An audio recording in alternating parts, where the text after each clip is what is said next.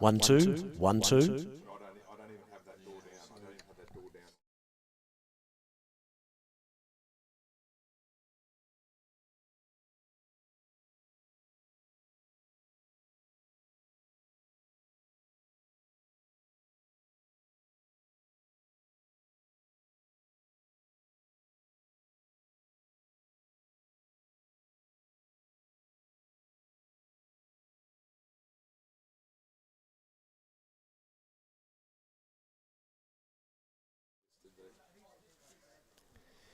We're just about ready for a start as far as the Global Spirit of Cricket Festivale is concerned here at the McLeod Oval in Wentworth. Australia taking on Australia A, and the Aussies, the main team, have won the toss. They'll be batting first in what has turned out to be a beautiful day in southwest New South Wales.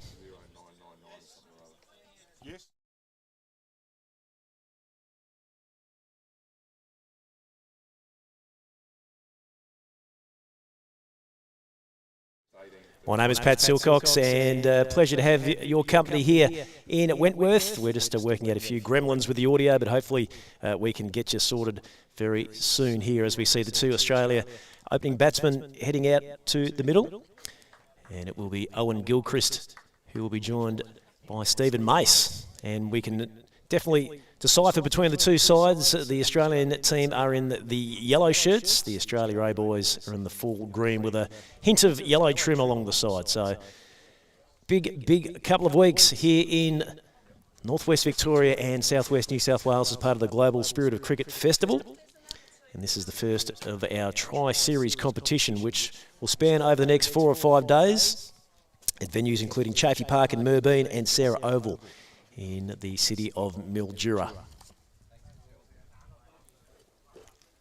Tops of 27 degrees locally today, and that should be pretty decent, I think, for all players concerned. Hint of breeze. The wind is expected to pick up across the course of the afternoon, but hopefully a great job by the Winnie Shire Council to have us up and running just a little bit early for cricket. Of course, the footy season locally just finishing up last weekend, but we are ready to go here in our opening encounter. And we'll see who's going to take the new ball for Australia A. Coming in from the Wentworth Township end of the ground. Okay. So this keenly anticipated contest is about ready to go.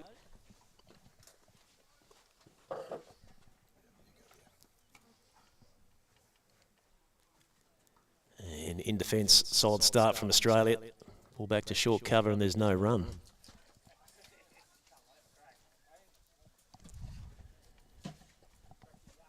So it's Stephen Mace taking the new ball as far as the batting side are concerned. Beautiful day for cricket here locally. Again, ball right on the money. Chris Lanigan opening up for the Australian A boys. And he's straight on a length. He's opening a couple of deliveries. Maximum of 9 overs per bowler in this 45 over contest. Footing restrictions also do apply. We'll get to that shortly. And it's a very tidy start from Australia A. As we look around the field, 2 slips in a gully. There's a deepish point. Short cover and a mid-off. On the onside, they've elected to go without the fine leg. There's a backward square, a mid-wicket, and a man at short mid-on. And that's just beating the outside.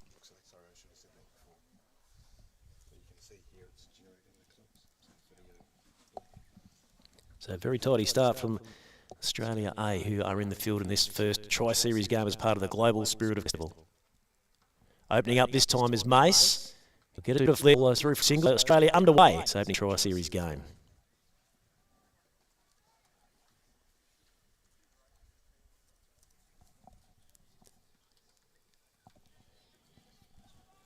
No doubt we'll see plenty of people from the local community making their way out to McLeod Oval to take in the sits.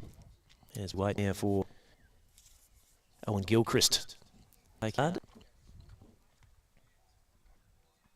very watchful Owen in defence. So that's a pretty tidy start from Australia A. Just the one run off the opening over. See who's women here. Looks like it will be Mitch Woods. Hopefully he's got plenty of SPF 50 on top of the Chrome Dome today. Nice sunshine locally here at Wentworth. Just going to set his field here to the right-handed Stephen Mace. It looks like they will have a fine leg or a short fine in operation here. Still the two slips and the gully and deep point, also the short cover F. So mirror to what from the strip 10 down the leg side. If anything, a hint of breeze behind his back here, Mitch, so I think he'll enjoy that.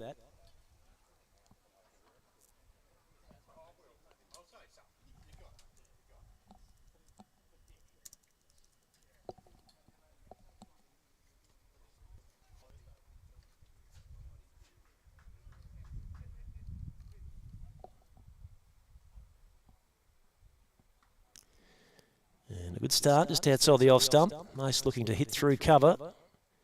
We'll see a tactic from the Australian boys to have that short cover region blocked up there.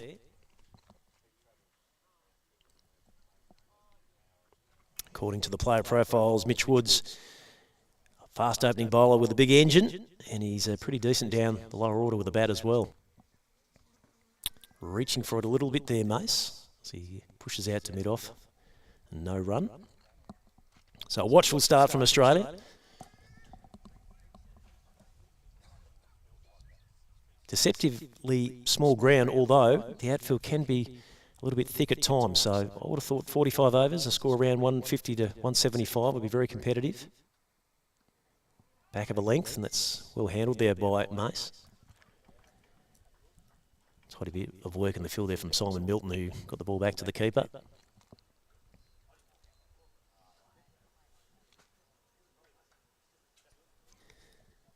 So it's none for one.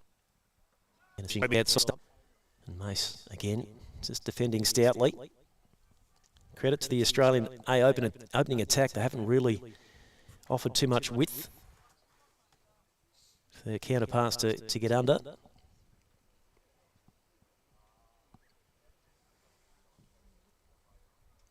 This time a little bit fuller. Ball out to Minnow.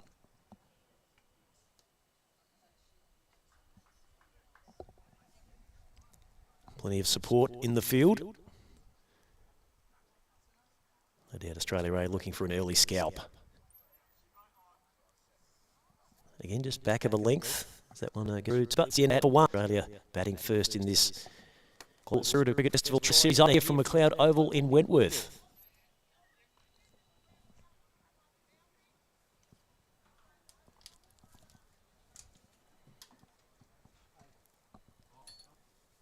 Slanigan, singer of the ball, so only in these early overs as well.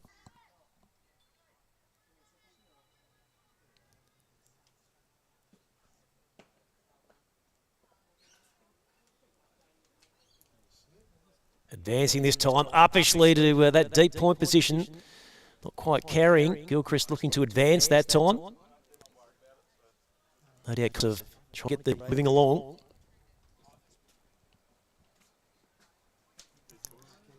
Very, very close there to the hands of Ashley Hardy, who's good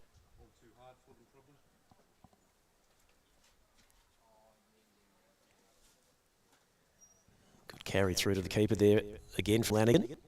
This time Gilchrist elects to let it pass through.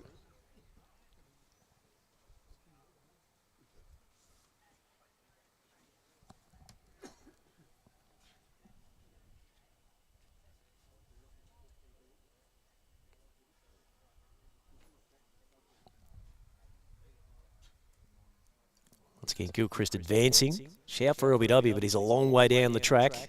Umpire not having anything to do with that. Not a bad run of weather locally here in New South Wales and Victoria over the next few days. 22 tomorrow, then we've got a run of 21s over the weekend, which will set up a treat. I think we get as high as 31 by Tuesday.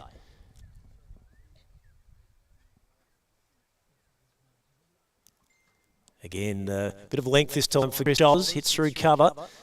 I'll push through for 2 runs. Gets him underway.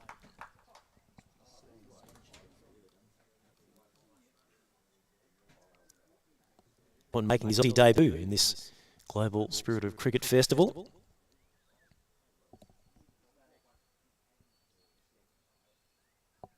This time he scoops to leg. There's no one out at mid-wicket. Didn't quite get all of it.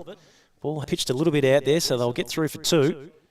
But no doubt Gilchrist is signalling his intentions early. He wants to get after it and give Australia a good platform.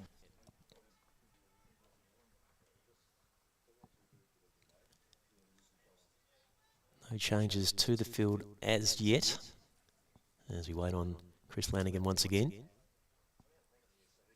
Pushing Gilchrist with a bit of extra pace, just lost his feet there on the wicket surface. Ball went round the corner to backward square leg, and there's no run. So after 3 completed overs, it is Australia none for 5 in this opening Global Spirit Cricket Tri-Series opener, coming to you from McLeod Oval in Wentworth. As we can see, a bit of a tension there as it Owen Gilchrist, who's just gone down.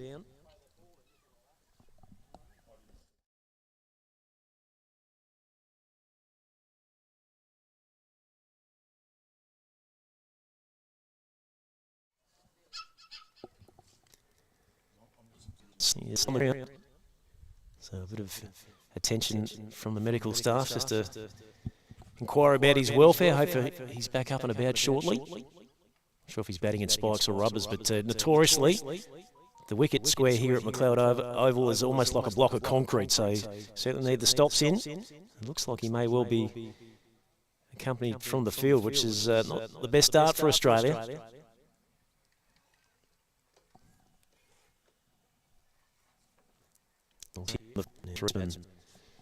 For Australia, set to make his mark a little bit earlier than what he might have potentially hoped.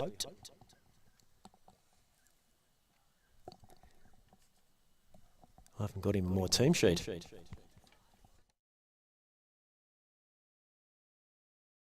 It's Clint Keble, who's actually wearing the number 70. We had him down as 80 on our fact file here, but Clint Keble will come in for the injured Gilchrist at number 3.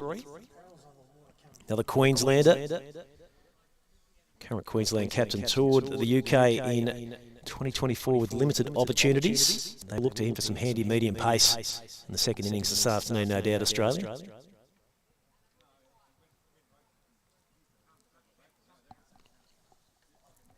As the players just get themselves set again. So our score is none for 5, with Owen Gilchrist. Fortunately, it looked like he was really starting to take back up.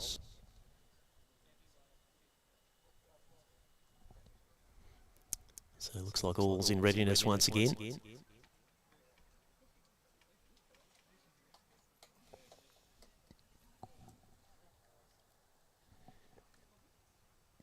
Mitch Woods is our man in operation. Brief mid-wicket conversation between Mace and Keble, and Australia will get going once again.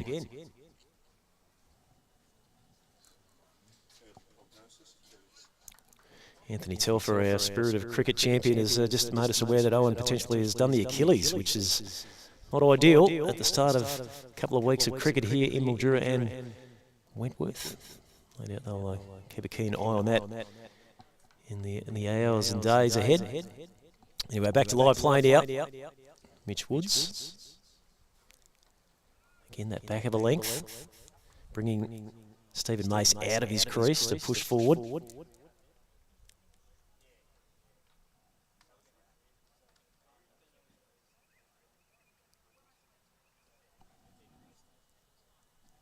Absolutely perfect weather-wise for cricket this morning here in Wentworth. A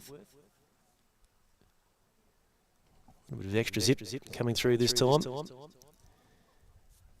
from Mitch Woods. And that one going through to the keeper.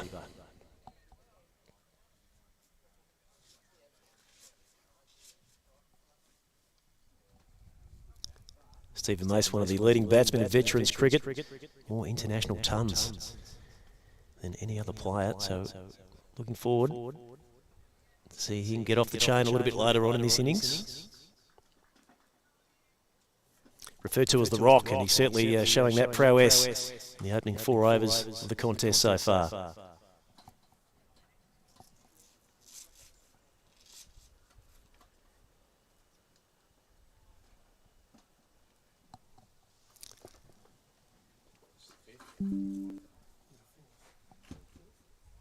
This time, Mace looking to play through the offside, or going through to the keeper.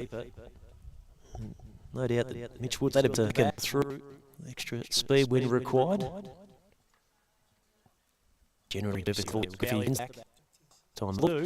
The ball goes out towards the push. Get there too, so that's great work from the Australians on the field. Good into the tick score along to none for 8 in the 4th over.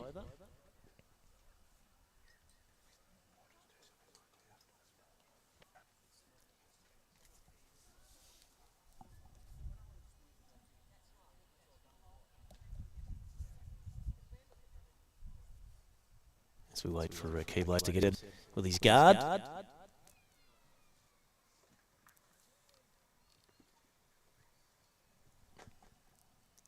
He'll look to keep the scoreboard ticking over. This opening 10 over burst.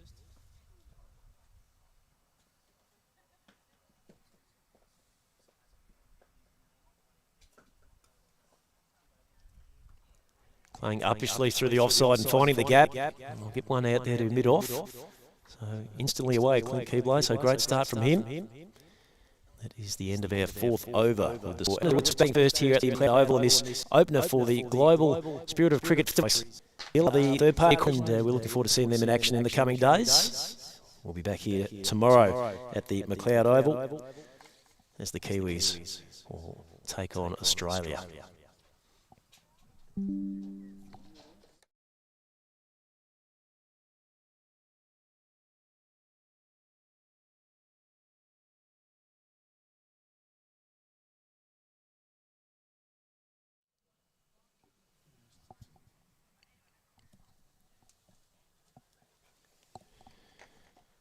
So Keble just getting himself set up again as he'll face Chris Lanigan. 2 men short in front of the bat. Short cover, short mid-wicket. Oh, that's a very decent delivery. To adjust to the length there, it was very well bowled.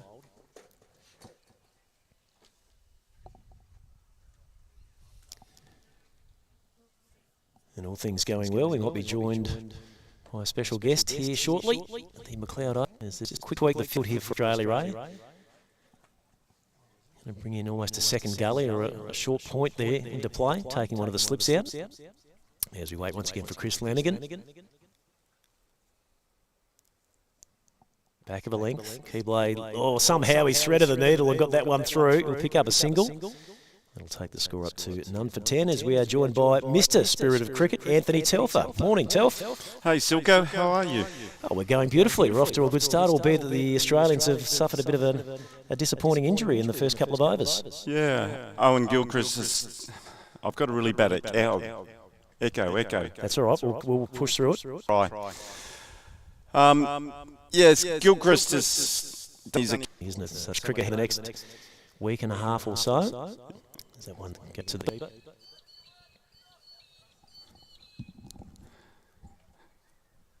Yeah, we've got Ross McIlvaine having a look at him right now, and we'll do a diagnosis of what the damage is to his body. Okay. There's, again, ball pushed out there by Mace to mid-on. No run.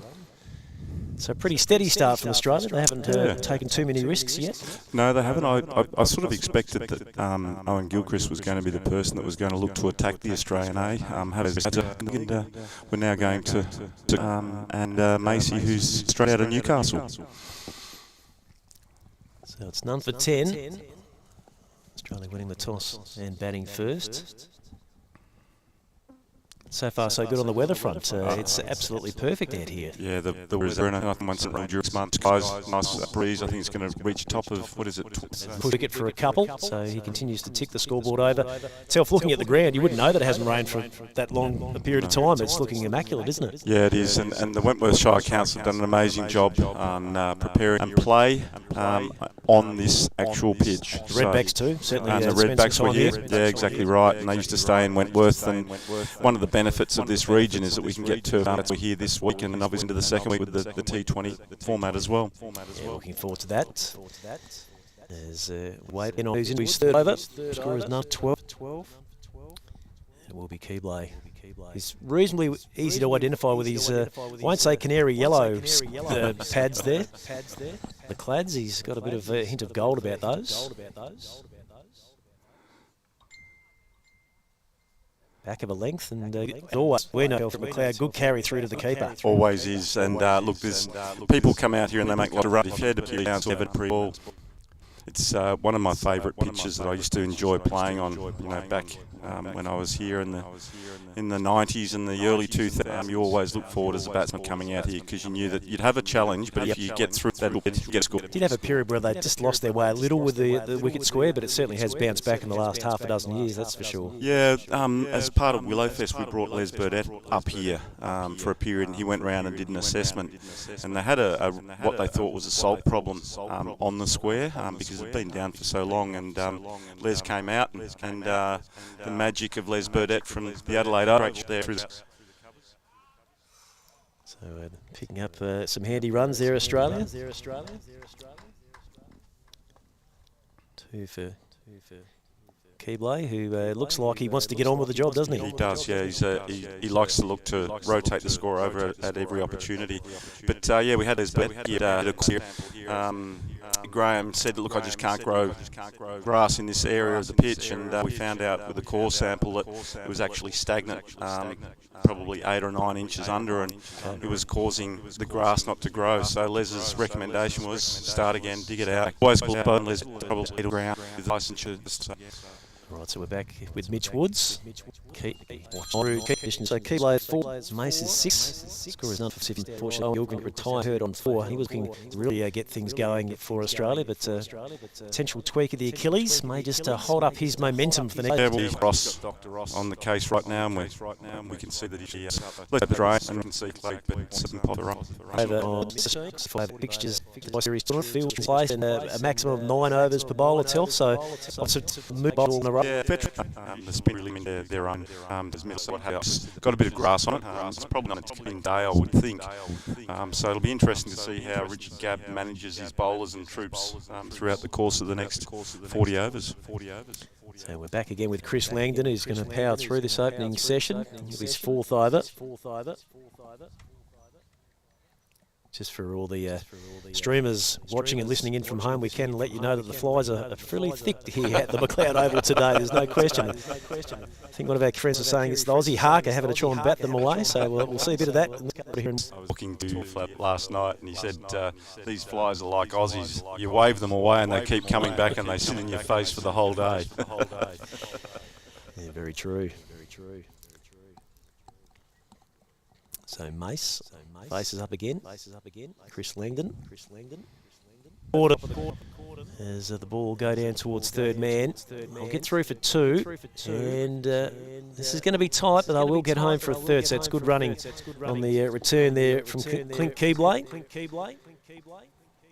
The grass on this side of the border, Telf, as we know here, also are goals. That actually a little thicker, so once it hits from a height, it generally tends to pitch and stop, doesn't it? Yeah, it does indeed. I think it's the mowers that they use. They use a slasher mower versus in the Victorian side they have gang mowers, so they can get it a lot lower. Yep. Lanigan just checking his approach there, just plugging a couple of divots that he's managed to put into the turf in his opening spell.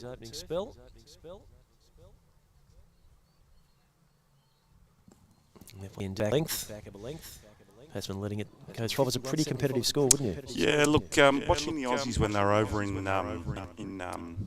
New Zealand, up at Blenheim, they was of wood too distantly, but different. They were right ground, and so they're lightning fast. But here in Mildura, a little bit more thatchier, so I think they can push towards that somewhere between that 150 to 200. I think that's a reasonably competitive score. Yep. As we see, it looks like Richard Gabb's going to elect to maybe step. They're coming on from the boundary line. Just to force the batsman back into their crease, because they have shown that pension approach and advance. Certainly from this end with Lanigan operation. Gabby loves keeping up to the stumps, being a backstopper myself, and he'll decide the game. Keble forced back with that one as he goes to short cover. And he's not short of a word like Keble's. Goes with the territory, I think. Like to be. Like to be. Exactly right.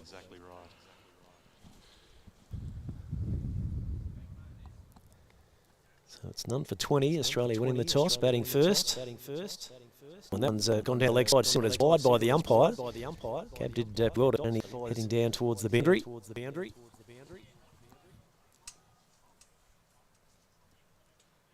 No doubt the batsman across the course of the afternoon, Telford will look to take on that shorter leg side towards the swimming pool there. Yes, we've played many a game here, Pat, where we've seen the ball sail into the pool.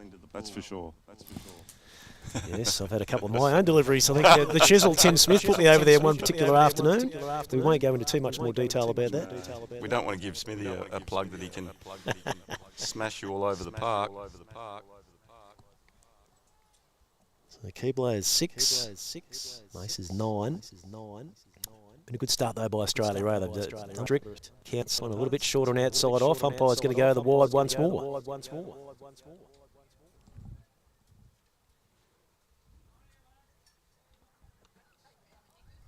Do we expect umpiring to be a little bit more lenient at this level, Telf, or the boys will call what they see? No, they'll call it. We are playing ice.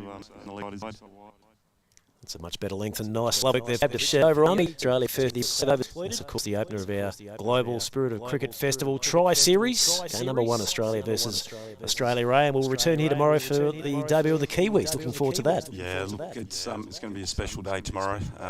Obviously, their national anthem at the start is something to die for. It's going to be a good part of the start-up for the game tomorrow. So looking forward to bringing that live from McLeod Oval.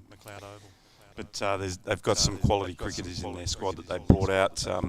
We talk about Richard Petrie, who obviously represented New Zealand at international ODIs. Yep. So he's a class player. Adil Samani, their captain, quality bat and a very handy leg spinner. So they're full of depth, and they won't be easy beats. And they're looking for revenge too from that quad series. As we get the opening boundary of the day, Woods just dragging that one a little across the outside of the off stump. Team at 26. I think also, Paddy, Macy, he's number 1 ranked batsman in the world in IMC, international over 50. So that's an indication of the quality that people can see here today, both from our live stream or if you're in the Wentworth area, call in and have a look at what's happening here. Actually not a bad crowd, really, when you look around. Good start, isn't it? There's probably 40 or 50 people here, I would say. That one a little tied up on the stumps there from Mitch Woods. Allowed to go through to the keeper by Stephen Mace.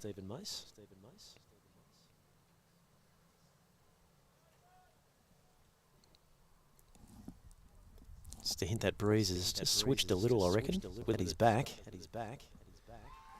Shout for LBW, umpire having a good hard look. Mark Dorman and Chris Howes have both put the hand up to support Jeff throughout the week, and as we know, Silko, Housey and Dorma are 2 of the best. Absolutely.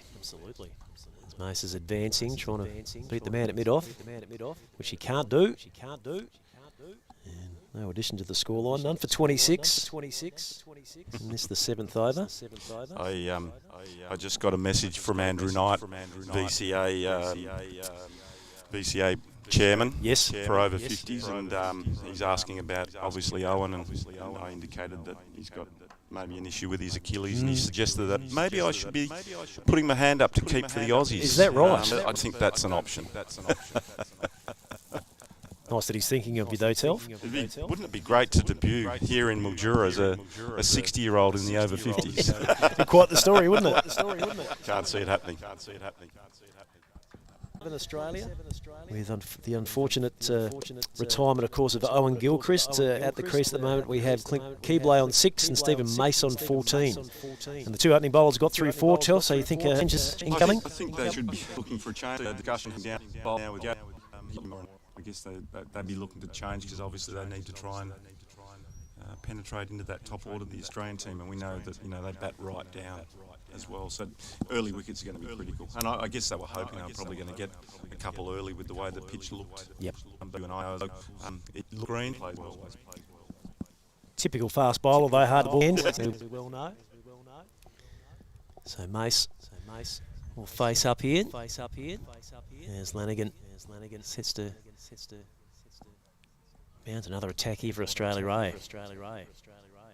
That one again, just back of a length outside the off stump. It seems to be the length and the line that the Aussie A boys have adopted in this opening spell. Yeah, just back of a length, looking to obviously nibble it both ways against the batsman of the Aussie team.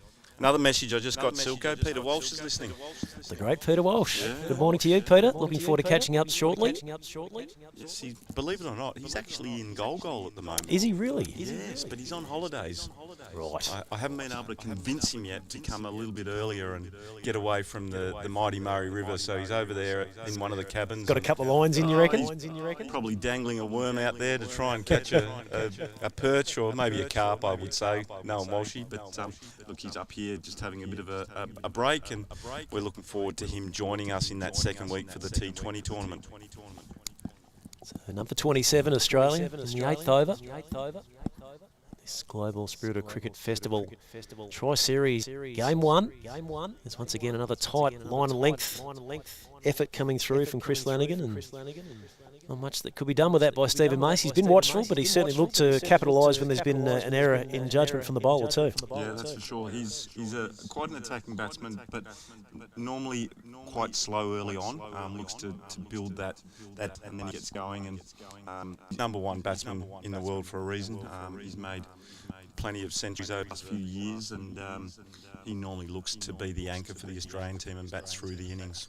No doubt with Gab coming up, though, it's made him revisit his strategy somewhat, because he was advancing extensively early to Lanigan, but he's had to be pushed back into his crease now. False start there from Chris. We're hoping to bring a couple of the players, the Australian players, over to catch up with you too later on, Silko, and we might even get Jason Cook, who's one of the Australian selectors here on the tour, and obviously he's here looking at all of the players both across the Australian and the Australian team as they start to prepare as selectors for the World Cup in Sri Lanka in February. That'll be some great insight, won't it? We'll get a bit of a feel for how things might shape up. Oh, he'll keep it pretty close to the chest, I'd say. He won't give too much away. Right, so Lanigan once more. And going back this time is Mason, hitting nicely through backward point. Definitely gets everybody. He's been busy in the field. It's a good throw back to the keeper as well. So 2 more to Stephen Mace as we complete 9 overs here at the for 29 Australia, batting first. After winning the toss, Stephen Mace is 16, Keble is 6.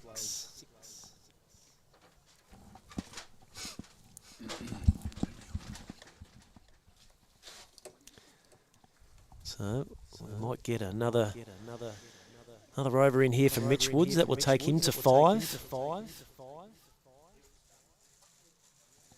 think Gab's through with this opening combination for as long as he can, in the hope of drawing a...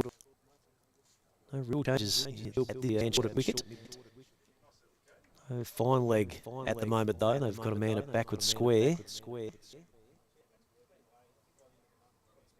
This time uppishly played by Keble. He got a fair portion of that one, and that will travel to the boundary. I pull up short, slumps from the line. But Keble will comfortably get through for 3.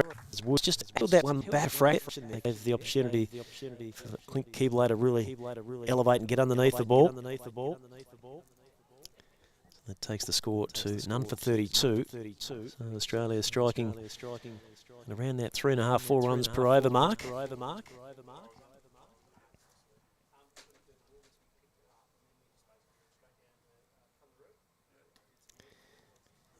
This time a hand off the bat for Mace. He was just through the shot a little bit quicker than he was hoping to be. As you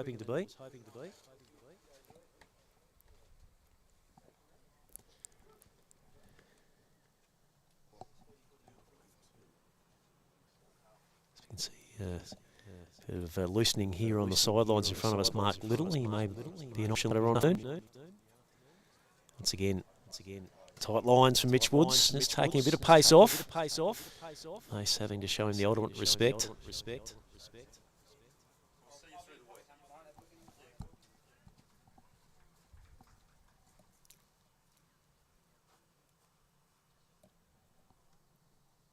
Well, welcome to everybody that's joined in this morning. Thanks for giving us the ups. We'll hopefully get a chat to quite a few of the players and coaches across the course of the day.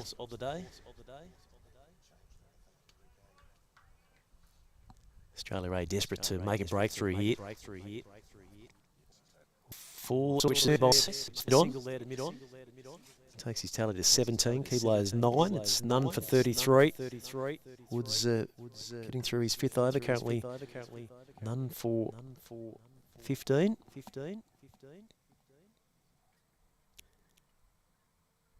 As wicketkeeper Richard Gabb once again looks to position himself right in behind the stumps.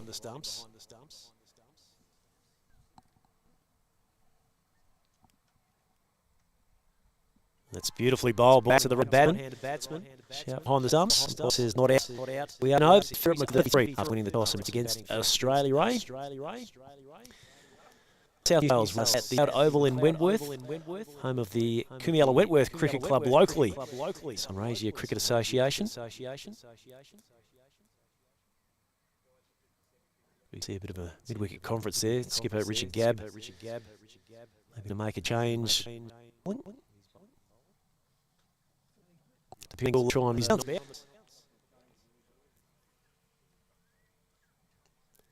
So we now have a deep backward point in operation for Australian A boys. As this time it's Mace just working it around the corner. There's a gap there at forward square.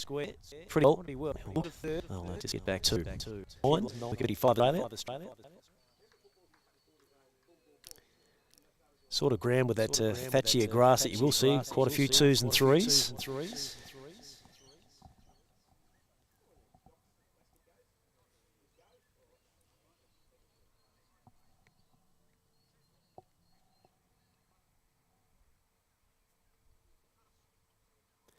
Lanigan just losing his run there, so he'll go back to the top of his mark.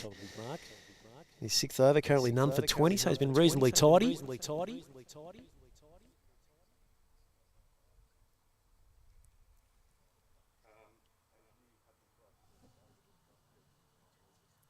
Great to see a decent crowd getting along to enjoy the action here. Big couple of weeks for veterans cricket.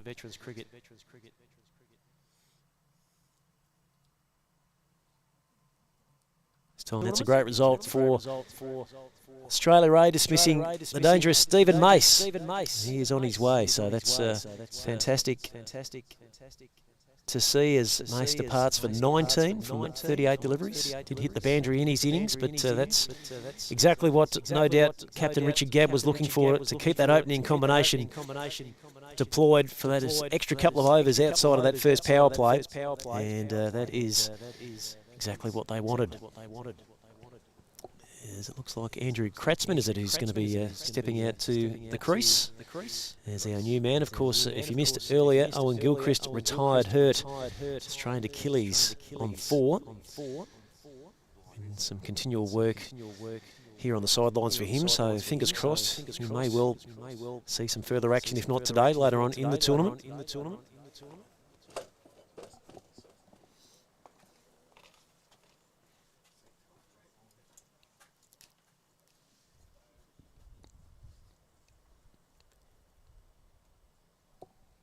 Andrew Kratzman was certainly one of the dominant players at the Nationals back in 2023, and his quad series over across the ditch in March proved exactly what he can deliver. Another batsman that likes to get involved and get after the ball.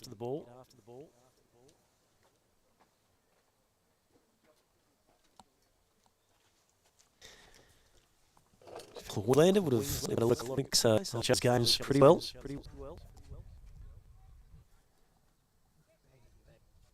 Lanigan currently in operation. The figures of 1 for 20 in his 6th over.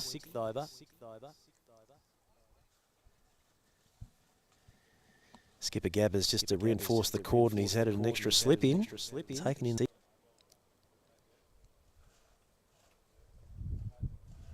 Kratzman confidently threw a drive first up and timed it beautifully too. Certainly took a bit of stopping there from Guy Randell out at mid-off.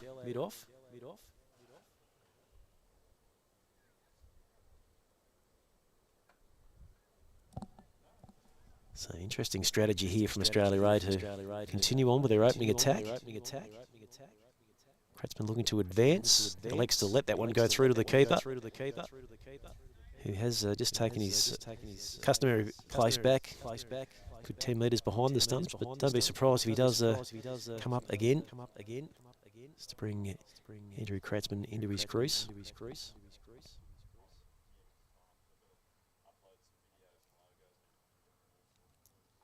Kratzmann watchfully gets over the top of that one. And there's no run. So Keble is 9. Kratzmann fresh to the crease, is yet to get off the mark.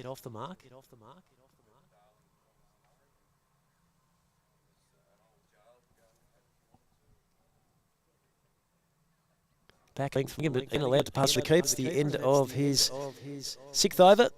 1 for 20. And Australia for 5 to Wentworth. As we open up this global Spirit of Cricket Festival. Over the next half a dozen days, we are in tri-series mode. Australia, Australia A and New Zealand. We will see the keys in action here at Magoda. I think there's a lot of people looking forward to that.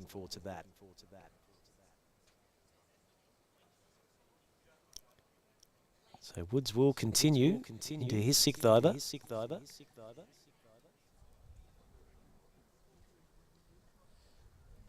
Run rate currently at 3.18. As Anthony Telfer made an early score. The attractor flattened out a little across the course of the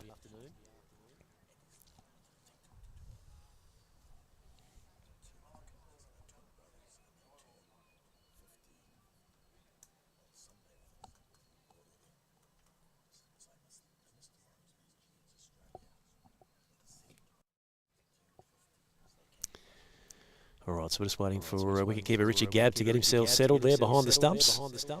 As Keble takes strike.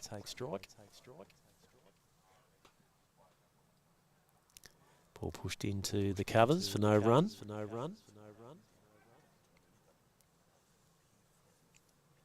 I guess that's the conundrum for the skipper. All the while these opening bowlers are doing the job, it's probably difficult to relieve them of their duties.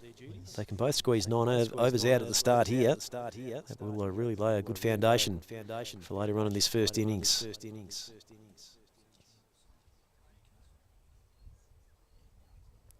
Beautifully bowled by Woods, beating the outside edge there of Keble.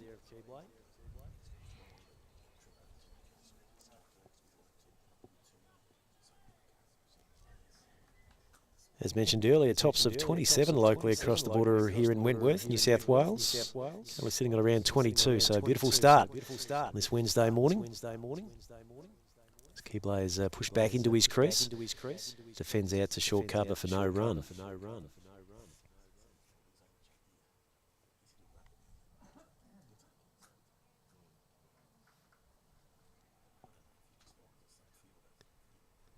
So it's been a strong opening spell from Woods and Lanigan. This one again a little bit shorter of a length as Keble looks to get on the back foot and punch it through the gallop point, able to make connection.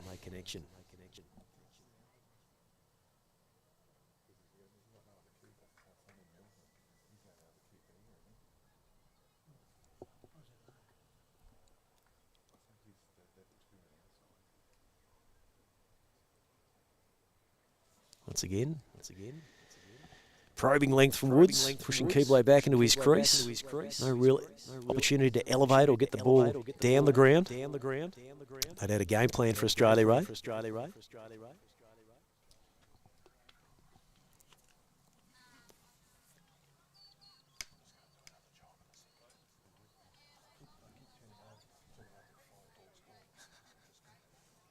And again, another very well executed delivery outside the off stump, which was just a little bit too good for Richard Gabb behind the stumps, but no run. It's 1 for 35 Australia after 12. Batted team out oval in Wentworth. It's all a part of the global Spirit of Cricket Festival, which will see us return here tomorrow for Australia and New Zealand. Game 2 of the Tri-Series. We then move to Chaffey Park in Merbeen for a couple of days. And then we'll finish off at the Mildura Senior College for the grand final on September 24.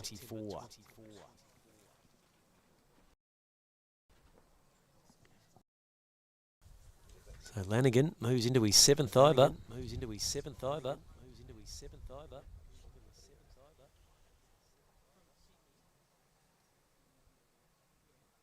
Kratzmann is on the front foot and striking nicely there. Beats the man at short. If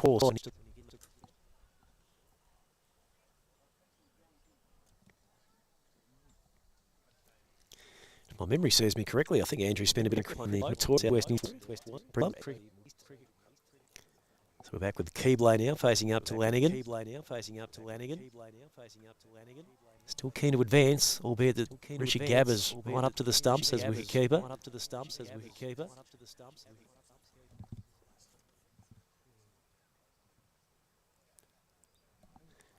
Steady start from Australia. 36 off the opening 12 overs in this 45 over Tri-Series contest. That one just outside the off stump for Lanigan. Goes through to the keeper.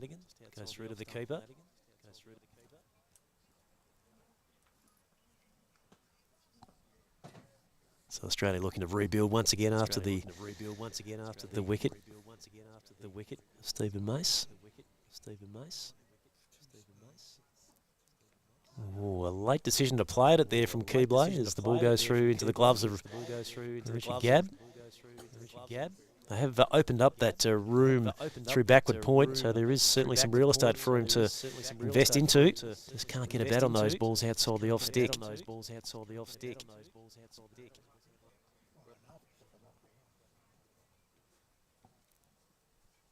Again, looking to try and cash in out the off stump. Leading in Lanigan's favour though, almost at the end of his 7th over, 1 for 21. Going at 3 and over, he'd have to be absolutely thrilled with that.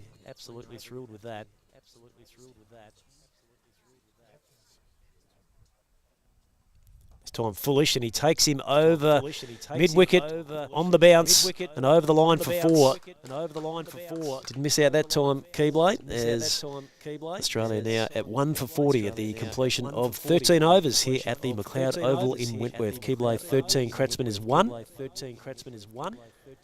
doubt once there's a little bit of fullness in the length, Australia looking to really elevate and get the ball up over the top of the ring field.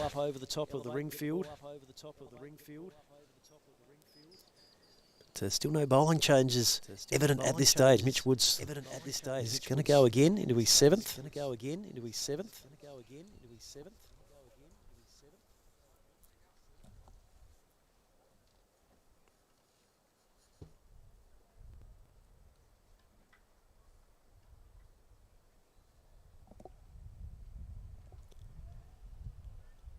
Having a look at the field, still pretty much a ring situation. And was out at deep extra cover. He'll come up on the 30-yard line now.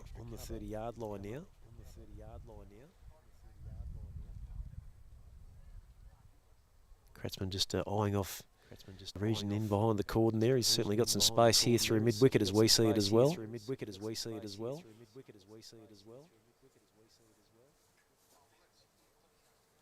And again, tight lines from Mitch Woods. He's really put in a good stint here. None for 15 into his 7th over.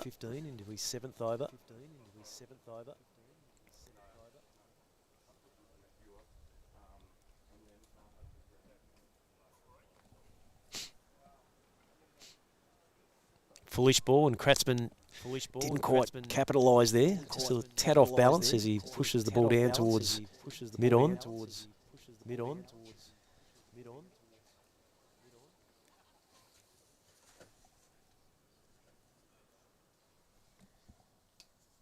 Kratzmann on 1, Keble is 13. As Anthony Telfer rejoins the broadcast position. Everything rolling smoothly, Telf? Going very well. I'm just returning a few phone calls. Had a bit of a chat to Peter Walsh, and he's not fishing.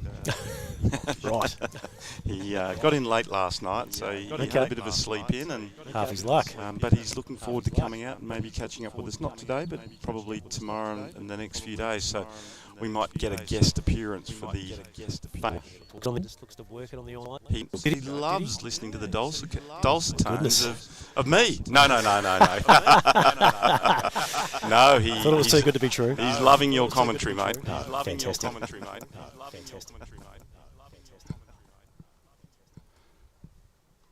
Kratzmann reaching, he'll go down the ground. He'll pick up 1, 2, and Keble will oblige, so Kratzmann will advance his tally to 3.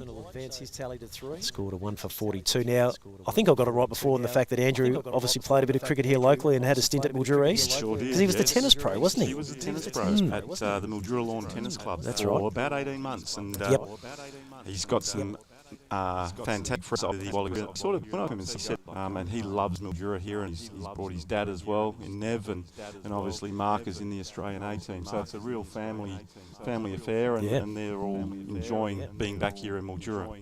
So there's your bowling figures. Lanigan 7 overs, 1 for 25. Mitch Woods 7 overs for 17. So a really tidy start from Australia.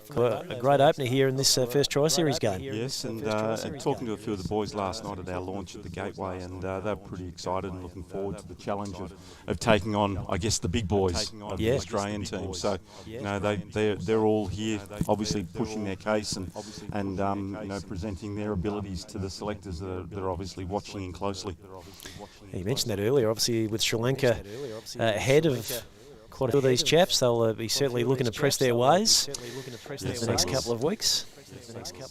Yes, they'll get a number of other opportunities before the final squad is announced, and obviously there's the over 50s nationals this year in Newcastle, which is a regional centre that obviously everyone's looking forward to heading to, and that's in, I think that's early November. 3 or 4 divisions, so about 300 odd cricketers will descend on Newcastle and for the day. Some great facilities up there, isn't there? Fantastic, magic. So, and I believe the local veterans competition or organisation has secured those good grounds. That's fantastic to hear, as we can see Lanigan continue. And a single there for Keble as he knocks it down towards mid-on. You've been out in the sun. It's a fairly mild start to the day, 22 degrees locally. I think I heard you say earlier that we needed to slip, slop, slap today because obviously with the breeze and the sun, and we all know about the sun here in Mildura, that I think it's got the most sunshine days in Australia. Is that right? That's according to legend. I think you're right. It's part of their market. So yes, it's got a little bit of sting in it. It's Kratzmann again just reaching out and trying to lash that one through the point region. We have seen Australia ATL have some fielders in that deepest position there, almost on the ring, and it's already paid dividends with that opening catch. Yeah, no, it definitely was, and it was a great catch by Ash Hardy, and impressed. Obviously, he just fielded the ball then, and I don't know whether the viewers can see it, but off camera, it's impressive with his fielding ability and agility, for that matter. A decent ball. That's focused on, isn't he, the big fella? Yeah, no, he likes to play off the front foot, but he also has a bit of a shot that he squeezes out through backward point that brings him a lot of runs, and he also has a bit of a dabble that goes around behind square, so he can hit to all parts of the ground once he gets settled. He's an exciting batsman to watch once he gets See going. Australia A making the change to put a man deep out at mid-wicket, potentially a fuller length delivery coming in here.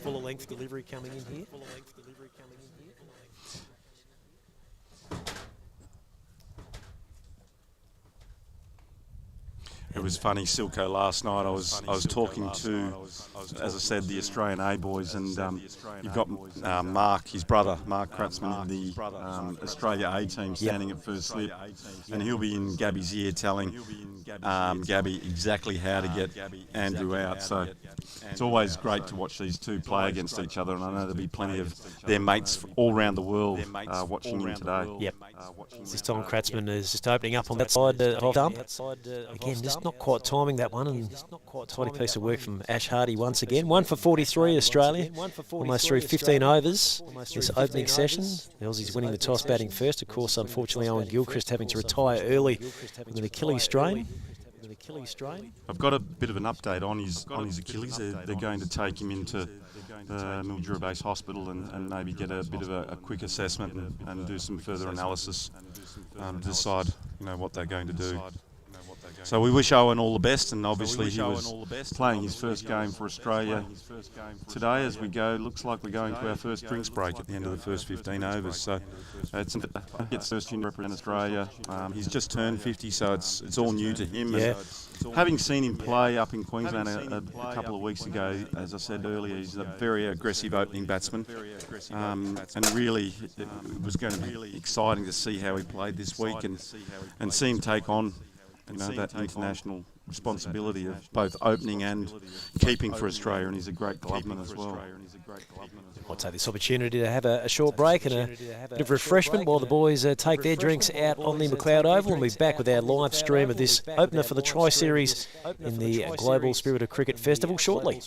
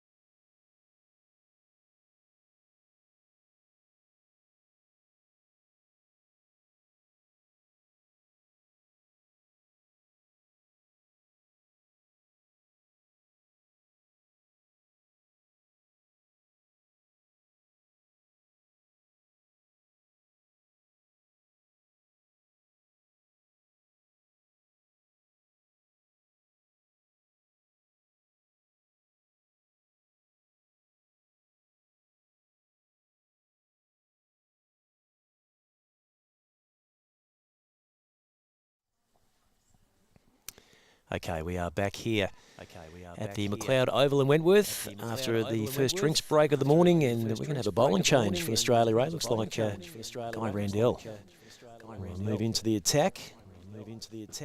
Recent UK tourist can snap up vital wickets at Cura. I would have thought this is a pretty important time for Australia A to make a strike straight after the break. Up a little bit as well, so I'm sure the Aussie A boys enjoyed their drink. So 1 for 43 through the opening 15. Moving to the second power play. Not much change to the field, just have a mid-off that's a little deeper than what we've seen previously as we wait on Randell. And Keble is working nicely there behind point. Run that away for at least two. The effort in the field, I think again there's that Ashley Hardy. He's been very busy. The ball's followed him around a little early this morning here at the McLeod Oval. So 2 for Keble. He's 16, Kratzman is 3, and it's 1 for 47.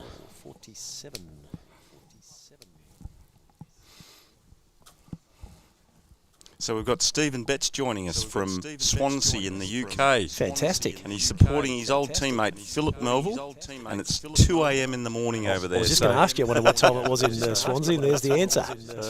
He's keen. Yes. But that just shows you the exposure that this whole tournament's going to get right around the world, with many veterans cricketers checking in to see what's happening here in Mildura and enjoying some international quality vets cricket.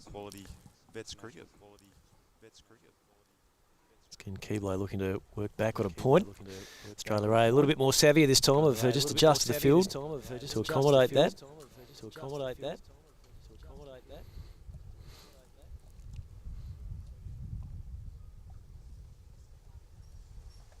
Again, just taking a bit of pace off. It's a pretty brisk single there, but beautifully run by the Australian boys. Single going the way of Keble. He's 17. And just revised that score on 1 for 46. I think I jumped ahead a couple there a few moments ago. So with our SOC TV global YouTube channel, people can watch in there, and if they want to join in the chat, they can subscribe to that channel. Fantastic. And then we can communicate with people all around the world and make them feel a part of our show. I like it, as this time Kratzman is going to run it down towards the third man boundary. Just amble through for a double. So he is 5 and the score is 1 for 48. So run rate is just a tick over 3. Telf, do you expect that's where they would have liked to be at this point of time, or maybe a bit further in advance? I think losing Gilchrist early has probably hurt their game plan a little bit. They would have liked to have been, at least up around that 4 to 5 over mark. That's what you're seeing at international levels these days. And we are probably going to see a pick-up in the score shortly. Apologies for a bit of vision loss here at the moment at the McLeod Oval. We'll get our technicians onto that, as once again Australia is scoring this time down to the fine leg boundary, as Kratzman will get through for 3. Nice bit of work from Brad Perdue, bowling it in there from the fine leg fence. So 3 more to the score. Kratzman really starting to pick up his game. He is, and you'll see that through his innings. Once he gets set, he'll go at a run a ball, and that's a critical part of the Australian game, where they look to go at that 5 and 6 and over. So potentially Lanigan's going to get through his full 9 in this opening set here. It's a big first up effort. I don't know whether he's been training too hard, but he'll probably be a little bit tired and puffed, and probably come off the ground, I would say, at the end of that, and put his feet up for a bit.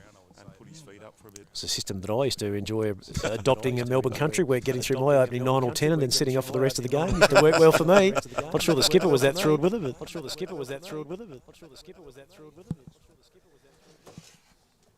So this will be his 9th and final over. 1 for 26.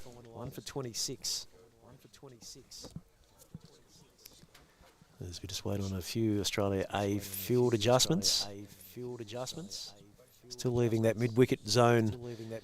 Oh, no, they have got someone deep. It was just obscured by the umpire. So they have got a deep mid-wicket in play, or almost forward square leg there.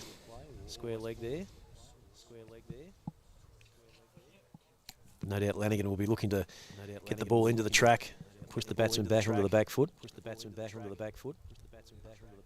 Makes a mug of me and bowls a full pitch delivery, but this time it's just punted back towards mid-on. Richard Gabb just had a brief fumble, but it was well covered by the first slipper. Mark Kratzman. Great story about Kratzy. Obviously, he was an international tennis player. I think he got as high as number 12 in the world. And there's that cut shot that Andrew Kratzman loves. Scores a lot of runs through that area. But Mark was also the cricket pro at the Hong Kong Cricket Club and represented Hong Kong at international level. Doing your research, Telf, no doubt. I knew not about that. Yeah, no, I spent a tour in New Zealand with Mark, with the Spirit of Cricket when we went over for the Quad Series. On the South Island, so he's got plenty of great stories, some that we can probably talk about and some that we may not. Safety first is the best option on a live stream, Telf. Yes, definitely. No doubt about that. So 1 for 51 Australia, halfway through the 16th over here at the McLeod Oval in Wentworth. Kratzman is opening up and not finding a gap, but they will get a single though, as Brad Perdue just couldn't quite get back to his feet after making a pretty decent save there at cover. It was hit fairly hard though, and He well timed it timed. well, absolutely. Just with Andrew, I think he hits 200 cricket balls every day. 200? Yeah, he's got his own net and bowling machine set up at home, and he's a professional tennis coach as well. Obviously formed the Kratzman brothers doubles team that travel all around the world. This time he goes down the ground. Aerial route. Keble as he looks to try and find some space at long on. Plugged, and are they going to have to run it? They will need to run them. They've gotten through 3. I think that might just about pull them up. It's a reasonable hit straight here at McLeod, isn't it? It is quite long straight. Yes, I actually measured it because everyone said, oh, there's going to be too many 3s run today. And I said, well, let me go and measure it. And it's 65 metres straight. Okay. So that's the IMC standard for boundary measure. So it's 65 straight. It's 70 to the clubhouse side because the pitch is on the far side, and I think it's 65 to the square leg boundary. So it's a big ground. And with obviously the way the grass is here out at McLeod Oval, there will be plenty of 3s run today. Back again with Lanigan, who pitches up nicely this time. Kratzman defends. And that will be the end of his spell, I reckon. 9 overs done, 1 for 30. And that's a pretty impressive start from the big fella. Yeah, very economical. It's the first time I've seen Lanners bowl, and he's done his... I guess his chances no harm in bowling a nice tight spell to some international cricketers. So we'll resume with Guy Randell.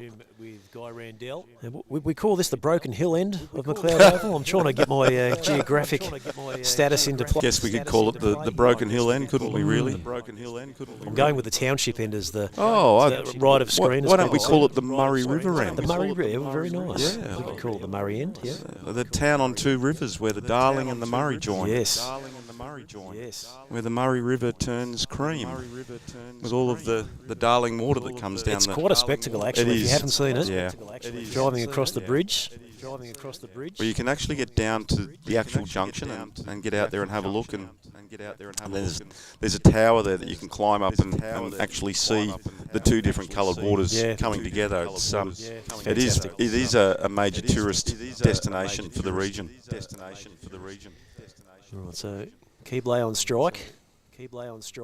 As he looks to force down the onside. They certainly ringed him up there. They had some fieldsmen close up on the bat, but he manages to find the gap and he'll get through comfortably for 2. Out to 9. And it's 1 for 57 in this 17th over. Run rate approaching that 3.5 mark. So you get the feeling that they're starting to make a move now, Australia. And that's obviously with Kratzman coming to the crease. But Keble is starting to come out of his shell a bit as well. So he's been out there for a while, and you'll see him start to really push hard as well.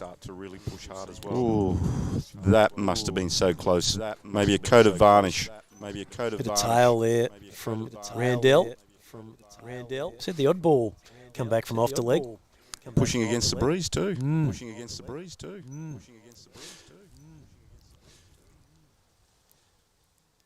This one back of a length and forced into the offside. No run.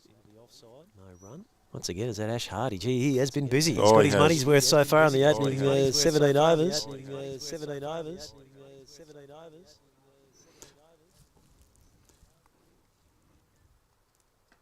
Foolish delivery this time has driven down the ground to mid-off, but won't beat the field.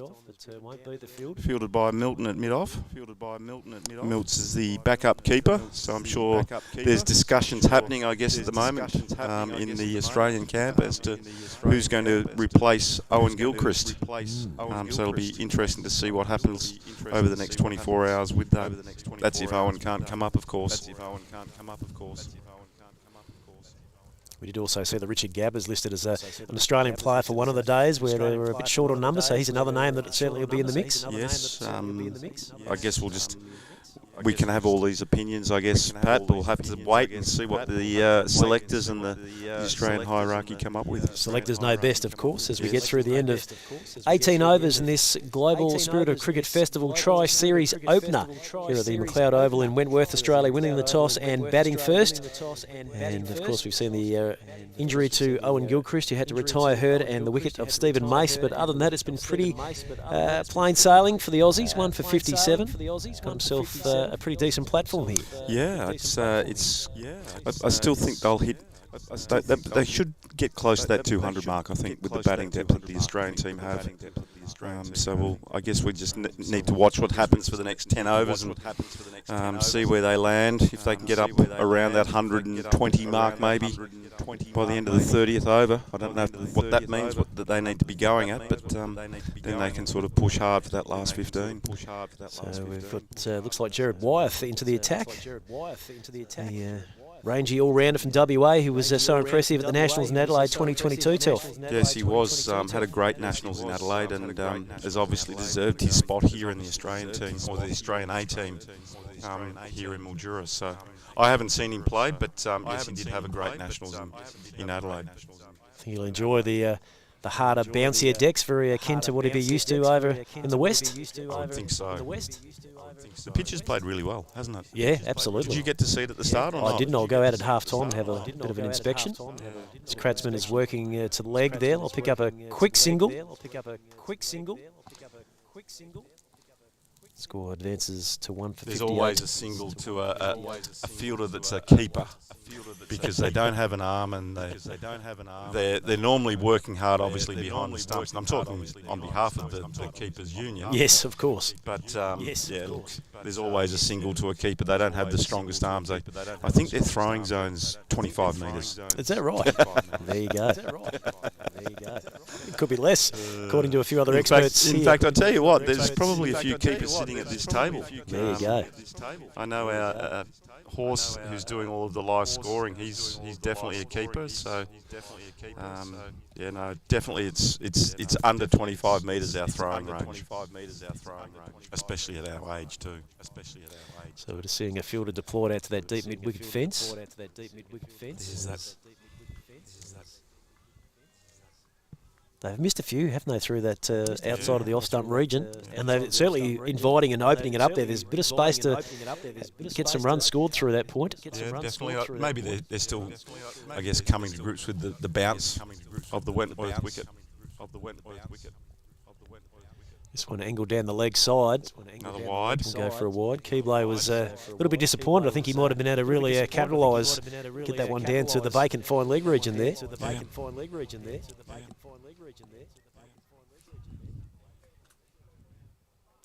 Short and outside the off stump. I would have loved to have had a go at that one. Short and outside off stump. Right in your wheelhouse, Telf. Absolutely. I think that's why they always set 3 gullies for me. Richard Gabb, of course, up to the stumps too, has forced Keble back. Again, down the leg side, he was a wide. I'm not sure if he might have almost got a bit of pad on that as well. But umpire's already called it wide. Okay, so clean down the leg side. So they've run 3. Lovely to see Mark Kratzman running to the boundary. He'll hate that. He loves hiding at first slip. Would you say run or cruised to the boundary? It's downhill. Yeah, every little bit helps. No doubt. Probably running into a breeze as well, so he'll be huffing and puffing by the time he gets back to first. This time it's Kratzmann who's going to knock it into that vacant mid-wicket region inside the ring. As they had a man on the fence, so they'll pick up another run. Australia 1 for 64 in this, the 19th over. Kratzmann has advanced to 11. Keble 22. Shout out to great mate Ross Millard, who's listening in from sunny Adelaide. So obviously we're getting sunshine in the southern parts of Australia at the moment, with a big high sitting over this area. Shot out in front of point. 2 runs on offer here as once again Ash Hardy goes to work and puts the non-striker under a bit of pressure there. Kratzmann had to hustle his way through, didn't he? He sure did. I'd say definitely at this point of the game, Ash Hardy's going to definitely win the fielding award. You would have thought so. Tops of 21 in Adelaide today, so as you said, Telf, sunny conditions across the eastern seaboard.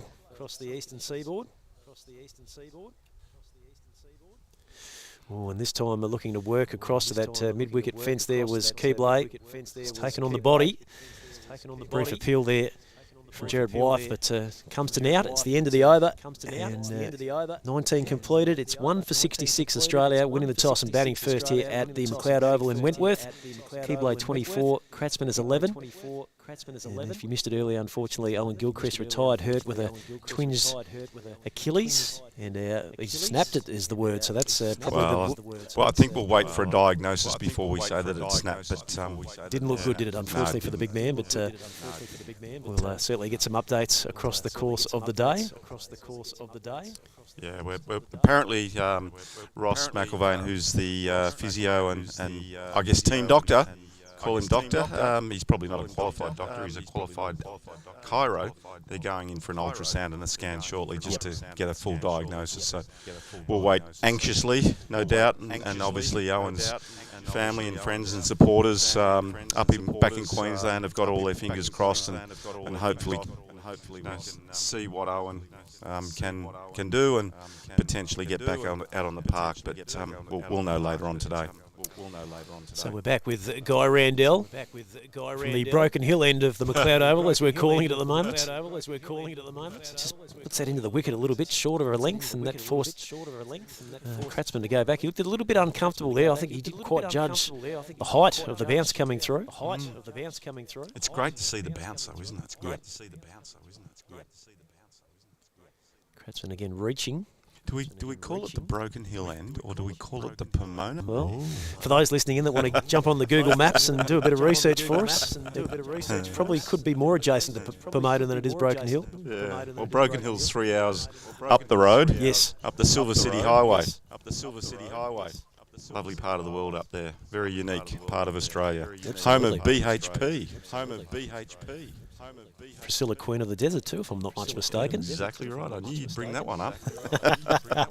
There's Kratzmann once again, unable to score, and Guy Randell's jumped into a pretty decent line of length through his opening 3 overs, which are almost complete, none for 10. This time launching is Kratzmann. That was right in the zone for him as he just leant back beautifully, timing the ball through extra cover for a boundary. He's great to watch, isn't he? Just a beautiful swing of the bat, wasn't it? Right through the line. I was interested to see during that over that they had Chris Lanigan fairly fine down at, I guess it was fine leg, but it looked like he was nearly directly behind the keeper. I'm hoping it's not a backstop. But I'm sure Gabby would tell you that it wasn't. But very, very dominant offside field with only 3 on the leg side.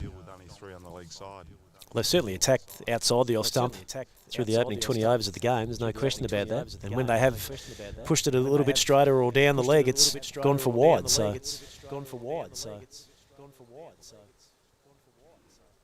Jared Wyeth will take up the attack once more. Second over. There's Looks like Brad Purdue is going to be stationed out at a 3/4 length extra cover position. So you get the feeling that Wyeth may well give the ball a fraction more air in his length.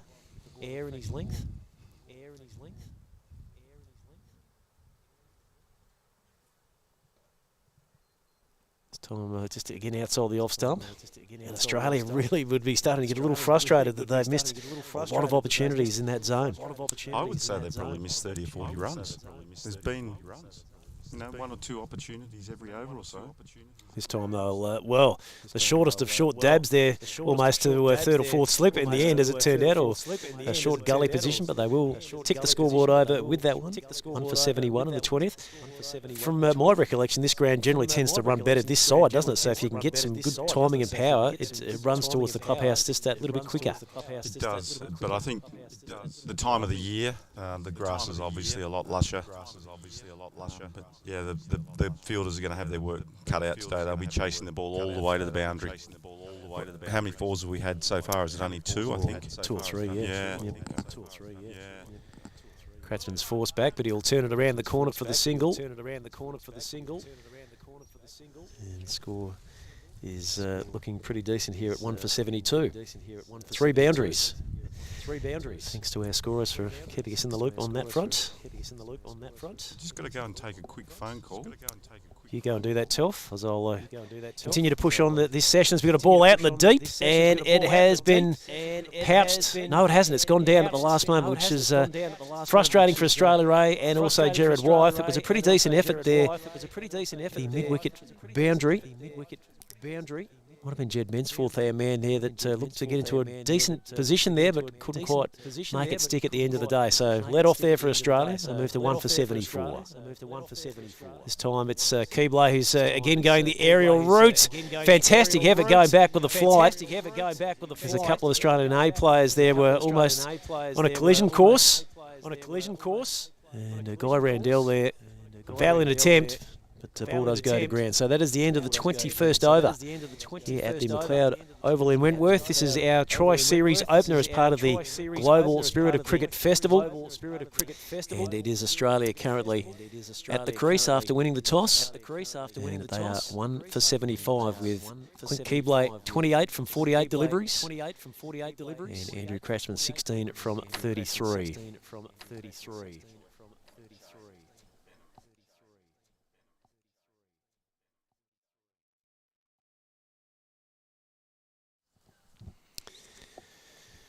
All right, so just a brief pause in play. There's refreshments and a change of livery here, I think. Keble potentially looking to take a more aerial route up top, going the cap. As Randell will continue. From the Pomona end now, as we've dubbed. It may well change again across the next couple of days out here in Wentworth at the McLeod Oval. So we can see a man at deep extra cover for Australia Ray. Just adjusting now. Their man who'll come into forward square leg position.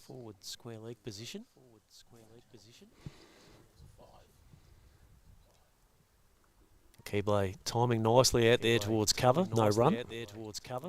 Gab's been good with his field positioning, hasn't he? He's certainly plugged a lot of the gaps that have popped up across the opening 21 overs or so. Yeah, he has, and obviously the bowler's bowling the right lines makes it easy to set the fields. Bowl to a plan. Great shot. Keble again. Protection down on the boundary though. Yep. Brad Purdue's the man. Yeah, great arm by Poodle. He's quite the fox in the outfield because regularly he'll bowl them in, but when he does go the throw, he certainly does do that with some sort of penetration. Yeah, I actually question his age when I see him throw the cricket ball.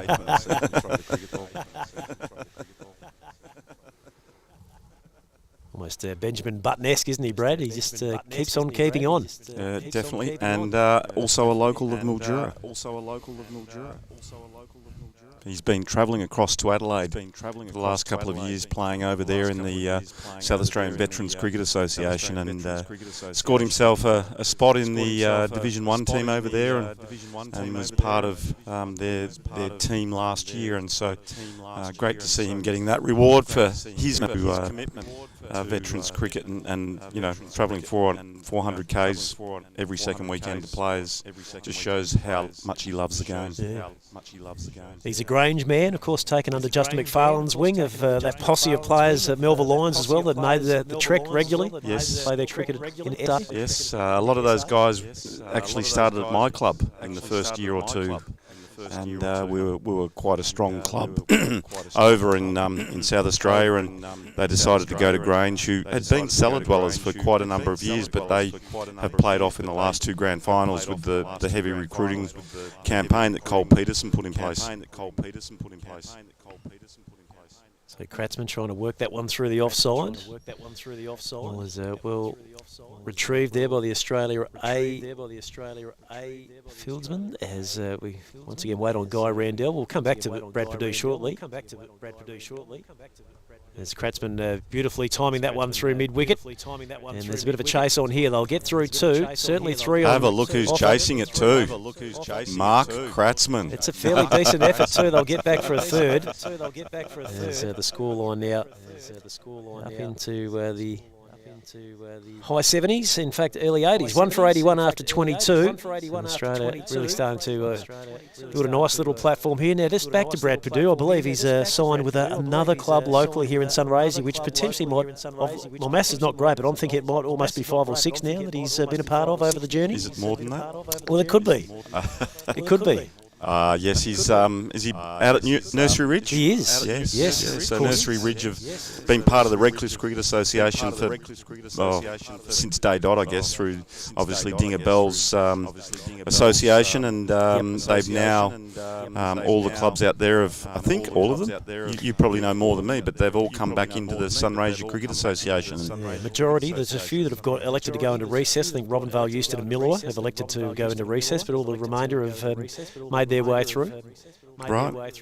Which is, I think, for local cricket. It gives a whole different dimension to some of those lower grades, the 3rd and 4th division. I think the 4th have about 14 teams there, so it's... They play each other once through the course of the season, or do they double up? No, I believe it's play each other once, so whether you think that's a fair draw or not, time will tell, but there's going to be some local SEA clubs that will be thrilled in the bus trip to Tempe, I'm sure, across the 24-25 campaign. I'm not sure if they're playing at Tempe. I'm not sure whether... I think they might head to Oyen, maybe. I don't know.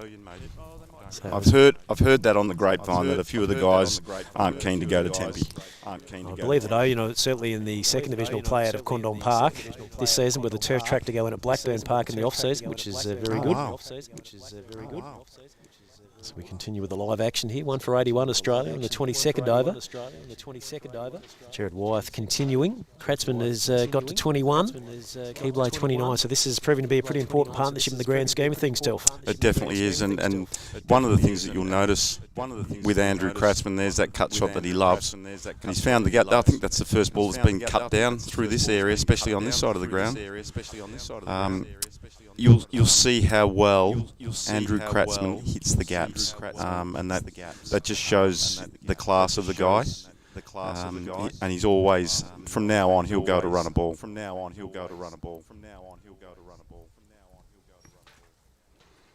And the tennis pedigree probably pays homage a bit to that, of finding the right corners of the court and hitting the lines.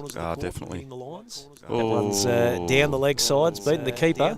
I'll get through for the extra as well, as a nice piece of work there from Mark Kratzman, who's had to follow that one down towards fine leg. Another wide.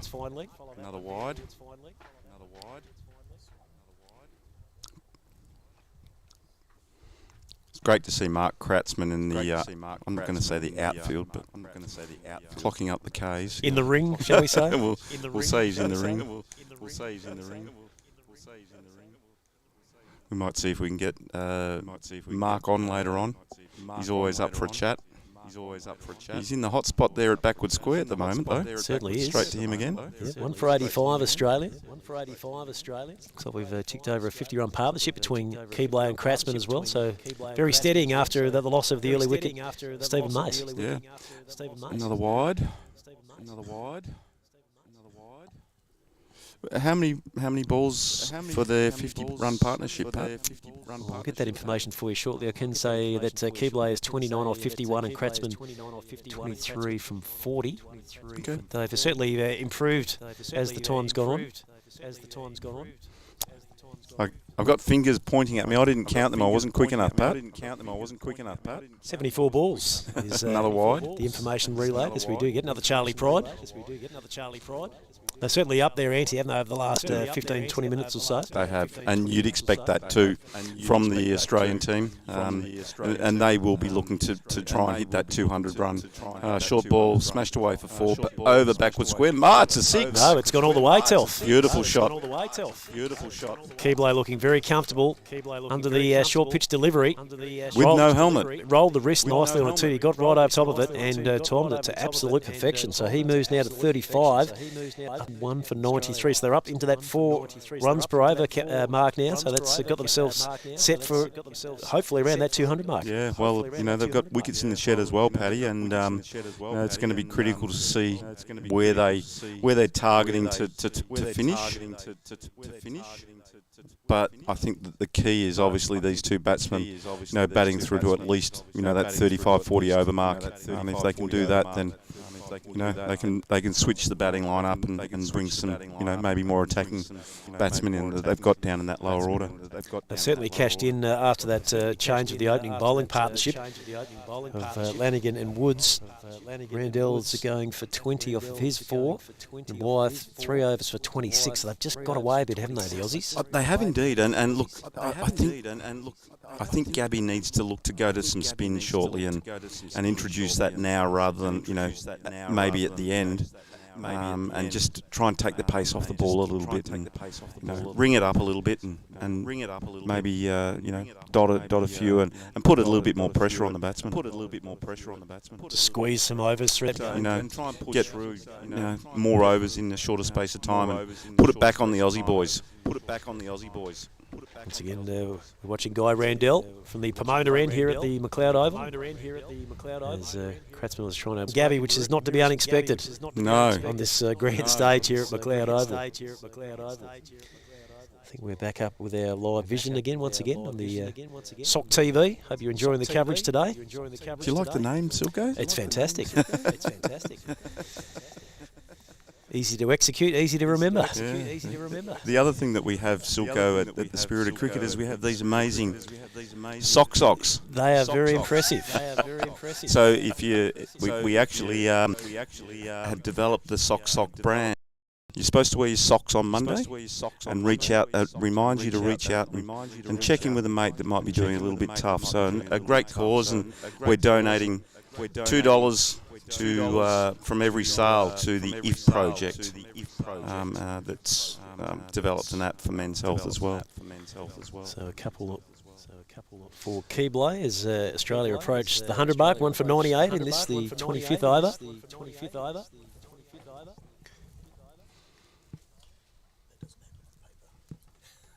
And Keble again going up and over the top there. And that one will go down towards the backward square fine leg boundary. Would you believe it? It is going to plug, and Mark Kratzmann is going to have to put the miles in there to retrieve that as Gab is the interceptor there. His throw to the non-striker's end was a clever heads-up piece of play from the Australia A skipper. It was indeed.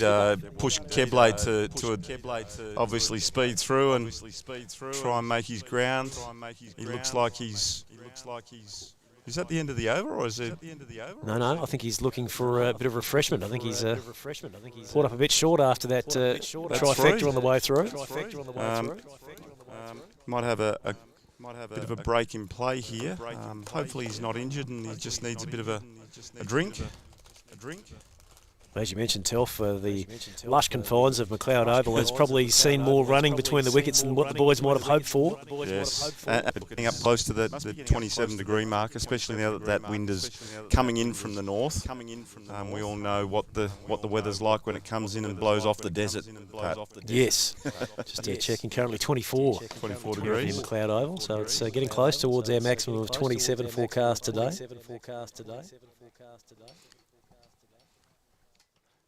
I can see Jeff Charlesworth out there talking to Clint. Let's hope he's okay and that he can continue batting. Because actually the ball round well, Pat. Yeah.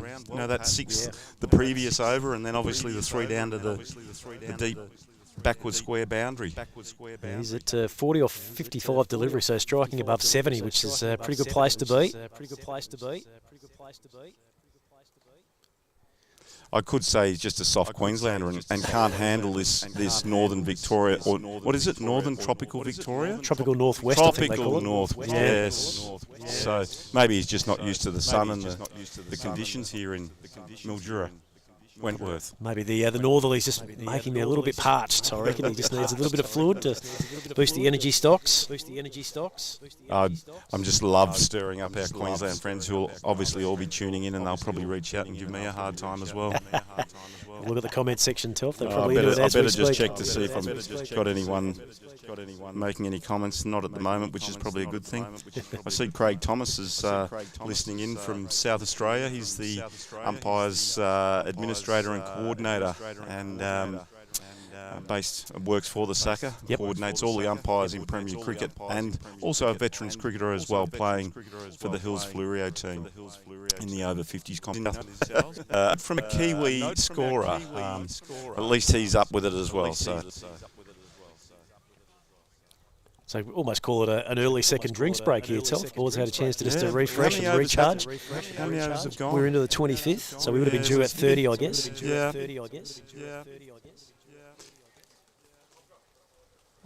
I have a feeling that he's going to retire. There looks to be a bit of a limp on the right leg there, as we see it.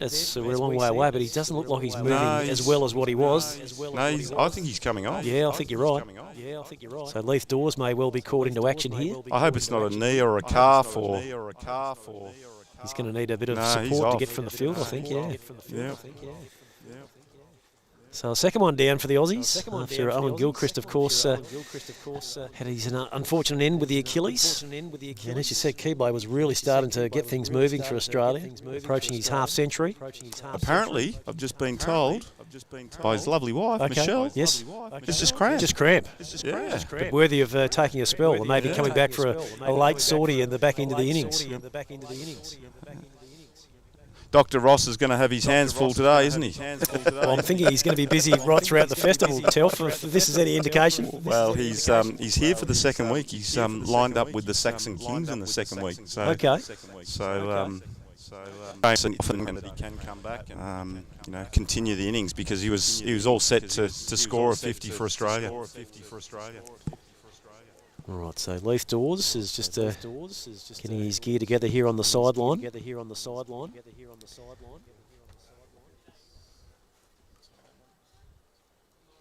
Currently have 74 people watching. The World Cup in 2023, one of the leading performers, and another Australian batsman that can accumulate score very quickly.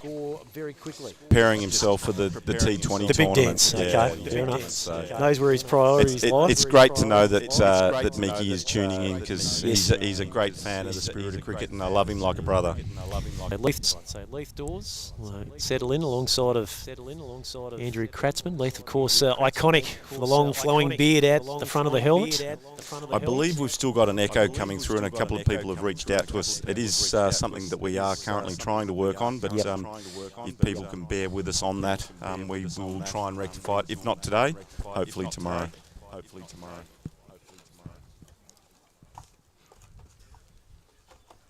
So 1 for 101 Australia in the 24th over. Kratzman remains not out 25. And he is joined by Leith Dawes out there. Gab up to the stumps as Gerard Wyeth will continue the attack for Australia A. They'd love to pick up a quick scalp here after the stoppage. That one just passes through into the gloves of Gab outside the off stump and no run. That's his get-out shot there, I think. That ball outside off stump. He does look to cut, but he gets a lot of runs there, but he does get out a lot in that area. This time he's more measured in his approach and just guiding it down towards short third man. As a bit of interesting byplay between Wybird there and was that Ash Hardy who wore that one on the body. He wasn't quite expecting it to come his way. Be prepared for anything in veterans cricket. You can't switch off. Yeah, Gab's just making some adjustments here to the field. New batsman, Leith. So, a bit of background on Leith. He's captain of the Hills Fluorio team in South Australia. Hails out of the Adelaide with the South Australian Division 1 team. He did represent Australia at the World Cup over in South Africa and had a couple of great games where I think one of the games he won the game off his own bat. And he's a slow starter, but once he gets going, he likes to drive and hit the ball around. And his best mates with Richard Gabb, as Gabby is up to the stumps, and I'm sure he'll be in his mates here, but you'll probably let him concentrate on it. As far as Leith goes, you talked him up as being a Hills Fluorio man, a lucky man. So he gets to spend a bit of his time at that fantastic Summit Recreation Reserve up there? Yes, so that's where the Hills Fluorio team play their home games. But he plays his cricket at the Mount Lofty Footy Club. Okay. And also he's tied up very heavily with football at the Mount Lofty Footy Club. So big part of the community in that, I guess, Stirling, Mount Lofty area. So back with Guy Randell on Pollard Edge. He's 20-49 deliveries. Just a frail. No, I think it was a bump ball. Bump ball. Certainly a crowd catch. A few here around the sidelines were a little bit excited about that. I think it was Mark Kratzman too. At cover. Yep. He's certainly in the game there. There's no question. That one is patted back to Guy Randell for no run. Be the first time I've ever seen Mark Kratzman if he plays this back. Once again, passing through. He's struggling with that extra bounce outside off stump, isn't he?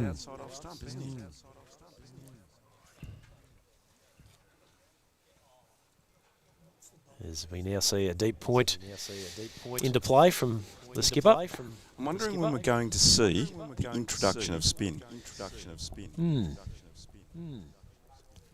This time, and that one's after a bit of an expensive start. He's always none for 22. I think if you can go around that 3 to 4 runs and over through your 9 overs, you're doing pretty well. The Australian team won't want to lose another wicket. Make it for them. The attack, he's through 4 overs, none for 33. Be keen to make a strike here and remove Leith Dawes before he really gets set.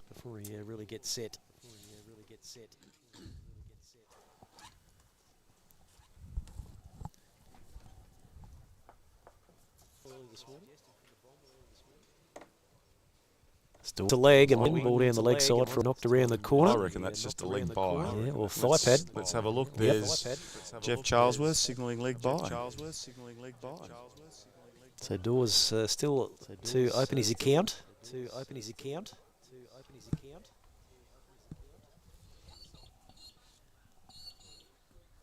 One for 104 Australia, and this the 27th over.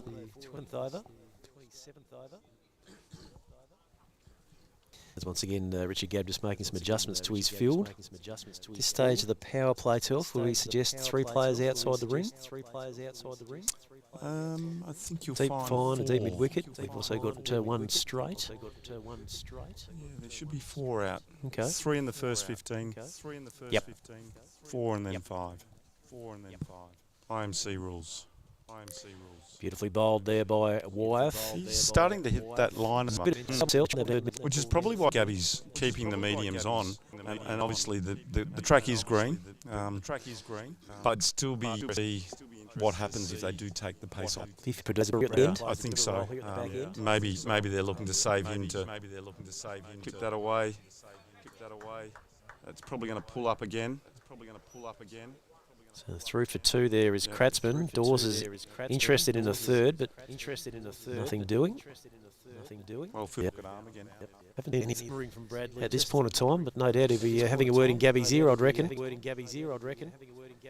As Kratzmann defends to the onside, no run. And that is the end of 27 overs. Australia are 1 for 106. It's the game one of the Tri-Series as part of the Global Spirit of Cricket Festival. Pat Silcox alongside of Spirit of Cricket legend Anthony Telfer, and it's got off to a pretty decent start, Telf. He's up on the legend part, mate. Yeah, no, it's I can see that the Aussies are going to start to pick up the scoring now. They need to. They need to set a target of 150 to 200 to give themselves something to defend, because the Australian A team, they're chock full of some hard-hitting batsmen and players that are looking to prove a point to the system. He's got right on the spot after a bit of a sluggish start. He's just trying to get the field set exactly where he needs them. For those listening in to our coverage today, all of our live scoring and our live streaming are brought by a mail out of Christchurch has come across the ditch to help us out and try and bring all of the Spirit of Cricket tournament through NV Play over this week and also into the second week, and very happy with the way it's coming through at the moment. We're probably struggling a little bit in the internet out here at Wentworth, but we'll hope to look at rectifying that over the next 24 hours. But very happy, 60 odd people looking at any one time. I'm sure there'll be plenty of Queenslanders and South Australians tuning in right now with a Queenslander in Kratzmann and Leith Dawes out in the centre. Good work by the Australian batsman there to push through for two, despite the fact that the rocket Brad Purdue arm coming in there from long off. So 109 for one now, Australia. 28th over, Kratzmann into the 30s.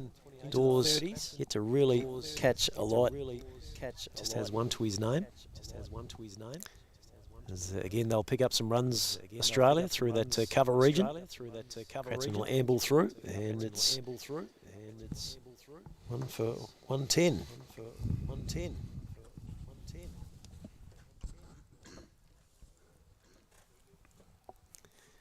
So a quick look around the field, we can see that Gab is going to bring the field up here for the new batsman. Bring it right up, put him to as he goes airily through the hit friend. As Jed mentioned, fourth is in pursuit there. I think that's all that Leith will add to his tally. So he goes to three. Score is 1 for 112 in this, the 28th over. 45 over game. Of course, bowler allowed a maximum of 9. We saw Lanigan and Wood. Well, Lanigan certainly get through his 9. Wood still has a couple up his sleeve. As Dawes is just knocking. So he's starting to build into it nicely, Telf. No, definitely. Sorry, I'm just replying to a few people here, and everyone's telling me we're having a few issues here with our live streaming, so it just keeps dropping in and out. So apologies if you can hear us on rectifying this, but it's a little bit out of our control. But we'll keep up. Yes. And we've got the experts on the scene, but we'll see how we go. 1 for 113 Australia at the end of 28. Kratzmann is 31, Dawes is 4. And earlier today, Mace was out, caught. He bowled Lanigan for 19. Owen Gilchrist retired hurt 4. And Keble also with 40 to his name.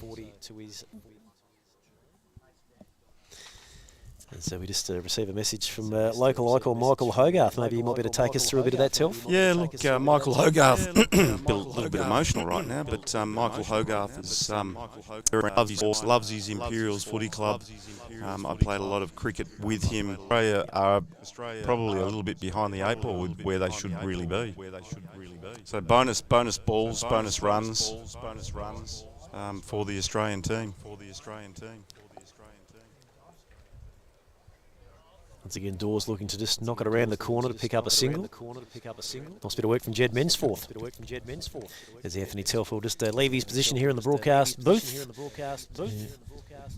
Deal with some Spirit of Cricket matters. We'll rejoin Anthony shortly.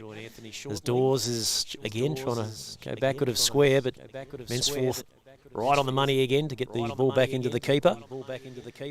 And no addition to the score. So 29 completed overs in this opener for the Tri-Series in the Global Spirit of Cricket Festival. Australia 1 for 118 after winning the toss and batting first this morning here at the McLeod. We got away at 10 a.m. We approach the luncheon session here in this first clash. And Australia currently at 118 and looking to continue to build, tick over 4 runs per over. With a score of around 180, 185. No doubt they were looking for around 150 to 200 at the start of the morning's play. As Randell is going to continue from the promoter end here at McLeod Oval. As we can have a quick look at the Australia set, remain with a man out at deep cover. Brad Perdue is marshalling the long-off boundary. There's plenty of protection here for Randell as he continues. And aerial is Kratzmann. It's in the air. It's going to plug there at long on. I'll get through 2. Perdue is going to round it up. I think they'll comfortably manage a third. So Kratzmann will advance his tally to 35. Score is 1 for 121 in this his 30th over. So we are getting to the business end of this innings. As we look set to be joined by a special guest shortly.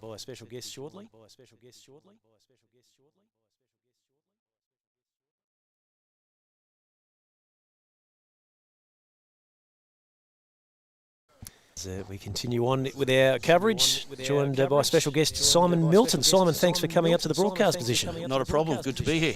Great to be in Mildura. Yeah, how have you seen the opening 30 overs or so far? Yeah, injuries. Not a great start, you have to say. Because obviously I'm playing in the Aussie A team today, and it was, we bowled well first set. We were really happy and kept it going in the second set.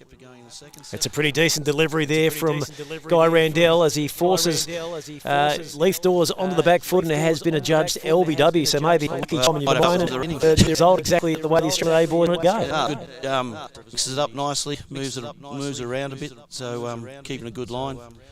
He's been bowling really well, so he's probably deserved that, which is good. What have you made of the facility here? I mean, the outfield is pretty lush, so it's a little bit slow across the ground, but the pitch is pretty hard and true, isn't it? Pitch is good. The outfield's interesting because unless you hit it in the air, it will run. Yep. So we've had a few shots over to the far boundary, short boundary that have gone out this way. Obviously, it's an even longer hit, but pitch seems to be playing well. Good cricket wicket. So it's not one where the bats can get on top or the bowlers are dominating. But it's a good game. Nobody's able to just dominate how they want. Yeah, and with that extra bit of bounce, and the bowlers bend their back, they get a bit of reward. Get a little bit, a bit off the deck as well, which is always good. So at the start of play, when the toss obviously went Australia's way, you were sort of thinking, what sort of target would you like to hold them to over 45? I don't even remember if that was actually discussed. No, Gabby, our skipper, he's we'll just play each ball as it comes. Go hard. We're having a lot of fun out there, which is always good. But we, for those couple of seconds before the ball comes through and when the ball's on, it's game on. It's game on. Yeah. And the boys, as always with these teams, it's great to have new guys you're playing with. I think in our team, I think I've only played with, which is ours. I've only played with Chris Lanigan before and Mark Kratzmann. That's it. So, I mean, I played against Simon Nish and Mitch Woods and I actually played against Jared Wyeth in the first grade semi-final back at the So, which is good to see him again. But yeah, a couple of the guys we've never even seen play because they've been on the opposite side of the draw at nationals or whatnot. So, and just with the unfortunate injury early, of course, to Owen Gilchrist, who's obviously the man with the gloves for the main team. I mean, that might open up an opportunity. Are you in the frame there potentially? Apparently, I'm afternoon. Okay. So yeah, we'll go from there and see how we go. I mean, that was terrible for Gilly. I know, I've known Gilly for 20 odd years. We played together at Toombul, and as much as I'd love to have the job he had, it's horrible to see him miss out like that.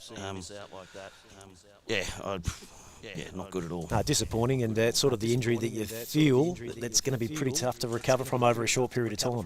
Yeah, I think he's up at the hospital now. I've touch wood, haven't done an Achilles, so when he was putting weight on it coming off, I thought, hang on, maybe this mightn't be too bad, and then they said no.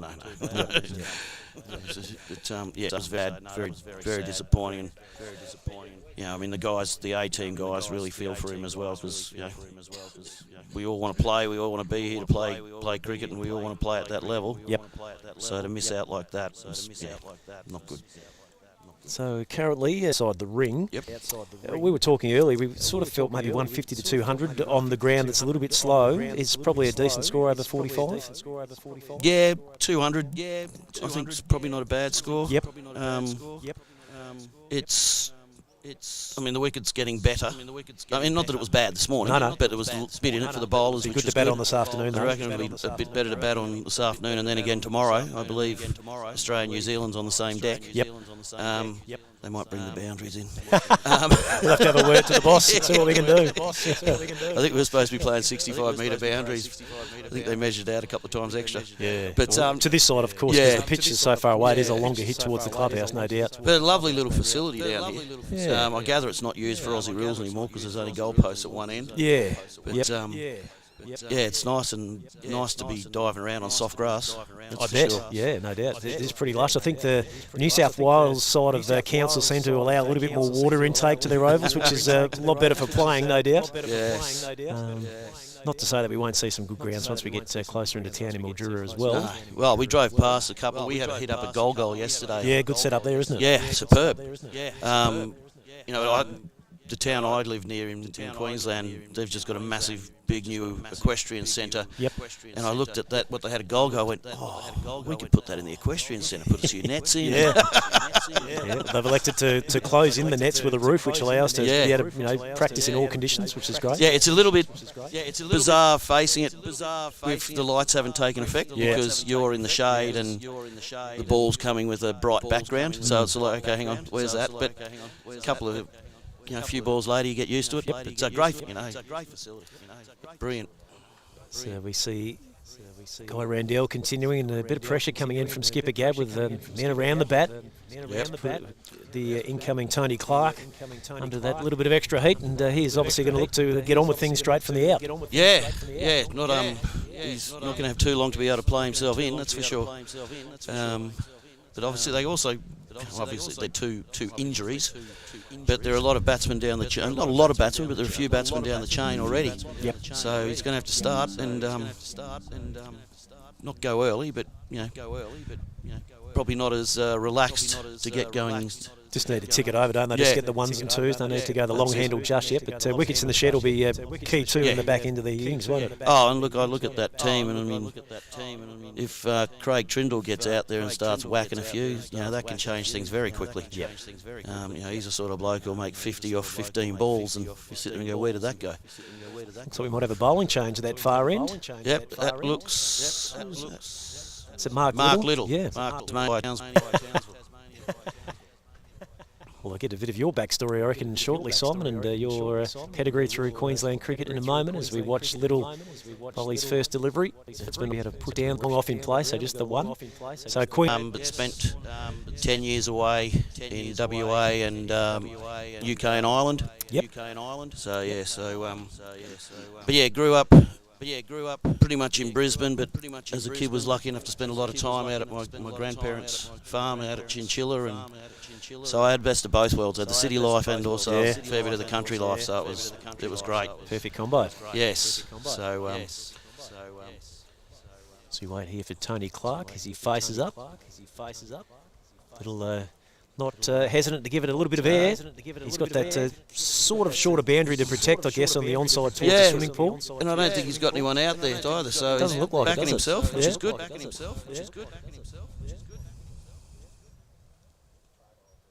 It's got a bit short of a length, and it's worked down to mid-off. So yeah, I finished school in Brisbane and moved over to Western Australia. My dad was working at the uni over there, Uppishly hooked around the corner, but as we said, no one... South Australia. Just wait on Guy Randell, who continues. Forces Kratzman back, who just pushes back to the bowler. Yeah, we played South Australia in one game, and his brother Mark made 130, which was great. Yep. And Andy made 60. Oh, not to be outdone. He spent my career as pro. So Jed Sipple down here for a while. I don't know who he played He for. played Moira West. Great man, Jared. And Liza, yeah, they were welcome additions. I'll tell you a bit of a story about Jed in a sec, actually, as that ball goes through from Guy Randell. Came to town with no notice, unheralded, and it was just as luck would have it, and Brad Perdue will be able to tell you this story too. We were at training on a Tuesday night after Christmas, first night back, and both he and Liza were pushing young Tommy in the pram, and I spotted the South Brisbane District Cricket Club shirt on him and thought, this bloke might be able to play. I said, are you playing locally? He said, no. He said, well, we'll come down for a run. So Thursday night, and then the rest was history. I think he knocked out 2 seasons of 700-800 runs. Oh, yeah. Good man, And a lovely bloke. Oh, absolutely. You won't meet a nicer man, I don't reckon. He's I played against his brother in first grade in Brisbane, Mick, and two completely different batsmen. You got Mick, who wants to bash everything and muscle everything, and Jed just reminds me of Gower, the way he plays. He could still hit the ball with power, but it didn't look like he was swinging it that hard, though. Yeah, there must be something in that Sipple blood, because they all seem to be left-hand, isn't they? All seem to be bloody good cricketers. Absolutely. As we see another run on the board here for Australia, 2 for 130 in this 32nd over, which is now complete. 2 for 131. Kratzman 37. Clark is certainly moving along comfortably as well. Yep, he's got off to a nice little start. Has Jared been involved in any of the vets cricket up in Queensland at all? I played with him at Ipswich in 40s, which technically wasn't part of the vets system, but that's where we pick our Queensland 40s teams from. It's still a QCA or Queensland Cricket Competition. Most clubs, a lot of clubs have teams in that. So yeah, that's where I first played with Mick and Jed. We won a flag up there, so that was always good. And then I believe Mick's played a couple of over 50s games for Toowoomba in the comp. Returning to live action, and this time piercing shot through the offside, or result in more runs for Australia as they continue to get over. Kratzman will come back. Move his tally to 39, 2 for 133 in the 33rd over. Jed's going to special. Yeah, I think you just put that name Sipple on it and just start picking them. I mean, Ashley, was down in. I mean, they're related somehow. Yeah. But Ashley was.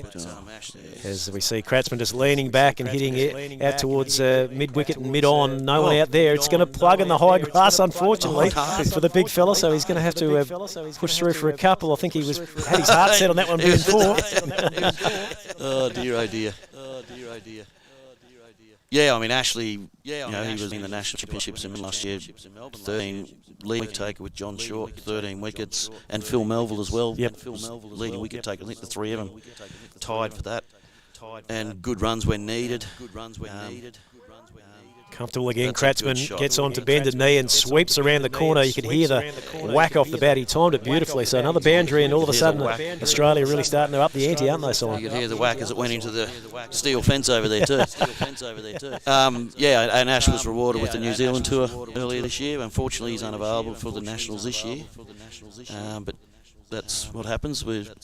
Nobody's paying for us yet. It's a work in progress. Yeah, very much so. Yes.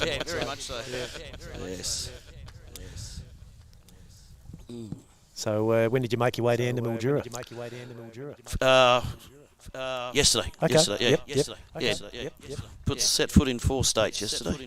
That's a Flew from fairly Brisbane decent to day's work. Adelaide, and we drove up to Mildura. So that's Queensland, South Australia, and Victoria, and then we had a net in Golgol. And then you're back in New South Wales today here at Wentworth. So Australia 2 for 139, 33rd over of this 45-over clash. First of the try series for the Global Spirit of Cricket Festival. Kratzman approaching his half-century. He's 45, Clark is 8. And, with Kratzy, obviously he's hit a couple of boundaries, but he's just got there, ticking it over. Well, I'm pretty sure Clint Keble wouldn't agree with this, because Clint had to run a couple of threes for him. And I don't think that's helped him. No. Is it just cramp? Is that the word we were hearing from the sideline? Yeah, just on that horrible little muscle on the outside of the tibia. Nothing worse there, is it? Yeah. Yes, I know that one. So it was like, but no, that's why we sort of said, mate, you got a long couple of weeks of cricket. Absolutely. And as much as both teams want to win today, this is it's not a full international, so you don't want to go injuring yourself worse. 100%. So we go with Little once again. And Kratzman has just got the long dukes, the long levers. He can reach out there, although he's almost found himself short. It was great work covered there. Simon Niche, I think, was that? That was a fantastic bit of work, wasn't it? Put him under real pressure. As we get through the end of 32, Australia win a toss and batting first, joined by Simon Milton from Australia A, who's going to be filling in as the Australian keeper in the second session. Yeah. As luck would have it. Yes. So that's why they're giving me a break. Either that or they just got sick of me talking to myself out there. As far as Australia A are concerned, we'll see them in the second session, of course. Who are we looking out for on the batting front? It's a pretty stacked batting team when you look at it. I mean, you got Richard Gabb. He played in the World Cup in South Africa last year. Ash Hardy. Ash and I first came across each other in the first 40s Nationals in Gosford, and he dominated that tournament. Him and what's his name? Jeff Hemming from New South Wales just destroyed everyone in that tournament. So he actually went on the inaugural New Zealand over 40 tour for the inaugural international 40s games. And he played in the Australian team over in South Australia, in Melbourne in the Nationals. Paul Wybird, these players. Yeah, absolutely. So there's plenty of talent to look forward to. There's a bowling change from the Australian A group. We might let Simon have a bit of a spell from the mic. He's been fantastic. Cheers, Simon. No worries at all. Simon Milton from Australia A, another special guest to join us shortly here on the SOC TV broadcast of this Global Spirit of Cricket Festival. As Bradley Purdue is going to come into the attack. Local Sunraysia representative for Australia A today, bowling his left arm around the wicket. Wily campaigner, and he'll certainly be really pressing to tighten the screws here at the back end of this innings. He's got a big job though. It's the 34th over mark, and they are 2 for 139 Australia. As we continue on here, Purdue a full ball outside the off stump, and it's knocked back to the bowler. And it looks like we are set to be joined by Mildura MP Jade Benham. G'day, Jade. G'day, Jade. Very good. We have to unfortunately de-headphone you because there's a dreadful delay through the roadcaster, which we haven't been able to work out. Maybe you, with your expertise, can help us out at the break. We'll look into that later on. But welcome along to what's a pretty decent day of cricket here at Wentworth. It is, isn't it? It's a little bit blowy, but it is spring in this part of the world, so that's to be expected. But the sun is out, the skies are blue, and there doesn't appear to be any magpies around, Silko. Which is a pretty decent result for this time of year here in Sunraysia, northwest Victoria, of course, southwest New South Wales. 27 the top, so won't say unseasonably warm, but that's where we're looking to head towards over the coming weeks and months. Well, that's what you would expect with cricket, because, cricket is one of those sports that you rock up to and expect it to be about 45 degrees in this part of the world as well. But I'll tell you what, sitting here on the just on the sidelines over the last hour or so, it's a nice change to be watching this standard of cricket here, Silko. It is. It's a little different to watching the Robinvale Rangers play. Clark unfortunately has to depart for 8, and it is now 3 for 139 Australia from 34 overs. So 45 over game, Jade, as we play. 45 45 overs. 45 overs for the boys, so they can settle in. Well, that's just a number they decided to arrive upon. T20 tournament, isn't it? No, the next series is 45, and our Spirit of Cricket T20 campaign will kick off next week on the Friday. So this is just a bit of a lead-in tournament. The boys play 45 in their vets competitions domestically, so they're pretty akin to that. As we see a new man coming out for Australia in the number 69, it's Tim Hazeman, I believe. I had him 7 guide, so there's been a few little number adjustments which we might just have to tweak overnight when we get ready to reload. We're back here again tomorrow too, Jade, for New Zealand to make their debut, which we're really excited about. Excellent. What big names do we have playing for New Zealand? Well, we can let you know that Richard Petrie, who played quite a bit of one-day international cricket for New Zealand, will be lining up. Not sure if they call themselves the All Blacks or the Silver Ferns? Silver Ferns. The Grey Caps. Perfect. Of course, I was going to get to that point eventually. Grey Caps. The Grey Caps will be live tomorrow from 10 o'clock, so looking forward to that. I don't know how I feel about the name Grey Caps in an over 50s tournament, though. I think it's fine. Do you? I think it's fine. I don't know that it's a little bit derogatory, but okay. If everybody else is fine with it, then I'm fine with it. That's fine. Oh, well, this is a good thing for Mildura. It is.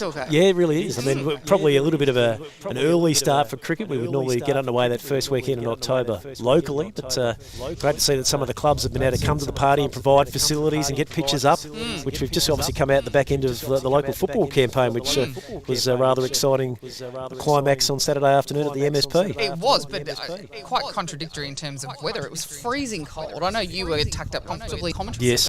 For those cheering us, you're right though. It's a little bit early for cricket season. We usually have that couple of week break where everyone gets married or has babies. In that That's the window of opportunity. Exactly, that's the window of opportunity. I know my wedding anniversary is the first couple of weeks of October because it's when you can between footy and seasons. cricket. Yeah, absolutely. Between cricket and footy seasons. Because there's only 2 seasons up here, isn't there? That's right. As we continue here with Mark Little. He's right arm off spinners, bowling to Andy Kratzman. 3 for 139 and the 35th now.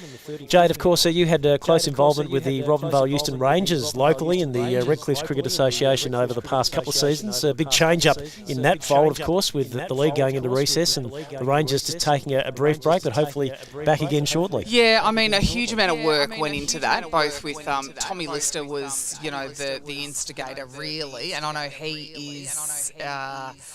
He's got some other interests at the minute. He's been coaching the Balranald Football Club senior side for the last couple of years, and so that's where his attention has been. And with the whole league in a recess, it's hard to bring them back. But with the Robinvale Euston Rangers, it's not impossible after a 35-year hiatus to bring a club back. But it's certainly a shame. But it's illustration again, I think, of how important volunteers are, especially in community sport. Because if you haven't got a committee, then you haven't got a club. Yep. So I think the boys initially, with Tommy and Luke and Trav, illustrated that it could be done, but it shouldn't always fall down to so few. Yeah. Exactly.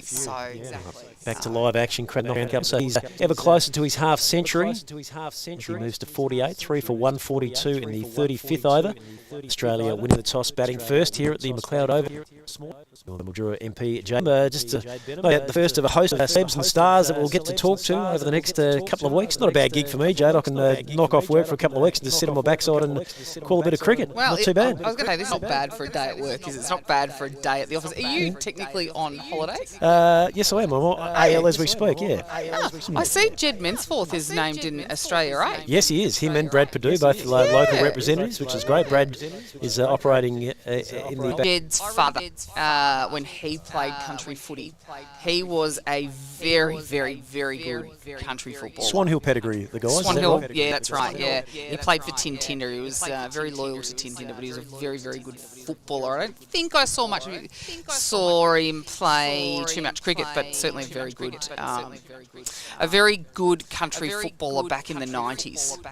As Australia continue just to knock the ball around, bit of a misfield there by Guy Randell, so they'll pick up a couple to advance score to 1-4. End of lunch break. We can get the target of 22. There's certainly going to be touch, and then certainly 200 at this point in time. Well, for a game that's 45 overs, you tell me, then that is particularly if this wind starts to pick up, and I think it will throughout the course of the day. The dust is starting to lift as well, so that's going to be a challenge to get anywhere near that, I would think. Yeah, and we were talking to Anthony Telfer earlier in the coverage about the fact that we've been lacking any decent rainfall in the region for quite a period of time, but in saying saying that, full credit to the Wendy Shire. I've got the ground up looking pretty decent. It's got a nice tinge of green about it. Well, it does. There is water in the river, thankfully. So, yeah, but I tell you what, we have been desperate for a good couple of inches of rain for the last couple of months now, and it has eluded us.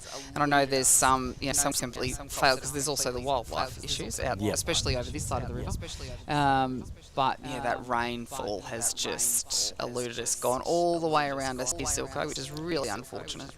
Hard to read the forecast. There was a lot of commentary saying that we were going to have a wet winter, and that didn't transpire, and then it's going to be a wet, cool summer, but I guess that's TBA. We'll see how that comes as we encounter it over the next couple of months as Purdue continues. And the balls are moved nicely through the offside there by Kratzmann, who moves to 49, 3 for 145 on the 36th over here at the McLeod Oval in Wentworth. And you're right, it is nice and green, isn't it? They've done this is the first time I've actually ever been to this oval. Okay. Yeah, so I don't get over here as much as I'd like to. So it was good. A great excuse to come for a drive today and have a look. Home of the Kumiella Wentworth Cricket Club. They predominantly play most of their games out of Denton, but the lower grades do play here. They used to play rugby league here back in the day from my mindset. Really? When there was a competition up and about, yeah. Oh, speaking of the rugby league, I'm hoping I might be able to steal away for a weekend off soon and go to the NRL Grand Final.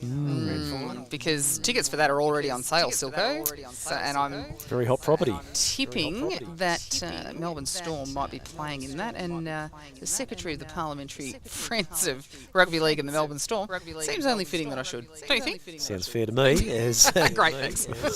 Always keen to back you up, Jade. Don't worry about that. As more runs this time for Kratzmann. In fact, that will bring up his 50, and he gets some generous support from the sidelines here. It's been a really decent innings to get things rolling through the mid part for Australia as he goes to an even 50 from just 84 deliveries. So striking the tick under 60.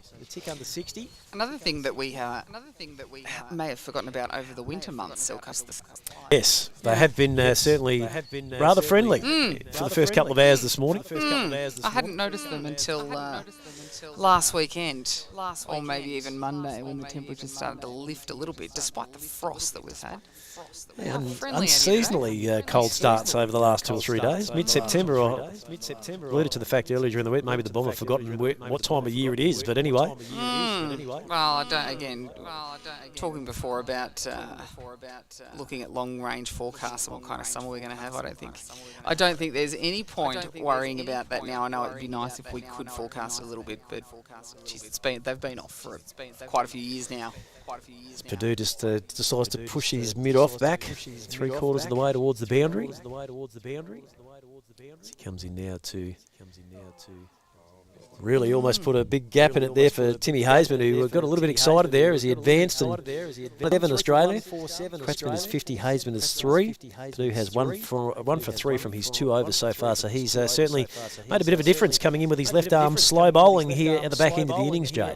Yeah, it's nice to actually see a bit of variety in bowling too, on purpose, I mean, Silko. And it's just that difference in standard that we might otherwise be used to. It's quite a treat. It is. Can I ask a question? The pink ball.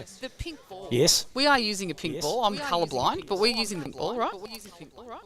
I believe you're right. I thought it was white, to be honest, but anyway. No, we're using a pink ball. I'm watching from a long way away with the specs. It is pink, yes. We've just been confirmed that. I'm too consumed by everything else to not even be worried about what colour the ball is, but yes.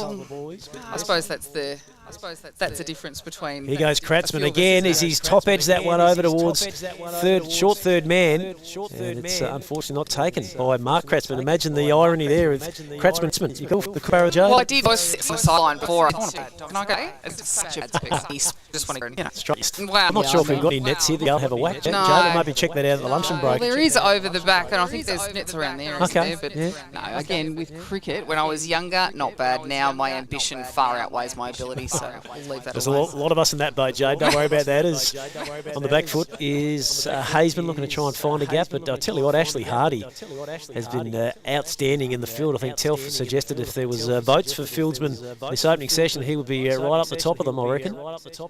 So acquitted himself very nicely. Hazeman timing nicely to mid-on. It's a cheeky short single. You need to be quick. Throw in there coming from mid-on from Nietzsche there is pretty close to the mark, and he really had to extend himself there, Hazeman. But he does get through and goes to 4, 3 for 149. Australian in the 37th over. The third power play out of the innings. He draw to that 45th over and a closure, and hopefully some refreshments for the boys. The social rooms here at the McLeod Oval. What over did you say it was, Silver? 37th. 37th it is, as Kratzmann has taken the long handle to that one from Mark Little, goes all the way for 6. So that gets into 155 for 3 now, and Kratzmann at 57. He's the danger man, it looks like, Jade. And we've only got, 7 overs to go at 135, you said? Yep. Gee whiz, it is going to be hard to chase that score, isn't it? Well, I'm sure they'll back themselves in Australia, Ray. As Solomon Milton told us, they have got some aggressive men at the top of the list. They'll need to get a good start, there's no question.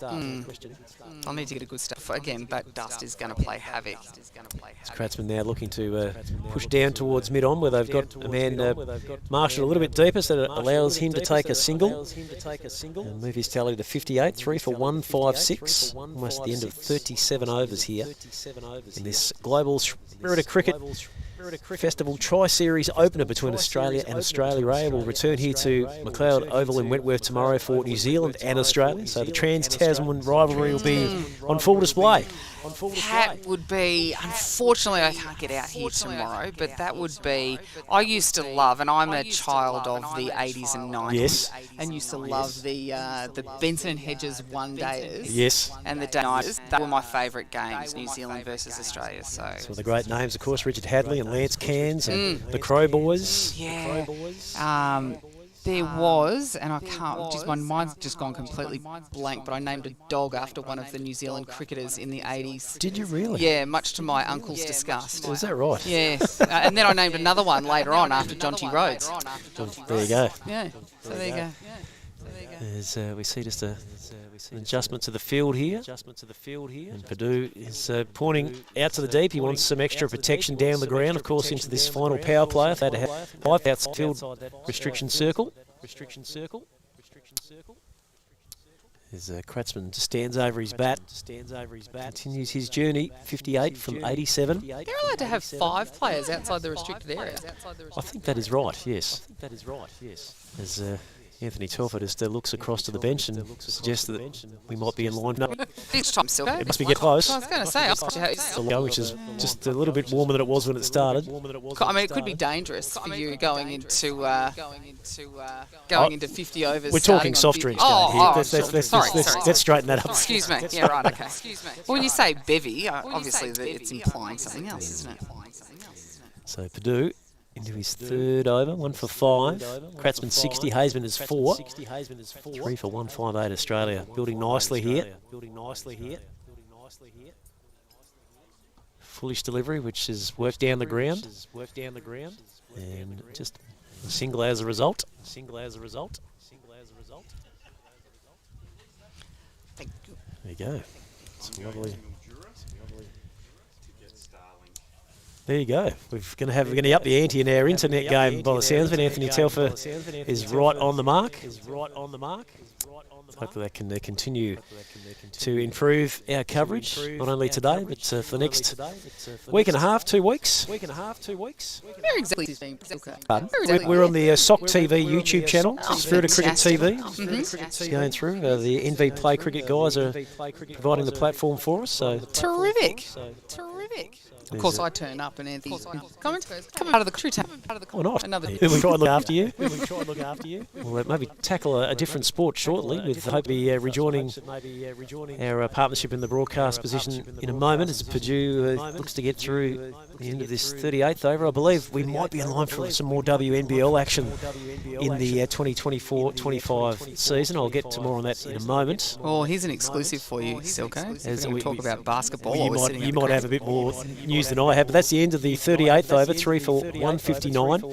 Australia winning the toss, batting first in this opening Tri-Series game. Now, I did look at we're getting a bit off topic here because we've got cricket people listening. We shouldn't be talking about basketball, but trying to localise it just a touch. Sports fans in general. Yeah. But I did see the WNBL fixture be released only a matter of a week or so ago, and there's 2 TBA fixtures for Bendigo Spirit. Now, we do have the partnership here locally in Mildura with Bendigo Spirit. We've had a couple of games in previous seasons. We entertained the Sydney Flames last season, and the fixture against Sydney Flames, I think it's Jan 18 on a Sunday, is a TBA. So maybe, just maybe, it might be coming to the Mildura Sporting Precinct. It'd be nice to have Kayla George come back. Is she still with Sydney?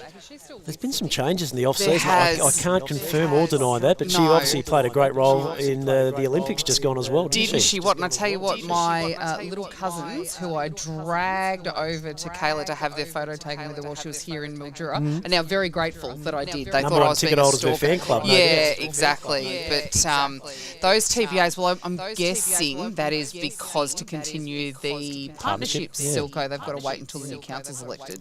So hopefully one of those two. If we will gladly take 2, yeah, absolutely. Well, yeah, I would suggest that both, particularly now with the improvements with the grandstand at the sporting precinct.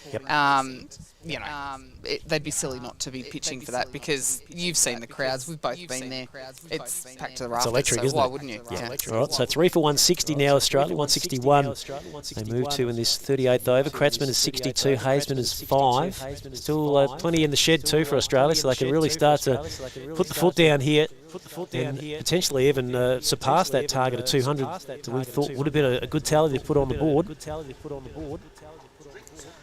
And it's Mark Little who's working through his 5th over at the moment, none for 33.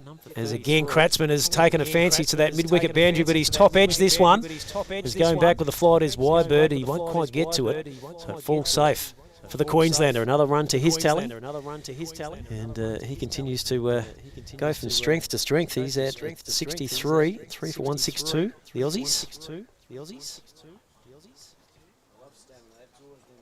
Only 3 wickets for the Aussies. We've had a couple of retireds in that as well. A couple of boys. We had Owen Gilchrist twinged the Achilles in the first half an hour of play, so he was taken from the ground. And then later on, it was Clint Keble who unfortunately fell short with a bit of cramp as well. So the boys generally tend to rotate through if there's a hint of a bit of an injury because they've got a fair campaign, Jay, to get through in the next couple of weeks. There's some good running between the wickets again, between Hazeman and Kratzmann.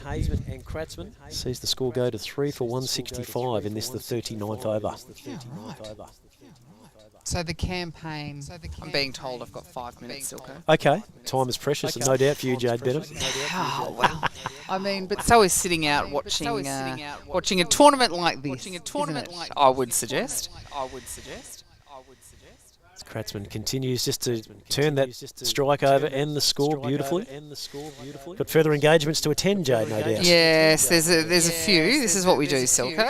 It's constantly moving, but that is okay. I'm actually really glad I put my foot down and went, no. It was worth the drive. Yeah, absolutely. Absolutely, it's worth the drive. I mean, it's such a good thing. We're such a cricket, tennis, sports town, aren't we? Yep. With Willowfest. And Hazeman swings over mid-wicket for the maximum. So 6 to Hazeman to take his tally to 14, and all of a sudden Australia are now 3 for 172 after 39. So they really are getting a wriggle on. Oh, they really are. I think you're right. I think if they keep going at this pace, then they'll get that 200 without too many issues. But I better wrap it up, Silko, and leave you to your own devices. Thanks for joining us, Jade. Oh, thanks for having me. Not that you had any choice. You were thrust upon me, so to speak, in the nicest possible way. No, thank you very much. Enjoy the rest of the tournament. I think I'm going to try and make it to a dinner on the 30th at the Sporting Precinct. So that'll be a lot of fun. Night of nights. Jade Benham, thank you. Thank you. Jade Benham, member for Mildura, joining us here as part of the broadcast on SOC TV of this Global Spirit of Cricket Festival. This is the opener for the Tri-Series. as Australia A and New Zealand do battle. Kiwis will get their first crack tomorrow at this venue, the McLeod Oval in Wentworth, but it is Australia and Australia A in this day one clash. And it's 3 for 172 after 39. Run rate almost up around 5 and over now, so things are really starting to roll. Brad Perdue is certainly playing his role, I hear, at the back end of the innings. 3 overs, 1 maiden, 1 for 6. And he's certainly trying to keep a chain on it. He's got a lot of protection out in the deep to try and help out. As we wait for a resumption here in the 40th over. As it looks like Simon Milton is going to rejoin me after Jade's had her time to shine. Simon, certainly the Aussies have just got away a bit, haven't they? Well, see, this is why I'm talking to you, because no team likes me at the moment. You've got a foot in both camps, haven't you? I'm not going to lose today, that's for sure. That's always a bonus, isn't it? Nice to be assured of that. Perdue's doing a pretty decent job here from this Pomona end. He's really locking down this end, and that's his mojo, as we can see.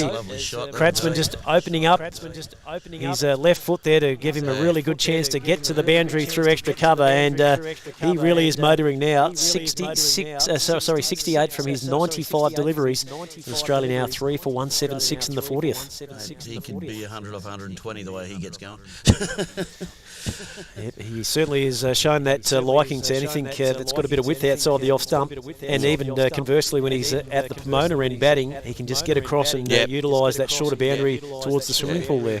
He's, like I said before, he's a 360 player.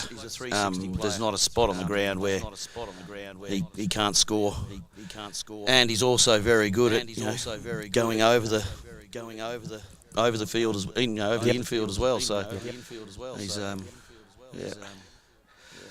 He's got a lot of answers at the moment, as Perdue has got men deep, he's got a long off, he's got long on, he's got a man out at deep extra cover.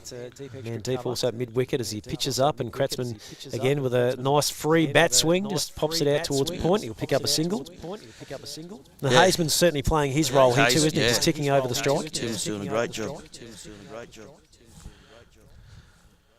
So how many wickets have they? 3. So they're 4 down without Gilly. And obviously Clint, I guess, is a potential chance to resume. Well, he's got the pads on again. He's ready to go. So I think he'd happily go out if Kratzy's not there to run him into the ground again. There's nice work once again by Haseman to pick up a single down and long off. But Clint's the sort of bloke who he can hit hard, and get a lot of boundaries quickly as well. So 3 for 178 Australia. Missed the 40th over. He's working the ball to leg. Not quite exactly where he wanted it to go, Kratzmann, but he's going to pick up a couple. Looked a little awkward, but certainly effective. Yes. Simon. Boys. Gabby will be filthy with that. Yeah. None of us like those. Forbidden word, really. Yes. Even the Australian A scorer, Mark Horswell, he will be not happy to have to write those in the book. As we go with Perdue once again. Quicker ball, short of length, really rose. Off a good length there. Popped up a little. Certainly made Kratzmann just revisit his strategy there as we finish up the 40th over. It's 3 for 180 Australia. Kratzmann is 69. Haseman is 15. If you missed earlier, Stephen Mace was out for 19. Caught Hardy bowled Lanigan. Owen Gilchrist retired hurt on 4 with the twing of the Achilles, unfortunately. Keble retired also on 40, beg your pardon. Kratzmann is 69, not out. Dawes was out for 4. LBW to Randall, and Clark was caught. Gab bowled Perdue for 8. Haseman is 15 not out. So it's red zone time now, isn't it, Simon? Yep, time to go. So it looks like Little will continue. So they've backed him in, even though he's going at almost 9 and over. Yes. Just hasn't quite been able to slow the pace down from that end, has he? Unfortunately, he just seems to be struggling with his length today a little bit. But they've got the option of maybe Woods to return. He's got a couple of overs up his sleeve. Woods has got 2. Wyeth's got a couple, I believe. Yeah, Wyeth has still got a couple. Of course, Lanigan went straight through with his 9. Chris bowled. Chris did what Chris does. Yeah. Bowls his 9. goes for 3 and a bit and over, gets a wicket, ties blokes down, makes them look silly. Yep. And yeah, he's one of those guys you love it when he gets a bag, because he deserves a bag every week just about the way he bowls. Absolutely. So he was instrumental in our in the national championship final against Victoria at the Junction. Him and Jason Simmons opened the bowling for us and just tied them down. Just bowling beautiful, swing bowling. Puts pressure in that middle lower order to really have to go from the jump, doesn't it? Exactly. And look, credit to Victoria. They nearly got us. We only ended up beating them by 11. Sharpie had a great innings at the end, and we never twitched, but we were thinking about twitching. Yeah. They certainly asked the question, didn't they? Yeah. Well, actually, probably the key moment in that game was when Keble actually brought himself on to bowl, and he hadn't bowled all tournament, but he just bowled beautiful Yorker length, and they couldn't get under him. So it was, that was probably the key moment at the end of the game. As we resume with Kratzmann just working it around the corner, he'll pick up another single. Score now to 3 for 184. Kratzmann into 72. This is the 41st over. Haseman is going to run a ball with his 16. And now with the wickets in the shed, Simon, I guess he's almost got a bit of a licence to get cracking there too. Yeah, you'd think so. I'm actually surprised I don't see Trindle with the pads on yet. Haseman again, he's going to pick out that spot, which has been pretty profitable over the last hour or so for Australia. Yeah. And another boundary for Haseman as he gets it across to mid-wicket and advances to 20 now. He's going better at a ball. Kratzmann to 72, 3 for 188. So all of a sudden, 225, 230 could be on the cards. Yeah, well, they've got the 200 that they didn't look like earlier. Again, we don't know if they're... they're technically 4 down. We don't know if they're technically 5 down, but as we said, Clint's got the pads on. Paul Latfield from Saxon Sports probably going, no, Clint, have a rest, because he's captaining Saxon Kings in the T20. He could do further exploits in the coming week. So Little gives it some air. Haseman advances. Chance for a return catch there, but he did well to probably stop a couple down the ground. So just the single. Save 2. So one more for Haseman. And that'll bring up a 50 partnership in pretty rapid time, I would have thought. They've certainly been very impressive for the last 20 minutes or so. 41 balls, was it? Wow. That's good going, isn't it? That's very good. Yep. And that's, as said, wickets in hand, that's what they have to do. As Kratzmann gets down underneath it, he elevates, and that one may well be into the swimming centre over the fence. Has gone a long, long way. It looks like it hit the wire at the top there on the full and bounced back, thankfully. Luckily. Would have taken a bit of Juco off the pill, though, as Australia now at 3 for 195 after 41 overs. Kratzmann 78. Certainly time enough if he's good enough to get to 3 figures, Simon. Oh, yeah. Especially if he keeps doing that. Can be a difficult boundary to protect there, because we are playing on the wicket on the square closer to that side, which probably brings it in around about that 60-metre mark. Yeah, it looks a good, it's a good hit, but it's not out of the question. No. So. Kratzy's got himself settled now. He's timing the ball beautifully, so he just backs himself in every time. So into the 42nd over we go, and looks like Purdue is going to resume. He's just looking to try and manipulate his field placing. Yeah, this is going to be a key over, I think, if Brad can just keep him down to a runner ball, 6 and over. That'll slow him down a little bit, because they'll be looking to goes at 9s and 10s as the marquees start blowing away. Yeah, he's actually 4 overs, 1 made and 1 for 12. So at this point of the game, get to go at 3s is quite remarkable, isn't it? Yeah, very much so. So you'd probably be happy if he can keep it at 6 for this over. Yep. This doesn't look like we're going to get any rain. No, well, we were just talking about it earlier. We haven't had a decent drop for quite a long period of time. So I know looking ahead to next week, looks like middle of the next week there's one of those days that it's going to be hot, but potentially a little bit of rain. But believe it when you see it up here. I think with the rainfall, We've got my wife's Irish, and one of her sisters has never been out here. Okay. And we were over there just showing her photographs, and she said, no, the skies can't be that blue, that's photoshopped. And my mother-in-law said, no, that's it, that's how it is. Yeah, we get it pretty good. There's no doubt about that. Tropical North Victoria. The new branding that's come into play since the start of the year is Purdue once again. Foolish ball, and Hazeman was a bit cramped up, but he managed still to get a good connection to it down the ground. They'll only pick up the single though. Yep, Simon Niche, good bit of work getting that in. Purdue just wants his mid-wicket to go right back on the fence, I reckon. A few of the boys have just crept into that three-quarter mark. But it is a big hit to this clubhouse side, so I think you're okay. Well placed there. Yeah, you're okay on this side being 10 or 15 off, but... Well, Kratzman goes the reverse and gets the toe into the queue, but still good enough to pick up a single.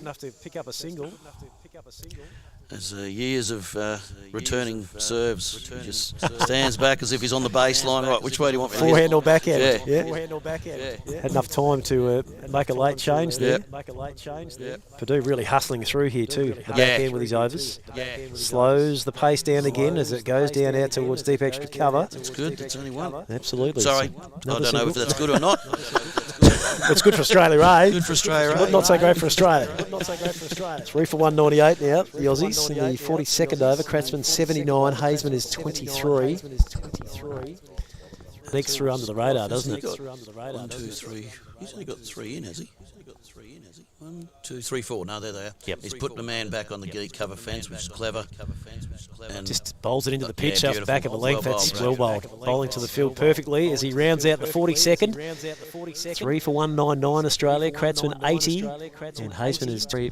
As 1 for 16. So that's for sorry, 199. 199. I have to get a shout out to Audible staff. There you go. Very friendly of mine, based up in Burren, Queensland, and have been a great supporter of veterans cricket. They initially came on board sponsoring our Queensland 40s team, and then they sponsored our team when we went to Karachi last year for the over 40s Global Cup, and one got on supporting Festivale. So great supporters of veterans cricket, affordable staff.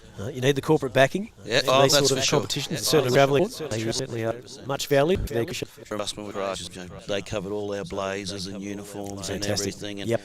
you know, when you go to a place like Karachi where it's you don't have to buy all that stuff. Makes a big difference, doesn't it? Massive hit out of you. Mitch Woods is back into the attack to finish off his 9-over stint as, again, Kratzman innovates and gets a good piece of bat on that one down towards fine leg. It's just going to stay inside the line, I reckon. Yep, well So done. they'll get back for a third good running there from Timmy Hazeman. So that'll push the Aussie boys into the realm of 200. 202 for 3. 202. In this, the 43rd over. They paced themselves well, especially with a couple of setbacks early with obviously losing Gilchrist and Mace. They paced themselves well because I think, what were they at 15 overs? He was only going about 3s, I reckon, 45 after 15. As we wait on Woods once again. Foolish and outside the off stump, beautifully done by Richard Gabb, and there's no run there. Slight little incline, I reckon, the approach coming at end from memory playing here back in the day. So you can see Mitch is just a little bit hesitant in his approach coming through. Yeah, no, Chris Lanigan guaranteed me that it is because he said after, I've been bowling into the wind and uphill for 30 years, so I'll take that end. Nicely edged away by Hazeman, he'll pick up a single. He is a Valley's boy, so they like to have a cry occasionally. He got it in there. 3 for 203. Got a death glare from Horse. 43 overs almost complete. If you're enjoying the SOC TV broadcast Tri-Series tournament here in Wentworth, we're move it down towards the leg side, but of course, as per the rules, instant wide called as it goes down leg. And the umpire's been really consistent with that, which is great. It's always frustrating when you're getting Inconsistency. a vary of calls, but these two, Mark and Chiller, have been excellent. Full ball, and Kratzman only just gets down on it in the end, but he's still good enough to time it pretty decently down to find the net there. 3 for 205, 42.5 call at 43 overs gone, so a couple to go. As we said, they may well be in line for that sort of 220, 230 to finish. As Hazeman just leans back and gets a fair piece of it, but they have got protection out there. It's a long on, so they'll pick up a couple. 3 for 207 at the end of 43 Australia. It's good to see. I mean, we've got supporters here like Neville Kratzman, Mark and Andrew's father come down from the farm in Queensland. Clint Keble's parents are here and his wife's here. Well, goes to X, needs to go. But no, it's a good state to coming down, and I know we have to have a shout out to Mrs. Kratzman because I know they left her at home. Can you believe that? They didn't bring her. I mean, that's just. I mean, if I was her, I'd be looking for a couple of more favourite sons. So Neville had a good catch up with last night, and he's here today doing the laps, enjoying himself.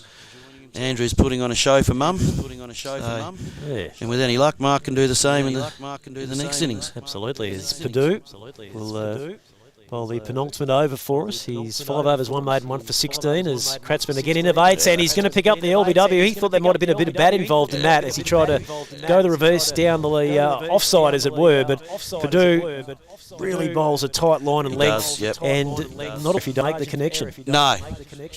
Yeah, I know Mark Andrew might have got something on it, but that's cricket. Take the good with the bad, don't you, Simon? That's exactly They come. There's no doubt about it. But he'd have to be thrilled with his performance, though. Finished up with 84 from 107 deliveries, 3 fours, 2 maximums. Striking at nearly 80 runs per 100. That's a fantastic start to this Tri-Series tournament from Kratzy. Well, he gets a break tomorrow too, so charge up the batteries. He'll be all right. He can have a day off, and then go again the day after. So who have we got there heading out to the? It looks like Simon Waddington, is it? Yep, Simon's gone out from New South Wales.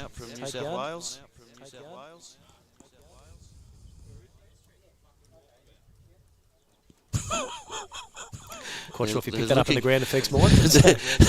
Looking for one of the players. Okay, is he due to go in next? And is I don't know, but they're looking for. Maybe he's in the gentleman's room behind us.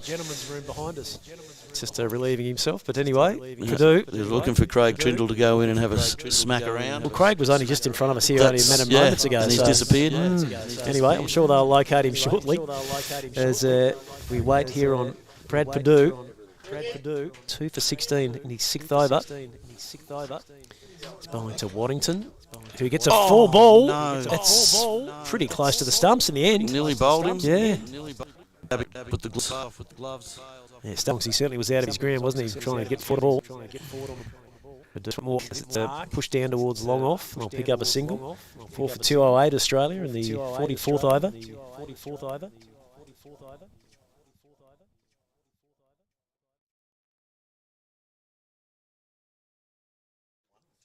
This one, yeah.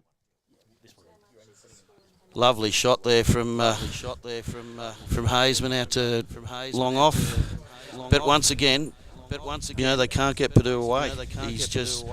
Gab's got a really good field set for him. He's bowling the right areas.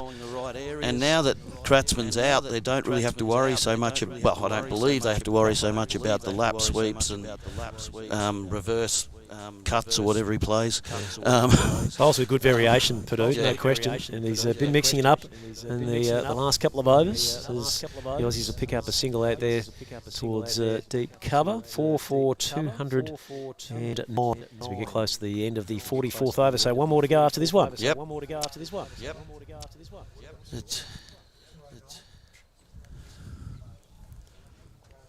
Waddington's on strike, advances, and gets a good piece of it down. It just pitches short there. The man at long off. It was a good effort there. It was dropping pretty quickly in the breeze, wasn't it? So it was a difficult one. It looks like Wyeth out there. Probably did well to save a boundary. Potentially might have got past him in the end. I'm happier I'm here than out there. That could have been you out there, Simon. Having to stop those. Yeah. All right, so into the final over now. Australia 4 for 209. Well, they'll want to get to 220. Yep. But you're only allowed 5 blocks on the side. So well, and we've seen that boundary being cleared comfortably across the first innings. So if I was in that white car, I'd be probably moving that. Not probably ideal positioning, I wouldn't have thought. Anyway. We'll wait on Mitch Woods, who'll have the last over for Australia, Ray.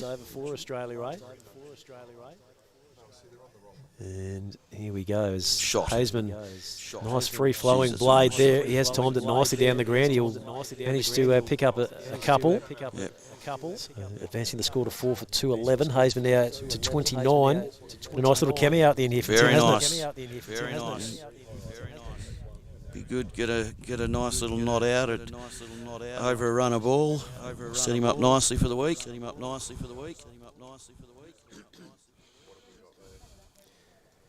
This time he goes over the man that's at short mid-wicket. It may well just be chopped out there, though. The man from long on covered some territory to drill that one in. That was a good bit of work, wasn't it?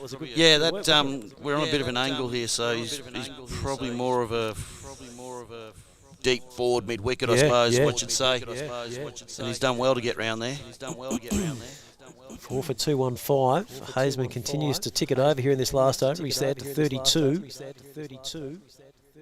Goes aerial. I reckon it's high, and I think that is going to clear the boundary. It's not Hazeman now 38. It's 4 for 221 for Australia, and this is the 45th over. With how many balls? 2 left? 3 left. 3 to go. Well, there you go. Now they want to be going for 230. Another couple of those, and they might almost get up around 240. Yeah. Oh, 3 balls. Which would take some getting, I think, wouldn't it? Yeah, I mean, as I said, the deck's going to fly out half a bit. So, well bowled there from Woods, just pushing him onto the back foot. In fact, he might have just hit the stumps, just clipped the bail on the way through. We were watching it from a fair distance in the pavilion, but that is a wicket there to Mitch Woods, so that's a pretty good reply after the Dorothy Dix over Cow Corner. I thought we must have missed a couple of balls and he's just walking off. So Hazeman departs for 38 from 31 deliveries. So, they're giving us there. 2 balls don't get out. Play for Red Inks, you reckon? Always a tough moment to come out. And A couple not out. Oh, you'd expect he'll give himself a bit of room here and eyes. Well, there's plenty of acreage here. Still got the 2 men deep. In fact, probably almost 3 on the onside.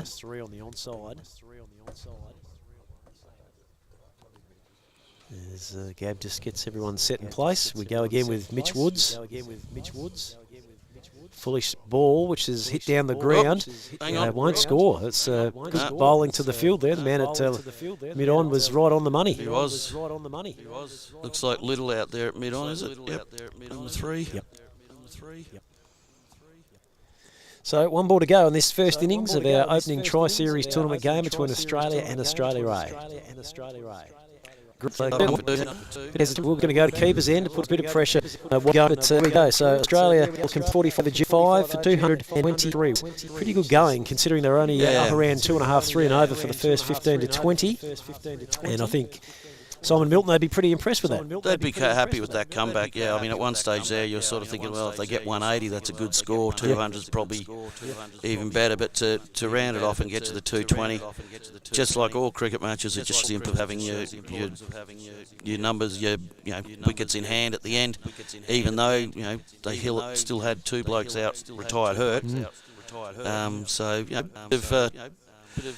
start to a game of cricket these days, losing a couple of wickets to retired hurts, so they came back well. I'd say they'd be happy with that. Absolutely. So we have a look at the scorecard, mate.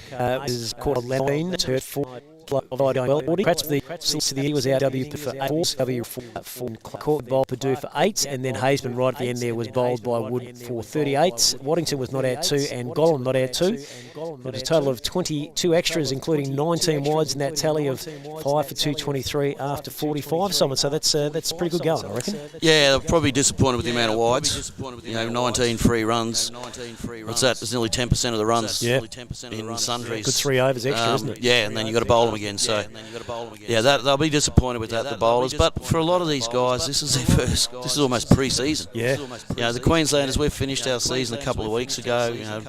And those of us that play in Premier clubs, we've been training and getting ready for the summer season.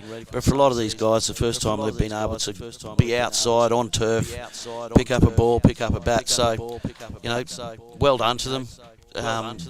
really impressive start. We'll learn. Well, they'll learn. I don't know whoever I pay for anymore. It is a bit But confusing. they'll build on it, and it gives them a good. They've got the bats that can get those runs. Yep. Gab, Ash Hardy, as I said. I mean, he's quality bat. Jetty Mensforth, same. Paul Wybird. So they've got the batsmen there. I don't know what they're going to do if I'm not allowed to bat, but Cross that bridge. we'll see what happens. Yeah. Right, I come off and change pads. You're going out to bat. I don't know. Good on you, Simon. We'll No let you worries, get back thanks into very a much. bit of refreshments in the sheds. Special needs, gluten-free sandwich, so I'm ready to go. You're all sorted. Good on you. That is Simon Milton joining us here in the broadcast position as part of this Tri-Series tournament opener between Australia and Australia A. It is part of the Global Spirit of Cricket Festival, and Australia finishing at 5 for 223 off their 45 overs. It is lunchtime here at McLeod Oval in Wentworth. We might take a brief break and have a bit of refreshment ourselves, and we'll be back for the second session in a few moments' time.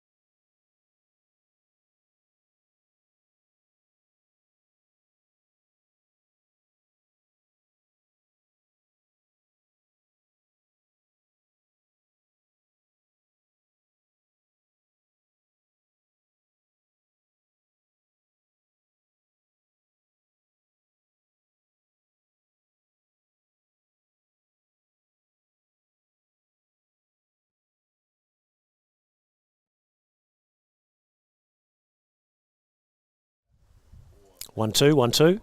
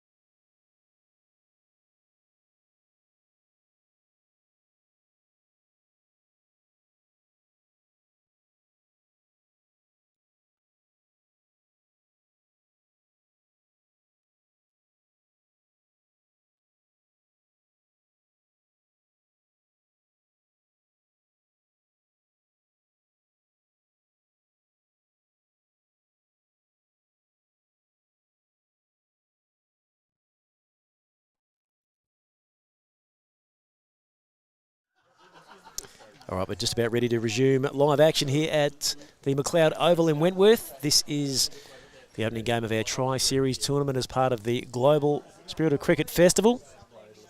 And Australia batting first earlier this morning, posting a pretty decent score for Australia A to chase down. They'll open up with Ash Hardy and Paul Wyberg. And our opening bowler for Australia looks to be Simon Waddington.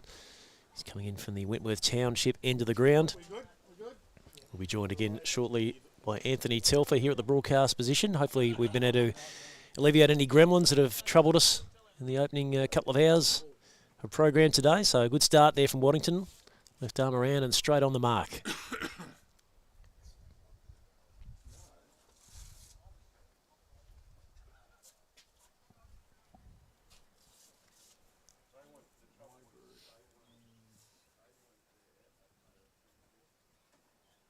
Quickly through the air and pushing the batsman back into his crease. Of course, Simon Milton is taking the gloves for Andrew Cratchman, beg your pardon, is our keeper in this second session with the injury, unfortunately, to Owen Gilchrist. It's worked nicely through the offside by Wyberg, no run.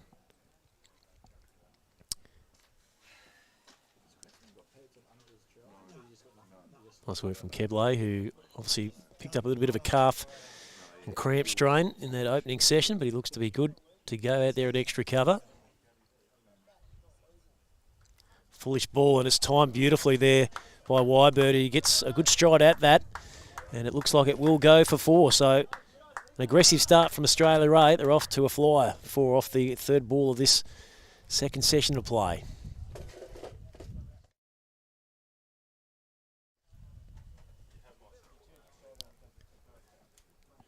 So with the tally needing to be up around about that 5 runs and over mark, boundaries will certainly be premium, I think, in the of the play restrictions in play. So Waddington. And Wyberg to back with 7-10. Keble also in that vicinity patrolling the covers.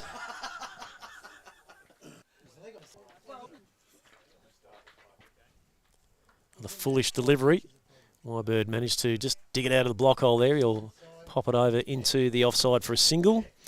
And that is the end of the opening over for Australia A. They are none for 5, with Wyberg 5 and Hardy yet to trouble the scorers. Anthony Telfer, I think, has managed to get back to us. Are you happy with what we're putting out there at the moment? I think it's... You can't hear me? I can hear you. Can you hear me? Through your headphones. Absolutely. I can't hear you through the headphones. Is that right? Yeah, that is right. So I'm glad you can hear me. I can't hear you. That's weird, isn't it? Anyway, it's good to be back. Is that any better? I'll give you And a I've bit of got extra nothing. level. No, I've got nothing at all. So Interesting. it is. But you can hear me through the mic, so that's the main thing, Silko. I've got no echo, so that's great. Well, have you got an echo? No echoes here. Oh, wonderful. Hopefully it's amazing what a spray can do to refresh everything. Yeah, that's right. Especially after a crazy, chaotic morning. What about if I do that for you? Can you hear me now? Is that any better? The mute button. I don't know if it's a mute button, but is that getting you my signal? I can hear you loud and Beauty. clear. Okay. And he will look to get the Aussies off to a bit of a start here. Watch once this guy gets them through. Ah, yes, he's lovely to watch when he's in full flight. Look at that, back of a length. Nice carry. And Australia A easy knock through back at a point for a single. And Wyberg is dominating the ticking of the board over at the moment. He has all 6 of them. I was talking to the guys at the innings break about the ball, the RJR cricket ball that we're using for the first time here in Australia and at the Spirit of Cricket Festival. And they said an amazing ball, and it swung for most of the innings. There's some of that bounce you were talking about, Telfer. Yes. It's certainly rocked Ashley Hardy back on his haunches there. Managed just to defend it out there towards short cover. Picks up a single. And that's the ball we're going to use through the Carnival over the next week and a half or so. Using the pink RJR ball for the Tri-Series. Yep. And then we're using the white 4-piece for the T20 tournament. So the ball that we're actually using here is a Duke replica. Right.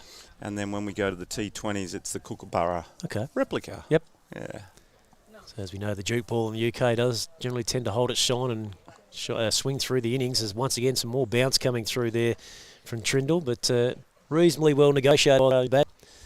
And they've ticked over to none for 7 and make it none for 8. So they are really going aggressively about their run chase here, which they need to because they've got a few to get, don't they? They do, and look, I think they'll be aggressive in their approach. They don't want to leave anything on the park, so they'll just... Breeze has just picked up a little during the luncheon break, freshened up a fraction, but probably haven't quite hit the heights of 27 that we were looking for. It's still warm enough, though. Yeah, absolutely. Well, we've got a pretty well-shaded vantage point here, but no doubt warm for the players out in the middle. It's beautifully bowled and through to the keeper, who's standing back a reasonable way there. Well, you know who the keeper is? Well, I thought it was going to be... it's Andrew Kratzman. I thought it was going to be Simon Milton. He was talking himself up during his commentary spell that he was going to be the man for the job, but Andrew Kratzman's got the gig. Keepers always talk themselves up. Andrew Kratzman's a backstopper. Okay. Officially. He's part of the backstoppers. He'd be happy for you to say that? I think so. Right. I think when I said to him, good luck, he said, I'm looking forward to it. I said, the best thing about it is you don't have to run.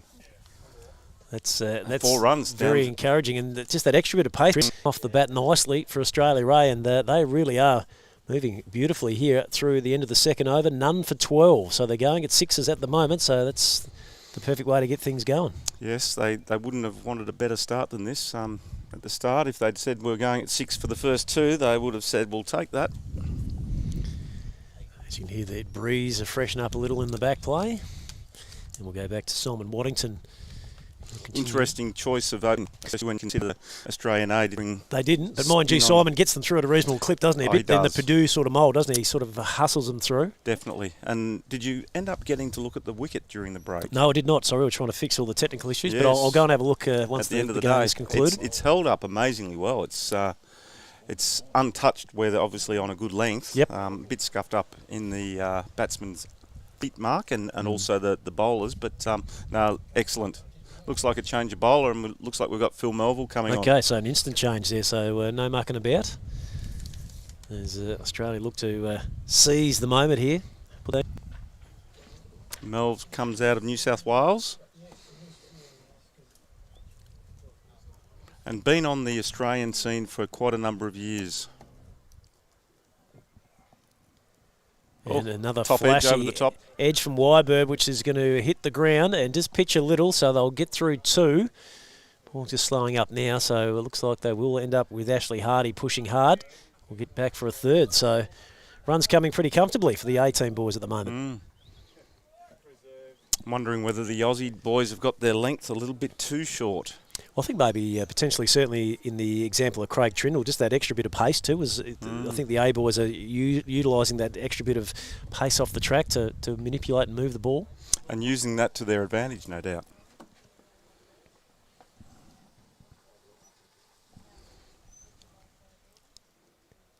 Ooh. Well, advancing was Hardy. And that's going to be a dead ball. He probably gave up a wide there. Potentially, he was heading down the leg solid. Dead ball. It was nearly dead body. Danced down the wicket and just wore it. He premeditated a little, didn't he? But in the end, got into a bit of a dangerous position. He wasn't quite sure what to do, so elected just to pull out of it effectively. I think this is going to be an exciting period to watch if he gets going. It looks like he's on the attack. Just a little bit of lack of bounce got him there as it went through to the keeper. He was just trying to get up and over the top of the ball, chop it through point, which is where we saw Australia probably 200 in the end. I think when I left, they didn't look like they were going to get to 200, but Andrew Kratzman must have batted exceptionally well. Yeah, Timmy Hazeman played a nice cameo at the death. And I think the Australian A boys told him the same thing. Oh, well, it didn't pay off to their advantage because he just continued to go through. As dancing again is Hardy, who edges through the cordon. It gets through. Chased by Mace down to 3rd man. Righto, so it's going to be another couple to Australia A. They are none for 17, I reckon we'll make that. Wybird is 10, Hardy is 7. Nearly looks like they're trying to play T20 cricket. Well, that's the vibe that you're getting from the sideline. Yeah. I agree. Yeah. I guess to really set the tone early, and then it takes a bit of pressure off the middle and lower order boys. I guess Not having to try and come in and go at 6s and 7s and over.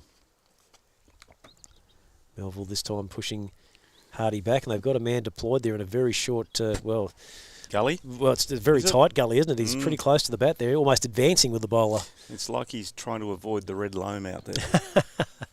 Yeah, he doesn't want to get those greens dirty. Australia back in action again tomorrow, so Leith will see here at the McLeod Oval taking on the Kiwis. Yes. Is that Australia or Australia A? I'll have to check. I can't remember. Well, someone yelled out, "It's Australia." Beautiful. Big day. Will be. 2 national anthems. Yeah. The emotional scene, I think we'll see at the start of the game tomorrow, just prior to 10 o'clock. Yes, no doubt. So, we are none for 17 after 3 here, Australia A, as they chase down the target set by Australia, who really did certainly put on something decent towards the end. 223 was a pretty good effort off the 45, so 224 required for victory. As we wait once again with Craig Trindle. Be interesting to see, Telf, whether Australia will persist with their opening attack through that sort of 6-7 over mark, which the A-boys more than happy to stick with those 2 openers who did the job for them, didn't they? I think what you'll see is if they don't get early wickets after the first 4 or 5 overs, I think they'll have to look to rotate their bowlers and look for that breakthrough and put the pressure on the A-boys.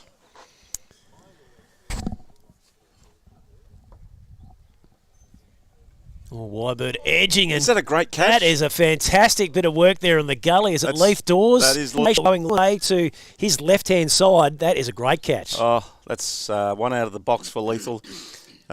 It's where he fields. And Leith has that ability to take those blinders because he's so athletic. He throws himself horizontal all the time in the gully. It's what a catch at 50-something years old, mind you. Moved beautifully, didn't he? He just anticipated and he went with the ball, got down low, and as he said, he clung to it basically at ground level. It was a remarkable effort and a great start for Australia. Yeah, wonderful. Their fielding has been pretty good, and Paul Wildbird would be disappointed with that, but obviously it was a blinder of a catch, wasn't it? He'd made a good start, Paul. He was aggressive and he hit the boundary and he was looking to be in a really good touch. But that's the game, isn't it? It can all end in such a short stardom. Absolutely. Yep. No doubt he'll be looking for further opportunities over the next week and a half or so. Yep. Paul actually has a great story. He's done, I think it's 10 Sydney to Hobart yacht races and was also part of the World Cup team that went to South Africa. That is a great story, isn't it? Oh, it is a great story. Yeah, we actually did a podcast with him in the clubhouse from Constitution Dock Fantastic. the morning after he'd arrived. Scariest part of his life, that Sydney to Hobart. Yeah, I bet.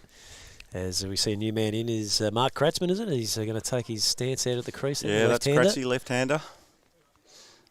A guy who likes anything short, loves to pull and cut. Yep. We'll be looking forward to that shorter boundary on the swimming pool side if one gets dug in a little bit in his zone. Full of length, and Kratzman looks to turn, and he won't score there. I don't know. I should tell this story because he'll hate me for it, but over in New Zealand, we had Mark playing in the Spirit Cricket team, and he was our captain. And there was a couple of injuries in the Australian team. Yep. And the selectors came up and said, look, can you bat Mark high? And so we did, and he got a duck. Oh, right. And they were looking at him to come into the Australian team. And so there was another guy, I think it was Mark Little, he also played in that game, and he made a low score. I'm not sure if it was a duck or not, but he made a low score. And then they said, look, can we let Mark Kratzman have another hit? Oh, what? And he also got another duck. Oh, no. Oh, dear. So hopefully he gets off the mark in this one. Yeah, exactly. So he's looking to open his account. Look, he's been really passionate about, trying to force his way into the Australian makeup. Hence why he went to New Zealand to be a part of that tour. But we hope from the Spirit of Cricket's point of view that he does go well today. Looks like a very compact player, doesn't he? Yes. Got the high back lift, and he gets in behind the ball nicely there. So it's 1 for 17. Hardy is 7. Kratzman yet to open his score. And this has been a much tidier effort this time around from Trindle. He's just got the length right, hasn't he? He's dropped onto a really good spot. He has, yeah. He's a class bowler. I think he played, someone was telling me he played New South Wales country. Okay. Yeah. Yep. So we know the standard of the country makeup. Again, angling into the body of the left-hander. Yep. New South Wales are certainly power brokers in that competition yes. through the 80s and 90s and into the noughties as well. Yeah, that's for sure. I think there's another guy here as well that might have been, Macy might have played for New South Wales country as well.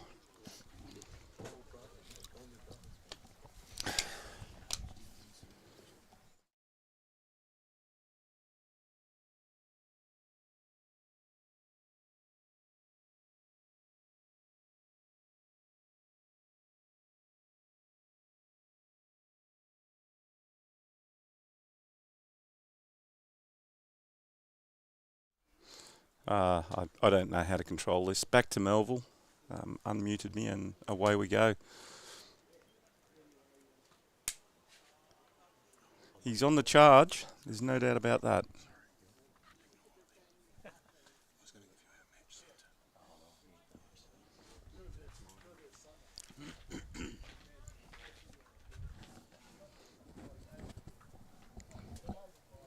We had a great start to the tournament last night, Pat. Yeah, I saw the photos, Telf. Yeah, no, it was a really good night at the Gateway, and I'd like to thank Gordon and his team at the Gateway for the support coming on at the last minute to be part of the Spirit of Cricket Festival, and it was just a fabulous night to kickstart the night. We had people from council and a number of our sponsors and family and friends, and we spent a couple of hours at the Gateway, and it was just a great night to catch up with everyone before we got going. A great cut shot through the gully. Yep, Hardy's away here. We'll pick up at least one. He'll come back for a second. And we'll finish the deal there. 1 for 19 Australia A in this 5th over. So they continue to trace down a tally of 224 for victory in this game. Yeah, the best part of last night was it gave everyone the opportunity to wear their blazers and the Aussie green and gold, and the pin striping of the Kiwis was on show. Very sharp they were, weren't they, the boys? Yeah. And when you get all of the countries together, cups, just a moment, we're all proud wearing their blazers and their country's colour. One in. The Bruins are coming in from Bona Red. And just fending away this time Hardy, but he's found a gap over here. You loaned it, Well, and he jumped into the line. And at the other end, Murray end. Yeah, Tipworth chip end, which way you want? Goal end. That's to the back. It is. Yep. I did notice when I drove in, had a surface under the information of that. I haven't there, but I knew it was on a cast and obviously Friday good, but they've obviously spent time in there, and a set of visitors come to, and it's obviously a great day. Dunked the Dale and the Murray River. We also have the Wentworth. Yep. We opted that around. Absolutely. Yeah, it's a great little place to come to and just play out smokies for the great circulating round of road. Around at the blue, isn't it? Batsman went around final, and he's away from duck. Got palm. We'll certainly sad for him, but elected not take him, which good for him. Another favourite at Worth Tell Pie at the Jack here, I reckon, with some junior cricket, and was disappointed to find out one of us doing my square leg duties to the offside. So I can see what bowling options they'll go to. We had it here. We've got Steve. Yep. Grant, you like? Played 2 World Cups for us and would be loving this, that it's carrying straight through to waist height. Yeah. Or above. As a play, his are not good. Short off this get backside, his squats, they are. Elected them gaff the pants. Yes. To maximise the movement of the field when throws come in from the deep. A shorter length ball, and Cratton can get it on the corner. Up very well there, so they'll move on to 1 for 22 Australia A. 6 is 10 and Cratsman 2. I love the technical work that Percy's doing from NV Play with the gaffer tape. Well, there's nothing you can't do with a piece of gaffer tape. No, I reckon, and we're finding that out. And a kitchen chair as well. Whatever it takes is what they say. Yes. Again, another full of length delivery this time from Trindle. And he is finished his 3rd over. He has 3 overs, 1 maiden, 1 for 8. So a solid start from him. And Australia A at 1 for 22 after 6. Current run rate is 3.67. They need to be up around 5.7 at the moment to get home in this opening game of the Tri-Series as part of the Global Spirit of Cricket Festival, Telf. Oh, isn't it wonderful? It's been a dream of mine for a number of years, but over the last 6 months it's come at a screaming rate, but very excited to obviously get day one out of the way, and we'll power on towards the college. Those grounds are looking pretty decent too. I drove past there a couple of days ago. Yes, I bumped into good mate Lee Penner, who's a curator there, and he's probably been there for 20 years, I would say. Yep. And he knows the name of every blade of grass at the senior college. Very similar to obviously Graham Pengelly out here at Wentworth, but he's got 3 tracks currently prepared on his square. Wow.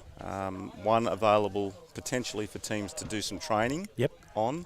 Bit of a shout there as Melville just cramping up. The umpire dismisses. The umpire, Jeff Charlesworth, says going down leg side.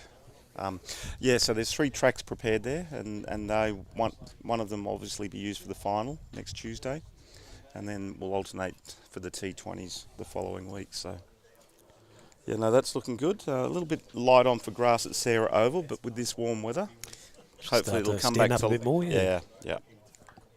And what do we got? Kel Little looking after proceedings out there? Yeah, Kel's doing a great job out there. He's also looking after Turf 2, which we'll use as well during the week. But I believe he's also looking after Nichols Point. He is. And I think he helped do a refurb at Nursery Ridge. That he did. So he's been busy. And he may have even ventured out to Kumiala to help them as well do a top dress. And Kratzman pushing down towards mid-off. There's a run. Fumble. They will get through for a single there. Yep. And the score ticks over to 1 for 23 in the 7th over. I think that was a misfield by Golly down there. As far as surfaces go locally, Telf, this is probably one of the better ones. Just fitness, Harry, you think? No? No, look, I think you'll find Sarah Oval, the Mildura City Council have put a massive amount of work in. They've had Aussie Cummings out there with their gang mow. Yep. And they've given that 2 or 3 mows in the last week. So, it's up in the air and will be taken as Hardy will depart. Caught Golan. Yeah, after the misfield, it was maybe a tactical ploy from Steve there as he managed to turn the strike over, and Hardy tried to elevate over the top of him there at mid-on, and the catch was taken. So another one back in the sheds for Australia Ray. They can ill afford to lose too many in this opening power play as they chase that tally of 224 for victory. Hardy has out-caught Golan bowled Melville for 10, and if you missed it earlier, Wybird also dismissed Court Dawes off the bowling of Trindle of 10 as well. So current score is 2 for 23. And we're almost through 7 over. It nearly looked like it got a bit of a leading edge. It didn't really come out of the middle and just sat up, didn't it? Beautifully for old man Steve Golan to take an easy catch at eye level. He's probably hitting into the breeze. Would it be safe to say hitting down that end a little bit? No, I think across? I think he had the breeze with him. Okay. I don't know. Which way is the dust blowing? It feels like it's coming our way a bit this way, so potentially he's had a little bit to deal with there. But yeah, I think the wind swirls here at Wentworth. Yeah, it does around the stadium. Yeah, stadium. But I think he just got through it a little bit too early and just didn't quite get the timing and the connection that he needed. No. As Richard Gabb now comes to the crease. Now talking about small compact players, they don't get any smaller or compact than Gabby, but gee, he can strike the ball nicely, can't he? Oh, he can indeed. And another guy that loves to hook and cut, loves anything short, and goes very hard very early. So it'll be exciting to watch Gabby here. Just a rebuild, isn't it, for Australia now for the early weeks? They lost obviously an injury in Macy early, and then they built their. Yeah. Having players in the shed is pretty important too, as Australia did demonstrate in the session. There's Book, get the bowl. Gabb instantly looking to get on the back foot and play a shot, exactly as you described, Telf. I might have seen him play a couple of times. I think everyone around Australia and around the world is going, yes, that's Gabby at his best. So that's the end of the over. 1 for 23, Australia Ray. So the rebuild begins here with Kratzman and Gabb as they chase down that target of 224 for victory. One thing you'll find with Gabby, he's not going to leave anything out there. So better to go down swinging in his book, you think? He will either be there for a long time and a good time, or he could just a good time. Just a good time, yeah. So, right. But he plays to win though. Nice shot there this time from Kratzman, who just Pushes it through the covers. It's going to slow up a little in front of the line. I They'll don't- get 3. I don't believe this. I'm seeing Mark Kratzman. I was going to say run 3, but he didn't run the last Probably one. ambled his way through the last one, didn't he? Did it pretty comfortably. Just looks effortless, doesn't it, really, the way he managed to push that through? Dr. Ross is back in the house. We might see if we can find out if there's any update on Gilly, because we've had lots from wishing him all the best with, obviously, the injury that he got earlier today.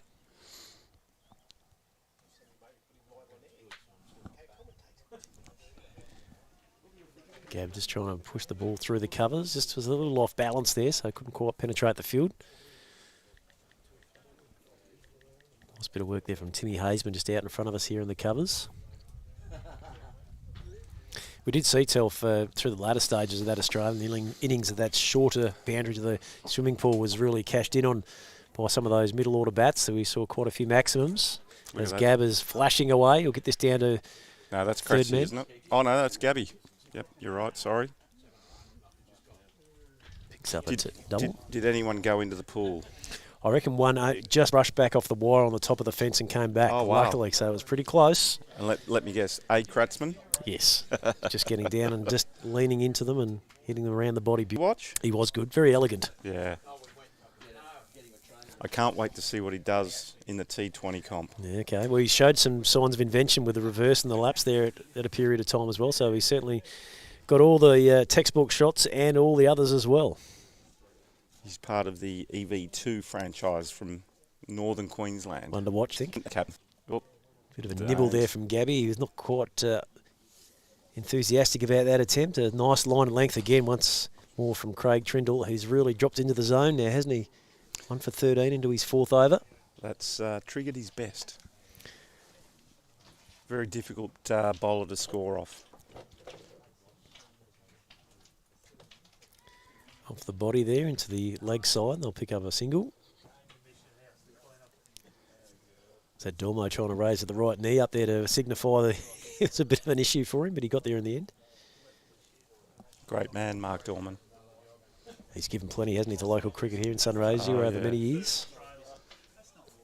I think he was on the SCA board at one stage, and Yep. I think he ran umpiring there for a while. And he was even out on a Friday night, most Friday nights during the ladies' competition, umpiring the ladies when the competition first started.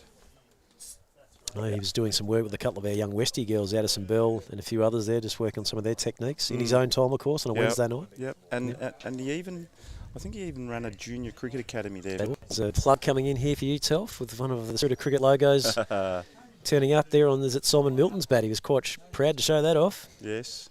Looks good, doesn't it? It does. Simon Milton or the bat? You be the judge on that. I think the bat looks better than Simon Milton. All right, you heard it first.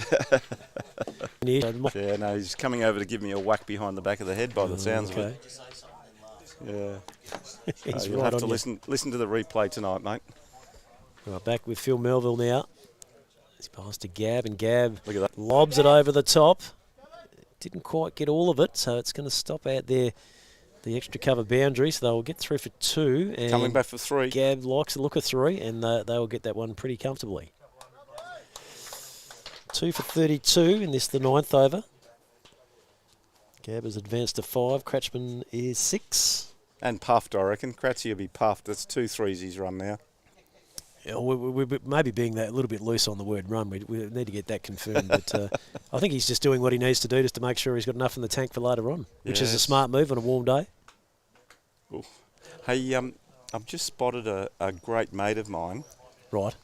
Who's just coming into the commentary box here at Wentworth. He's not listening. And I might just grab him and see if he'd like to sit on the mic and have a chat to you about the Kiwis for tomorrow. They've been practicing today at Chafee Park, so I'd be interested to get his thoughts on the pitch at Chafee Park to start with, and maybe what we can look forward to from the Kiwis tomorrow. Well, we'll see what we can do there. Not sure if he was looking overly confident about that move, but anyway, if anyone can make someone talk, Telf, I reckon it's you. Oh no, Pierre can talk underwater. All right, so 2 for 33, Australia Ray, as they continue on this chase. I'll go and grab him for you. Okay, we'll just turn you off for the moment. See if we can't get Pierre. We're seeing a few of the Kiwi boys there making their way down now after that training session. And once again, Richard Gabb signalling his intentions, getting that one away nicely. And he's now up to 9, going at a better 2-7. Midway through the 8th over here in this Tri-Series tournament opener as part of the Global Spirit of Cricket Festival, which will encompass, of course, the T20s next weekend, which we're looking forward to, as Melville just squeezes up Gabb that time as he gets back and pushes into the covers.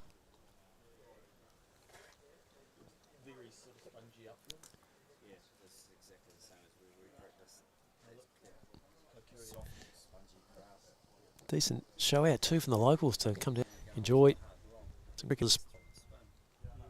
It's Gabb again, just hits through the line, beats the man at short cover, and another boundary.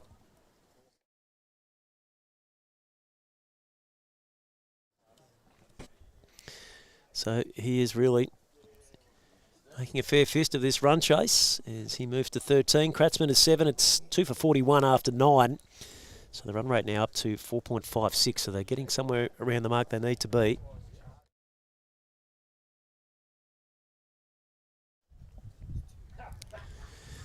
As we wait once again on Craig Trindle, who's coming in from that Pomona end here at the McLeod Oval. Beautiful sunny blue sky here in the southwest of New South Wales. Tops of 27 expected. And we were fairly close to that mark prior to lunchtime. And we're currently sitting on 26.4 degrees. So it gets closed up there by Trindle. Pushes it back to the bowler for no run.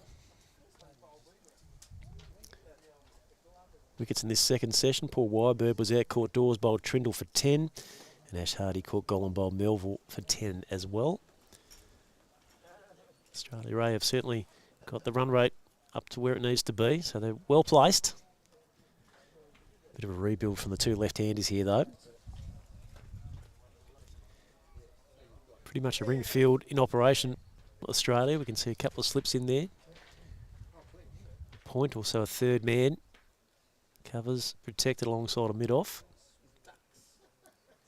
So Kratzmann has to push back into the crease and just get that one around the corner for a leg bite. Adds to the tally, 2 for 42.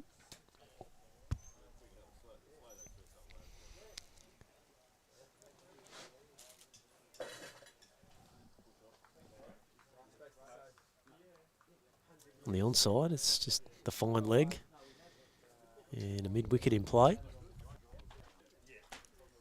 Kratzmann is hitting high and 2 for 48. Certainly if there's anything up in the zone, just a free swing. That is a powerful unit and got that beautifully. And the breeze probably just took it that little bit extra further over the line as well.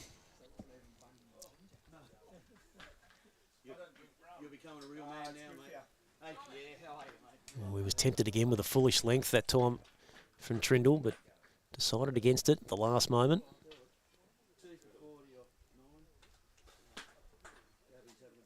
We return to the Oval in Wentworth tomorrow for Australia and New Zealand.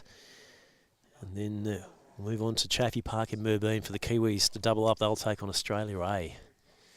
As again, Gabb will score down a fine leg. Picks up the single.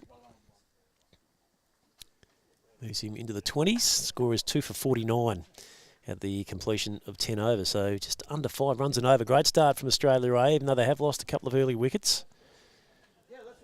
Got the scoring going very well as keep an eye on the Wentworth Township end of the ground. There will be a bowling change enacted here.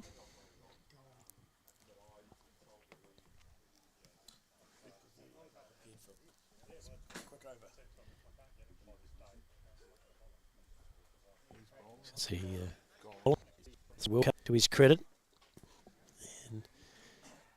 Often proves to be Mr. Reliable with the ball as well. So he's got a role to play here just to peg this run rate back a fraction.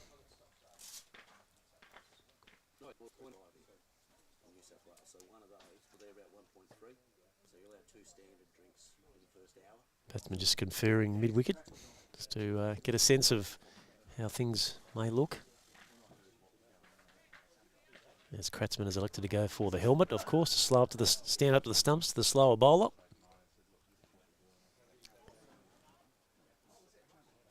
Just working through their field changes here. So they'll have a man at 3/4 out on the mid-wicket fence. They've got deep cover there as well, so there's a bit of protection. Going to now drop a man back, I reckon, at longish mid-on as well for the left-handers. Just on the ring as he finishes there.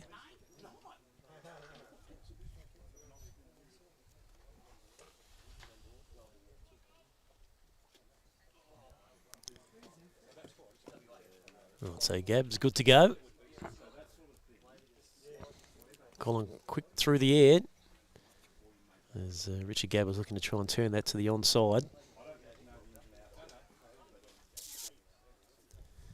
So I'd reckon Australia here looking to push through a few quick overs here just to try and dry them up a bit. Gabb advances down the track and gets it just forward a square. He's looking to press hard for a second. It'll go to the non-striker's end. Good hustle in the end there from Kratzmann.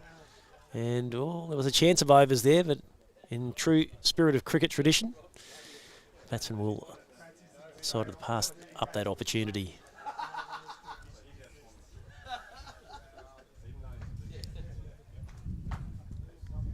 Two for 51. Australia, Ray, as they continue to challenge this target here. The McLeod Oval in Wentworth.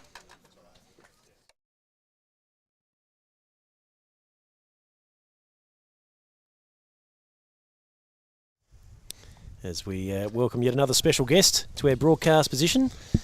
It's Pierre Flavel. Pierre, great to have you in Mildura, mate. Cheers, mate. Thank you very much. Great to be here. Nice to see some sun.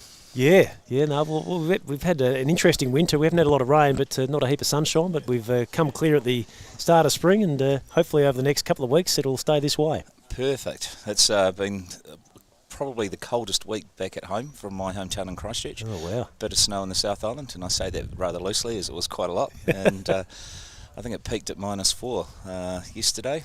Wow, that is cold, isn't it? 27 degrees is all good by everybody that's turned up here, that's for sure. I would have thought so. And you had a bit of a preparation out at Merbeans Trophy Park in readiness for tomorrow? Yeah, we did. We had a good run round, actually. It's a nice little ground out there, and went out there for a couple of hours and had a bit of an open wicket, bit of a net session for the guys to just settle in and get a wee bit more acclimatised before we come out here and play Australia tomorrow. As we see the end of the over there from Golan, who's just squeezed 6 deliveries out in pretty decent fashion there, as the score goes to 2 for 53 after 11. And our batsman Kratzmann is 8 from 25, and Gabb is really showing his aggressive hand here at 23 from 16 deliveries. Now, Pierre, this track notoriously is hard as a block of concrete, but does offer a little bit of sideways as well, but it's true. So I reckon your boys will be pretty happy with that. Yeah, we're looking forward to it, actually, to be fair. We've got an interesting side this time round, and following on from our quad series with Australia and the USA and Blenheim earlier on this year, we selected a New Zealand A side and gave an opportunity for not only the growth, we're playing against international sides, and they've been rewarded for that. We've got 6 of them that have come over into the squad as we prepare for Sri Lanka, obviously, and there'll be up to 4 debutants tomorrow, actually, which is quite exciting. Very much so. Maybe after we get through this ball, you might be able to just rattle off a couple of names that viewers on SOC TV will be keen to watch out for. As that one goes through to the keeper, well bowled once again there by Craig Trindle. Give us 2 or 3 that could really be excitement. Actually, no. I've done a bit of research. John Gary is a great player, great cantab, loves cricket, lives cricket, good man to have on tour as well. It's great to see him back in the New Zealand side. He went to Cape Town for the first World Cup that was unfortunately called off with COVID, but unfortunately didn't make the second side, but well deserved coming back into the team. Is in great form. I shouldn't say that, I guess. Commentator's curse. Went away to England last year with the Canterbury side and scored multitude of runs. And in actual fact, with the New Zealand A side in our quad series, scored 161 against the USA. It wasn't official. It'll be up there. We had a bit of dust blowing in here through the wind, and just prior to that, Kratzmann One beautifully through backward point for a boundary, so he's starting to find a bit of confidence. As again, a foolish length delivery is put through the gap there. Australia A had a little bit of pace off the ball. It was a bit hard to find timing when you came to the crease initially, but I think that extra bit of zip has certainly helped the run rate, certainly in this first 10-15 overs. Yeah, it's good intel. Thanks, Pat. No problem at all. Here to help. I love it. No, it does look true to form, actually. It looks very consistent as far as the bounce is concerned, and you can see that the outfield's... I would say a bit more sun on it, be quite tomorrow, which will suit our attack. Actually, we've picked a typical New Zealand side, whether it seems to be men, women, underage or whatever, overage. We've picked a lot of all-rounders. Okay, can't go wrong with an all-rounder, can you? No, not at all. No. And good to see that fitness over the winter. There's less all-rounders to look at too, just quietly. We bat really low, and that's you've got guys that play for their provinces that bat in the top order that are batting 8, 9, 10. Yeah. So testament to that depth, isn't it? Yeah, it is, and that's the strength of the side is to try and push for a place is really an onus on all the players that when they get an opportunity, they really need to take that opportunity. Yep. And with that hunger comes success, hopefully, and then therefore positive results. So we're through 12 overs now here at the McLeod Oval, and the Australian A boys have rattled on to 2 for 59. Gab is 23. Kratzmann is 14. Talking to Pierre Flavel from our New Zealand enterprise that have made their way over for the Spirit of Cricket Festivale. And Anthony Telfer was telling us last night, you blokes are looking resplendent in your stripes and the suits and all for those photographs after the dinner at the Gateway. It's interesting. We get a lot of comments about that. I think it's us and the Zimbabwe side. We wear obviously the silver and black, reds and their blacks and the yellows. So as Gab just goes aerial over the top there of short fine legs up to 50. Good. Going very well, actually. It's one of those sort of grounds where they generally tend to have the grass cut fairly high, so you might see through the course of the afternoon anything with height will just pitch and plug, where if you can get some good timing, it will run across the surface quite well. But yeah, the big high up and unders generally don't get full maximum results, unfortunately, unless it clears the pickets, of course. Yeah, exactly.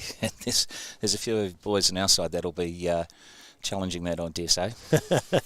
There's a few that can hit a long ball. They're all good golfers too, which is always helps, doesn't it? It does. So if any of the Aussie players are listening, don't take them on the golf course.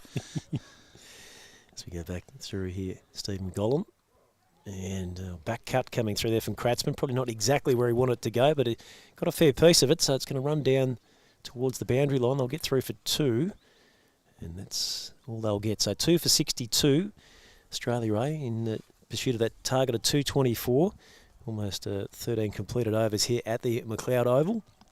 We said earlier in the morning, Pierre, we thought score of about 150 to 2, or say 175-200 was going to look good. Australia were probably only at 3 and over after the first 15. The fact they got to 220 was quite remarkable, really. It seems to be the way the game's sort of transitioned. It's gone back a wee bit as to setting yourself up. Yep. Yeah, it is. It's quite funny. It's sort of done a role reversal. I mean, we're all over 50 obviously playing, otherwise we wouldn't be here, but we remember the days when 45 for 3 after 15 overs in an ODI was classed as a good start. So, on game that guys just want wickets in reserve for those last 10 overs, which are cool.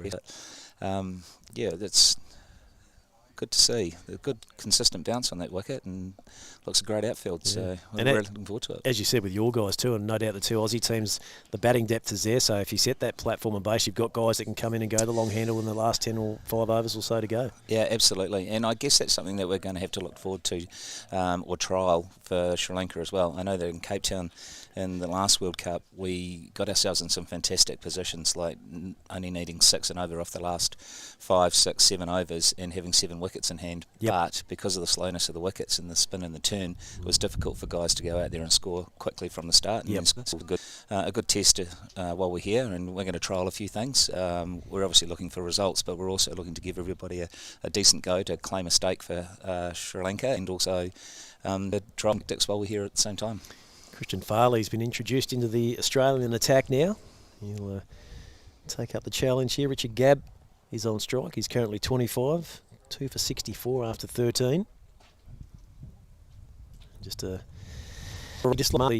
Pierre at the other end of the ground, based on my experience of playing here at this venue a few times over my, a little bit of a hill, a bit of a hump, a bit of an incline, so not quite as easy to get your momentum. This is a bit more downhill from this end, so if any of the Kiwi bowlers are listening in, I'd say, as we call it, the Pomona end, if all being the breezes at your back, is the one you want to go for.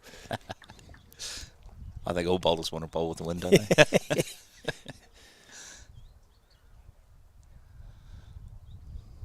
Short into the pitch and swung nicely to the boundary there at backward square. Looked in no danger there at all, did he? No, Richard Gabb, he's only a small man in stature, but he plays the short. I'm sure he would have copped a lot of short balls in his career, but he handles them pretty well. He certainly made that look very easy.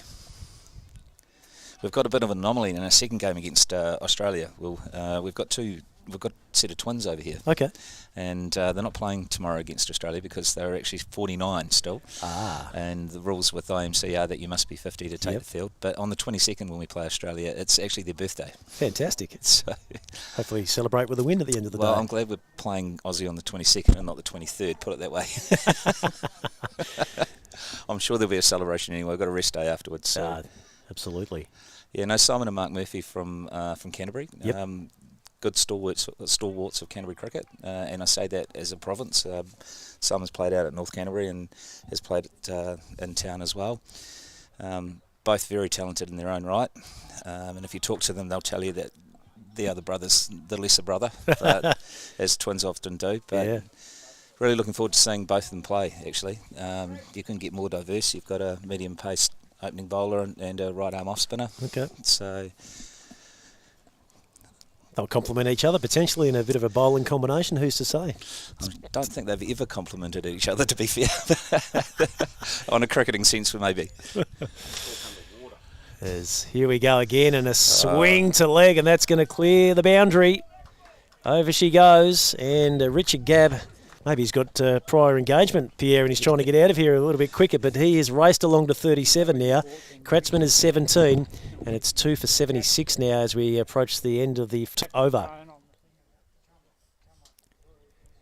So just wait for the ball to be retrieved. It's almost gone out of the exit gates here at the McLeod Oval, so it's going to take a bit of fetching. It'll give not only the batsman but the fieldsman as well just a chance to refresh and reset for the next stage of the game. So that run rate now up to 5.56. So Gabb certainly is leading the charge here. And this has been a pretty impressive partnership from these two as they continue to really make some inroads into that target of 224. Looks like the ball's back in play now, so it'll be up to come back with the return serve here. I think, Pierre, what we can notice from Richard Gabb, if it's either short or it's full and in the zone, he's just going to go. He's looks like Tilly's got his mark in it, so and he's tried it there. And he's leading edge that one down to third man, but got enough on it with a bit of extra pace to clear the cordon and gets it down for a single. But yeah, there's something about left footers and left-handers, isn't there? Something unique about them. Really exciting opportunity for Australia, having Australia A here. I think it's fantastic for the growth of the sport, as we found with the Quad Series in Blenheim with New Zealand A, and give a whole group of other guys that are in and around the squad an opportunity to play and really stake a claim. The growth of the sport is where we need it, and usually it's not an underage sport, obviously it's an overage sport, so every day someone becomes available and eligible by another birthday. So, and it's really good to see some guys that have played some serious cricket and also some really good quality cricketers come out of the woodwork and say, hey, who would have thought at 50 we can be playing international cricket around the world. So, it's a great opportunity, isn't it? Yeah, it is. Yeah. It is really good.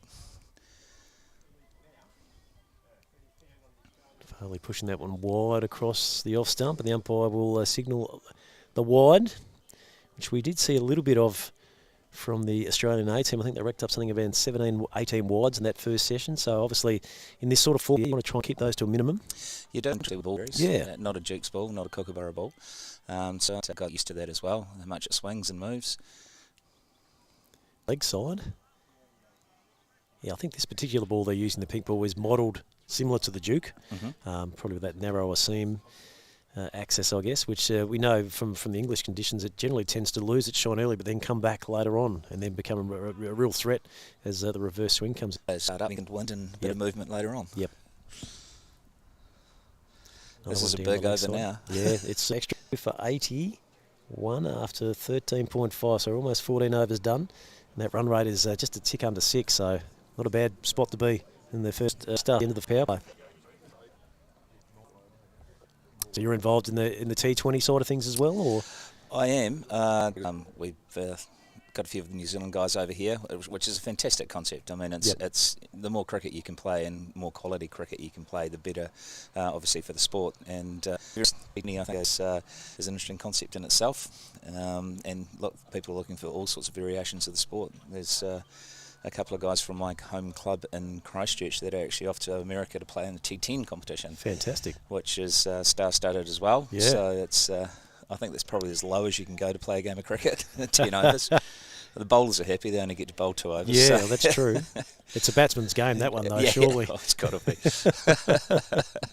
But I think the whole concept of these 2 weeks is just a great start, great foundation to hopefully what things can come and become.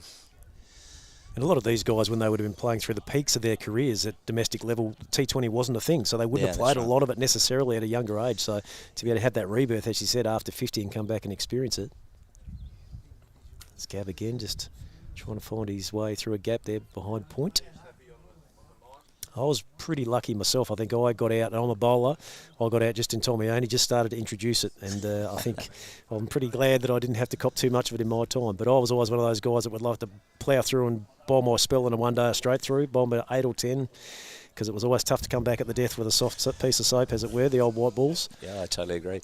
It's interesting too, isn't it, how cricket is ever changing. I mean, who would have thought that a spinner now in T20 cricket would be one of the hardest or one of the most important players to actually roll, and that they open the bowling in a game where you're trying to hit and dominate with the bat. Just that variation, I guess, and we saw that from Brad Perdue at the back end of the first innings, where he just changed his pace and his lines, and he was going over and around the wicket. And I guess if you're bowling that style, as you said, we're seeing it at international level at the start, but if you're coming at the death, you've got the protection that you can put fielders out in the deep and protect the boundaries a little bit more as well.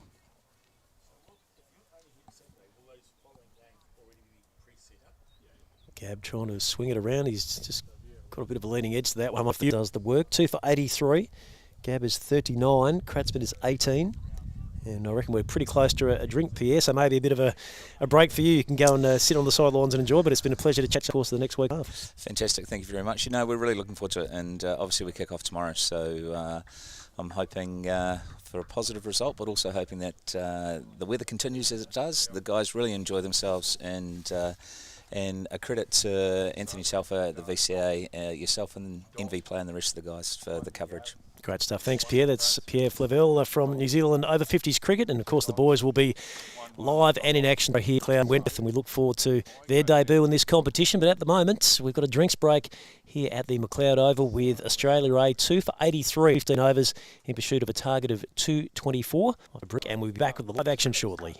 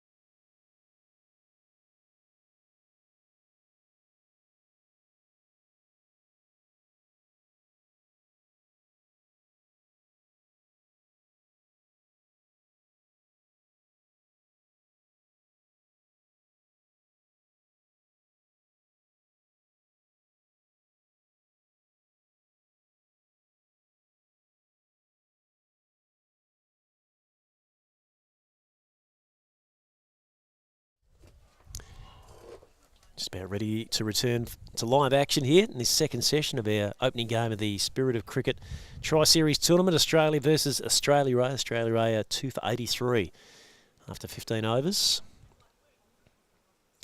And a wayward start coming in there from Christian Farley as he darts one down the leg side. And the Sundries slowly starting to build for the Aussies, up to 5 wides in the contest so far.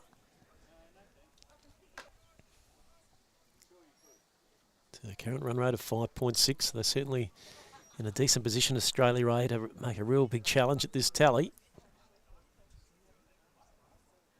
Short and down the leg side, missed by the keeper as well. And the ground is running pretty quickly down towards that Wentworth Township end of the ground. It's going to be 5 wides effectively. It's really going to boost the scoring along nicely. 2 for 89 now. And Farley trying to operate around the wicket to the left hand has just lost the radar a little at the moment.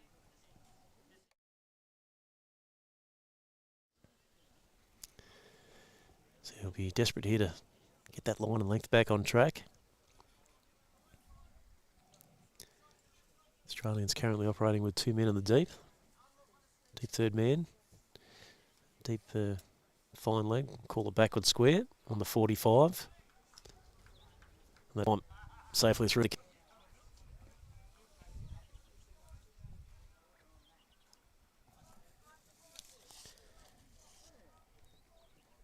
Full program for this Tri-Series tournament. We'll be back here at the Wentworth Oval in... McLeod Oval in Wentworth, sorry, should I say, tomorrow. Australia versus New Zealand. As Kratzmann just hits the ball out there towards mid-off.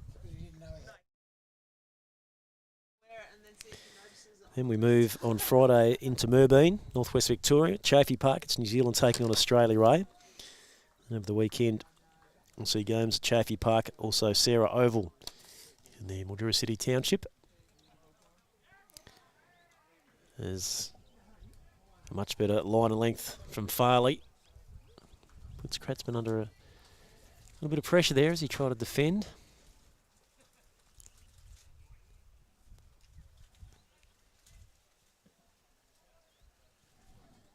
Breeze has certainly swiveled around a fair bit across the course of the day so far.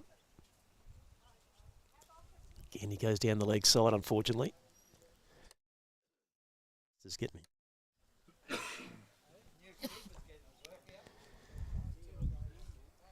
So that score up to 2 for 90 now. Extra count has reached 11 in a real hurry.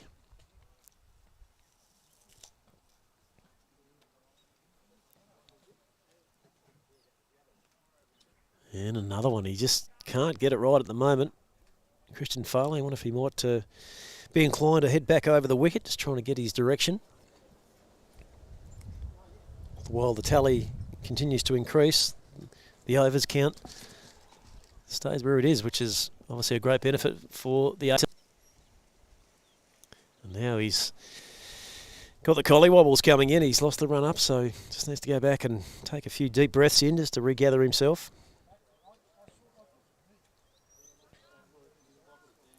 No doubt that breeze is really starting to freshen out of the north as well, which won't be making things super easy either. It's a much better delivery this time. Going through the key to Kratzmann.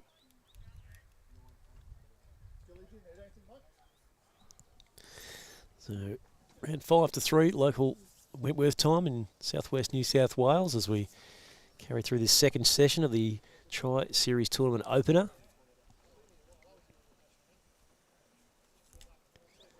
Still Kratz tucked back in defence.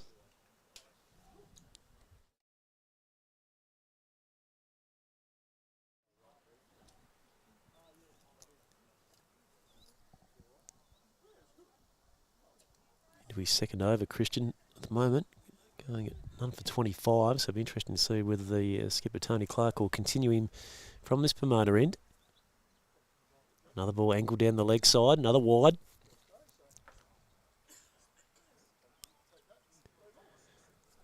So it's been heavy going since we resumed break for the Australians.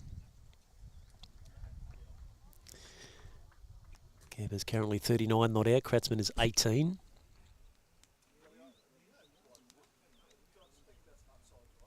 Foolish ball, and Kratzmann is looking to hit through mid-up. Ball fielded by Trindle there, and I think finally we've got through the end of the 16th over. So it's 2 for 94 Australia A.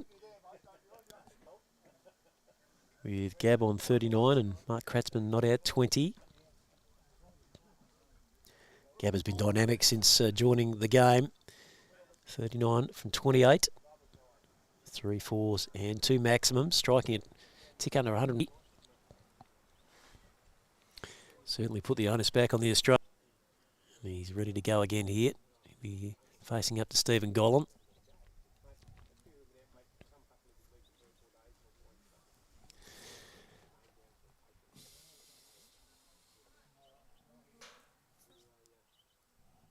Looks like skipper Tony Clark is going to potentially make a late change here, I think.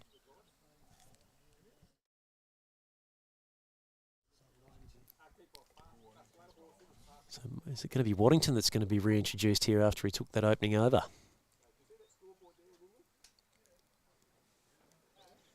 That it will. So 11th hour call there from Tony Clark just to make a change and see if they can't get the game going back in their way with a quick wicket or two here.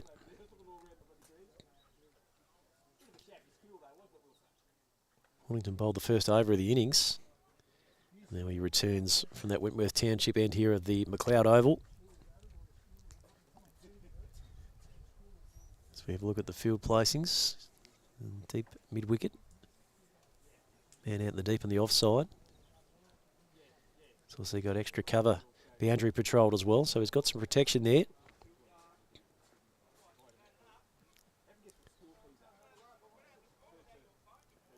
They'll be looking to hurry them through. Batsman onto the back foot and see if they can't hustle through a few quick overs here. Just draw that run rate up a little bit.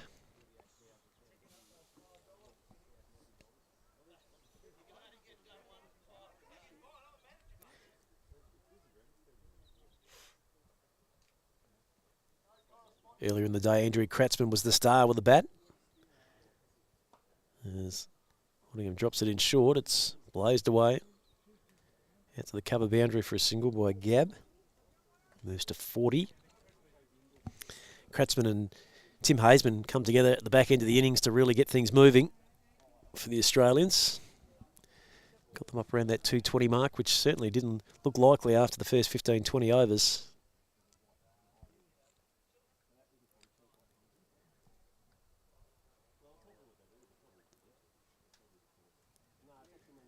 Kratzmann gets forward, pushes out to cover, no run.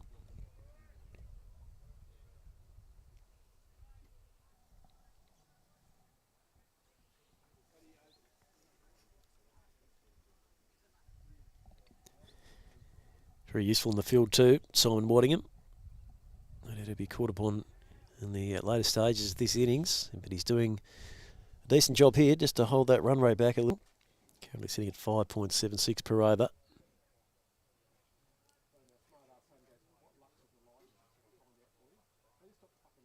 45 over fixture, of course, with power plays, fielding restrictions. Maximum of 9 overs per bowler as Kratzmann advances and managed to beat the man at short cover. Snuck under the grasp there of Phil Melville. As we'll see the score advance now to 2 for 96. Certainly with the bigger boundary towards this clubhouse side, with the left-handers in attendance, can be a lot easier to protect here at the McLeod Oval. A little bit short, Gab moves into it nicely. He's picked a nice gap there too, backward a point. Times it pretty well too. It'll go close to the line. He'll pick up a couple. Gab now 42, 2 for 98. Australia right. As we continue to see numbers gates and enjoying the action of this opening day, the Spirit of Cricket Festival. Waddingham drops short and Gab has lost a hand on the bat there. It'll make its way out towards backward square safely for another single. So at the end of the 17th over, it's 2. Simon Waddingham has 2 overs, none for 10. So now the interesting decision here, will Christian Farley go again, or will they make another change here, the Aussies? Might be a change of ends for Gollan, I think, is the way it looks like it's going to appear. So he'll take up duties from this promoter end of the McLeod Oval.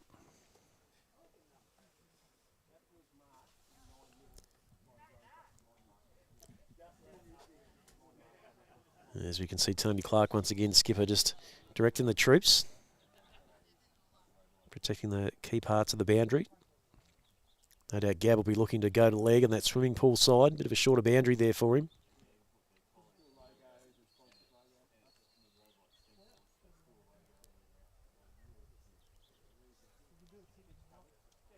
Gollan, on the other hand, I think will be looking to push the ball across the left-hander to outside of off stump.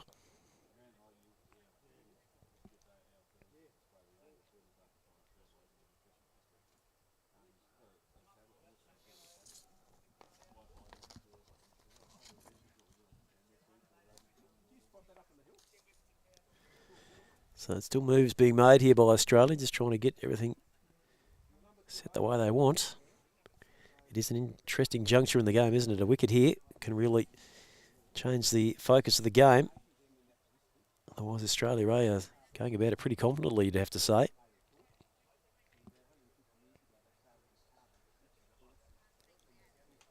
Right, so I think Tony Clark is now finally happy with what he's got. Deep mid. Deep back with deep forward square. He's also got men at long off and long on as well. As Gab compacts and pushes the ball out to cover. Fielded there by Phil Melville.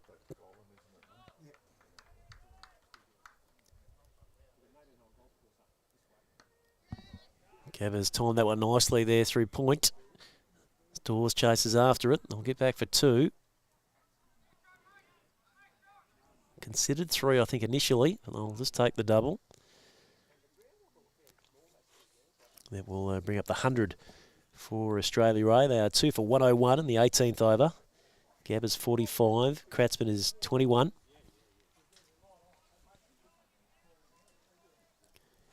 Gollan is into his 4th over.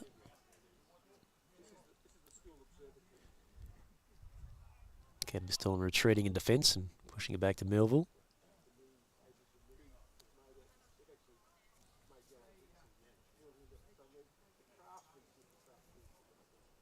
That one's short, and Gab gets into position early. Goes like a rocket out towards the man there at deep square. Picks up another single.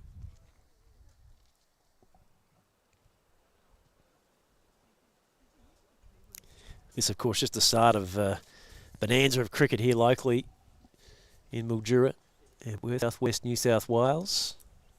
45 over tri-series to be followed by the big T20 Carnival, which gets underway on the April pub holiday Friday. Perhaps the weird grand final on the Monday. Looking forward to that. There's Kratzman. Oh, he was considering an option there of a single. Couldn't quite beat the field.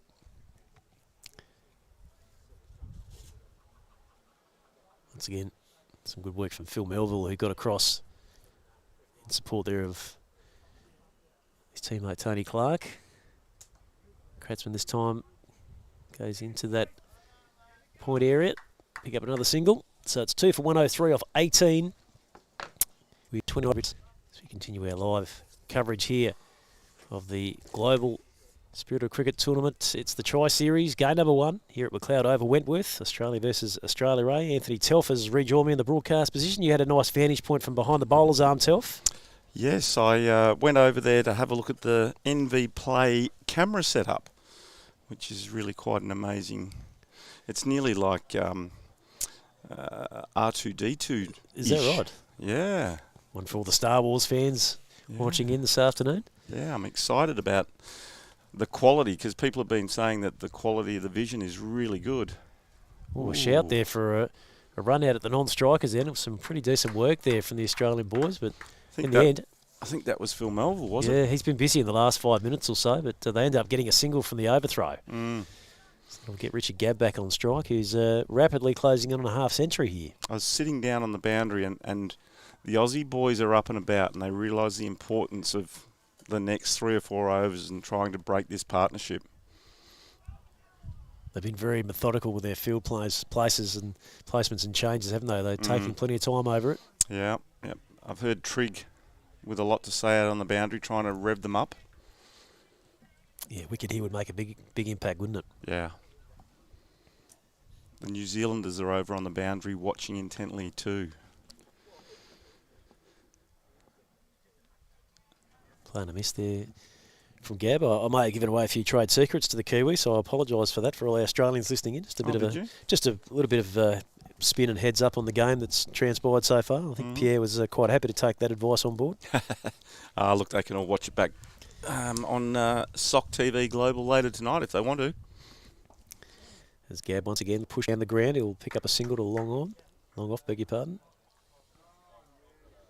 Looks pretty comfortable out there, doesn't he, Richard? Yeah, he does. Yeah, look, once he's set, he's a hard man to get out, and really, the only time you're really going to get a chance from Gabby is in that first probably dozen runs. Yep. If he gets past there, his confidence is away and he's free flowing with all of his shots, and you've seen that already in this innings. And I think don't discredit the fact of the two lefties out there too, which is probably not the usual thing for bowlers to have to encounter, certainly this early in an inning. So that's, I think, played in the Australian A favour. And normally you would think that they'd mix it up, righty-lefty. Almost just steadily away, isn't he? Yeah. I know Kratzy played an innings in the grand final of the Queensland Veterans Cricket Association, their winter comp that they ran, and they played against the Gold Coast. So he plays for the Sunshine Coast. Yep. And I think the Gold Coast boys got a score of about 260 odd, and I'll get corrected here if I'm wrong because they're all listening at the moment. But the Sunshine Coast got a little bit behind in the run rate, and I think Mark Kratzman came out and smashed them to all parts of the boundary, and I think he might have got 40 or 50, maybe 40 or 50 off 20 or 30 balls. Yep.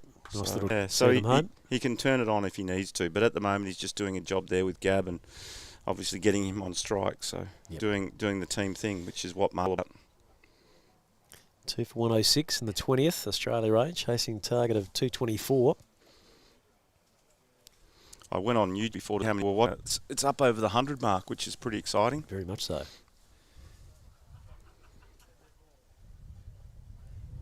For those that are listening, while we've got a little bit of break in play, if you want to know when we do go live at SOC TV Global with all of the games over the next 13 days, if you subscribe to the YouTube channel, you'll receive a notification when we do activate and go live with the live stream and the live scoring. So you don't have to sit there and wait.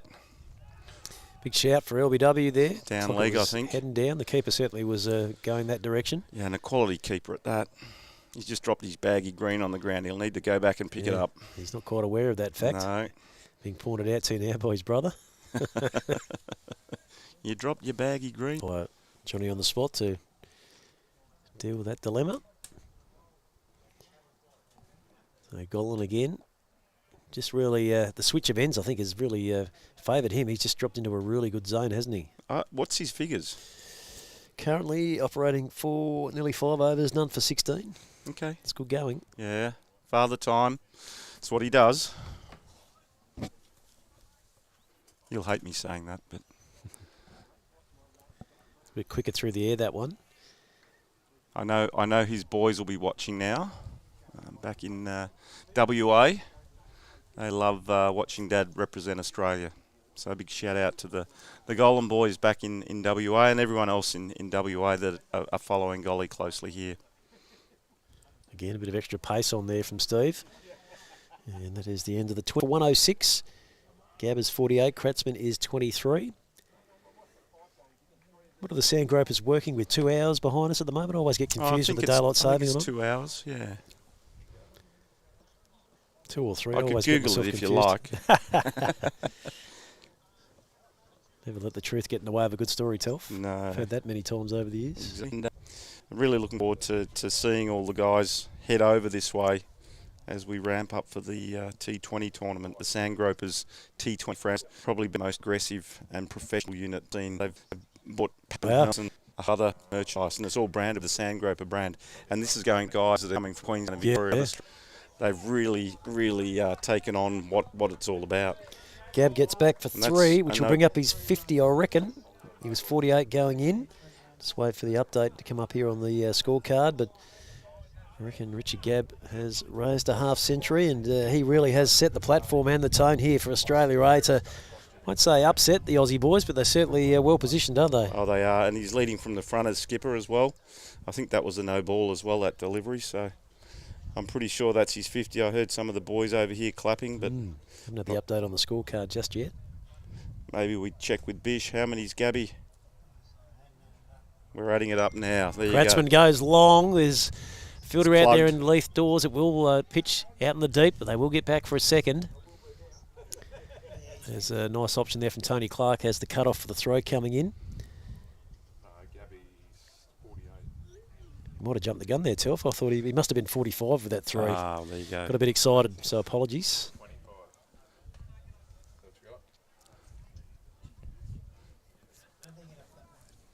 He didn't raise the bat, in fairness, so you would have thought that he would have. He's got to push hard here for this single, but they'll throw to the non-striker's end. Easy single there. The Christian Farley was probably sitting on his heels there.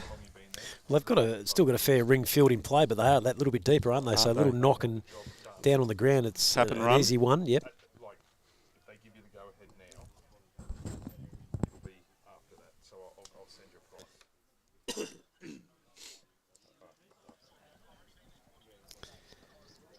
Tom Gabber's just playing it straight back to the bowler. Almost overshot the keeper there with the chuck back wanting him. Wants to be a little bit careful with that. Nearly overthrows. Probably a good thing at Andrew Kratzman's 6'4". Well, he might have been the only one that would have got up that high to catch it in the end.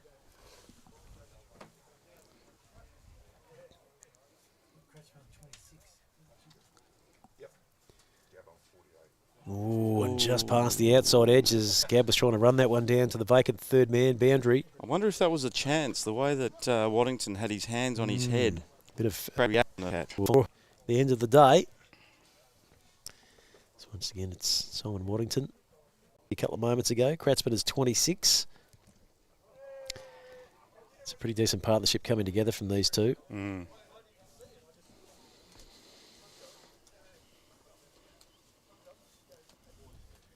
Oh, that bounced a little bit, stuck in the pitch a little bit. He managed to control it pretty well in the end. Just a single. Yep.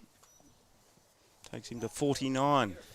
And looks like he might have farmed the strike to take the first and the next over as well. So beautifully played there by Richard Gabb as we check that scoreline for you. After 21 overs, Australia A are 2 for 114. Gabb is 49. Batsman is God for sin. 7-0. The two slower men just trying to take a bit of pace off the ball, Telf, and trying to rush through a few overs here in this mid part of the innings. And what's the required run rate now for We're saying Australia 4.58, so they're currently 5.43, so they're ahead of the game as it stands. They're on target. Wickets in the shed.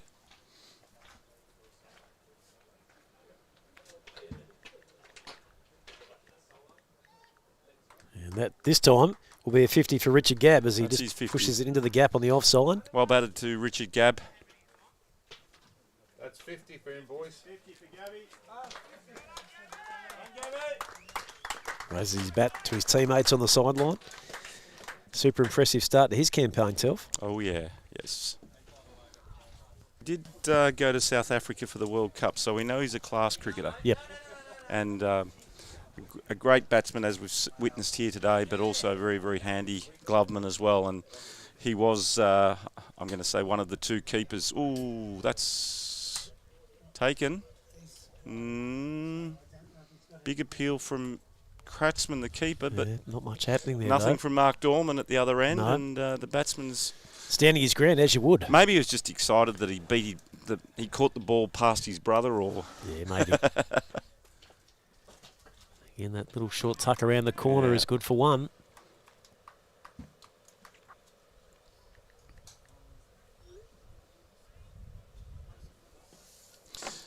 What are your plans tonight, Pat?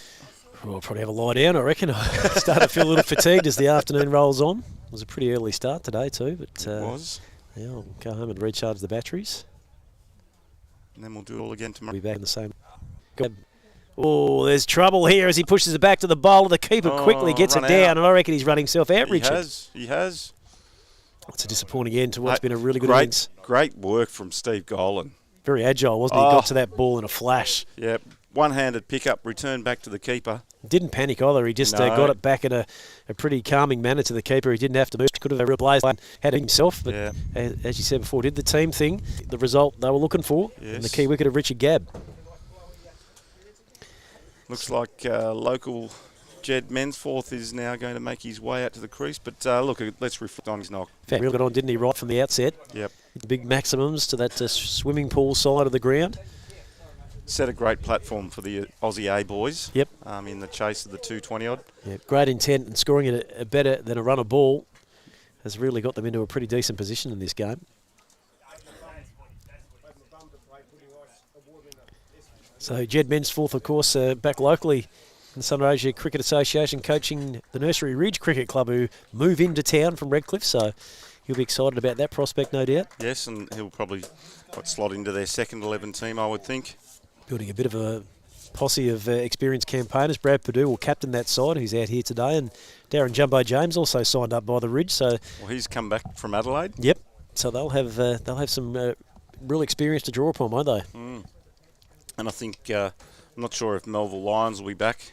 Obviously, he had an accident over in Christchurch, but still he'll lap the 4th Division squadron, I believe. Oh, really? Okay. That's what he's telling me. Yeah, good. He may well get drafted into that 2nd Division mix at some stage. Who's to say?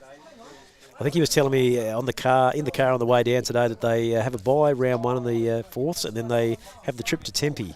Oh, good. Good way to start the season. Yeah. Yep. Maybe he could go to Tempe for 2 weeks, have a holiday. There you go. Not much happens. Yeah, well, and there it's the home patch, and they love it. And stuff February just in front of. He's got all those orangey yellow clads that we have seen across the day so far. It's yellow. It's not really, is it? No, it isn't. I think Kratzy's got the canary yellows. I don't know what you call that Jed's got on. No. As he successfully negotiates his first 2 rocks, and that is the end. 22nd over, 3 for 116 Australia A. Kratzman is 27, Mensforth yet to score. Earlier in this session, Wybird was out, caught Dawes, bowled Trindle for 10. Hardy caught Golan, bowled Melville for 10. And just recently, saw Richard Gabbert run out by a super piece of work from Stephen Golan for 50 from just 46 deliveries, including 3 boundaries and 2 sixes. Mm. It was going over my head because he only just got it. He's just alongside us here in the broadcast position, just checking in on the stats. And it didn't hit the glove nice. It was kind of here somewhere where it's like, oh Jesus, but he got it down. So good luck with that. He's gone pretty quite further. All right, so we're back in here with Simon Waddington. I'm unsure. Would our listeners be able to hear what Richard Gabb was saying? More than likely, yes. I think the directional mics do pick up a fair bit. I reckon you'd be able to hear Gabby in the back play. I'll tell you what we might do. Mm. We might let him get his ear off. Reckon? To talk up his knock, you think? Oh, he will. He'll love the opportunity to get on the mic. All right. I think. Give himself a little bit of everyone else may recovery. Not. We need to give Gabby his moment, though. It's all right for those boys. They probably won't hear it sitting over there in the underneath the marquees. I'm talking about all his fans back in Adelaide. He's got lots of fans in Adelaide. Does, don't you worry about that. Yeah. This time Kratzman tries to manufacture the single down the ground. Interesting period of the game here, Pat. Yeah, they've just come off the boil a bit, haven't they, the A team at the moment? Been pegged back just a fraction. Yeah, the spin twins are doing the job for the Aussies. Mm. And we talked about that in the first innings where... We didn't see much of it until the end, but Brad Perdue really was super at the back end for Australia 8. Yeah. Tied up his end. Yeah. What were Brad's... Do you remember what his figures were? Oh, he got through half a dozen overs for probably 15 or 16. He picked up at least 2. Maybe 3. Good to work with. He's pretty happy with the end that he was operating from. Been hard to read and play because of that extra bit of bounce. Can't really get down low, be confident. Full length delivery. Mensforth strikes it nicely out to the doors, and he is away. Picks up the single. 3 for 118. Close to the end over. What about yourself, Telf? What have you got lined up for later on this evening? I'm going to probably do a bit of work with NV Play and tidy up a few things for tomorrow's production. Logos on there and a few upload commercials so we can have a bit of a break between overs. And get a bit of a highlights package up from the we'll afternoon. do a highlights package, a little bit of media work. And that's over. Yep. So 3 for 118 at the completion of 23. Run rate still above 5. It's 5.13. I might even venture off to enjoy wine for a nice steak. Yes. And a glass of red. I think most of the people here for the week will be doing something similar. Be a bad way to make first.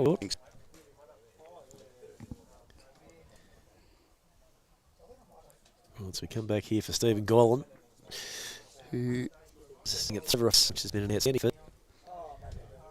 As I said before, really feel the switch of ends has been a big bonus for him. He's locked on to a great bottom left. Going back there is men's fourth, trying to work it through the offside.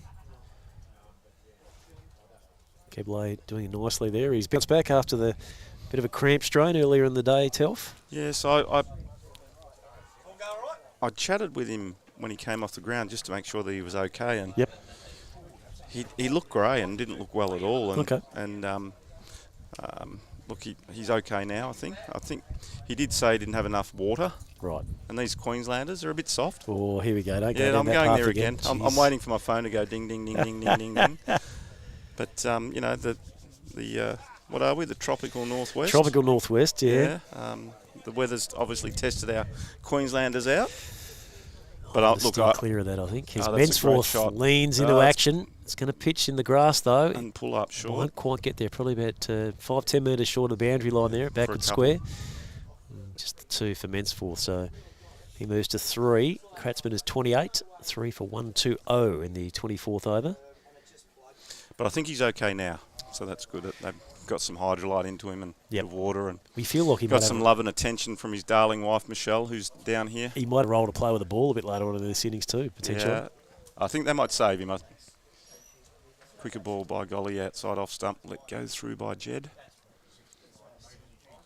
I guess Tim Hazeman's another option they could look towards. He hasn't been called in to active duties just yet. I think they normally use him at death. Righto. Men's fourth a little uppish. Again, Golan racing through his over. So 24 down.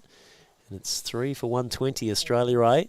Going at 5s, the required rate is 4.95. So it is in the balance as we speak. Where do you think from here, Pat, in the game all day? Oh, look, you know, this pitch generally only gets better to better. They got second. The fact they've set themselves up, I think, are in the box seat. It's just a matter of continuing the momentum. If they can keep wickets in the shed and give themselves a chance to have a bit of a flurry at them in the last half a dozen. As long as we get a tight contest, I think that's what everyone wants to see. Exactly right. All right, so we're going to move back down that Wentworth Township end, or the McLeod Oval. It's Simon Waddington. He's also doing a pretty decent job for his skipper, Tony Clark. Maybe we could call it, is it Lock 12? Lock 11 in Mildura, Lock 12, I think it's Lock. Or is it Lock 10? 10, I'm thinking 10, yeah. Yeah, I went the wrong way, didn't I? But I don't even think there is any more. I think Mildura is the first lock, isn't it? You could be right. Yeah. Could be right. Kratzman just punches out towards cover, no run. In fact, Jed Men's fourth. Well, he'd know. He's batting. He works at Lock 11. He does. He knows all about it. He opens and closes the lock and lets the boats go up and downstream. He does it all day, every day. Yep. What a job. Absolutely. On the Murray.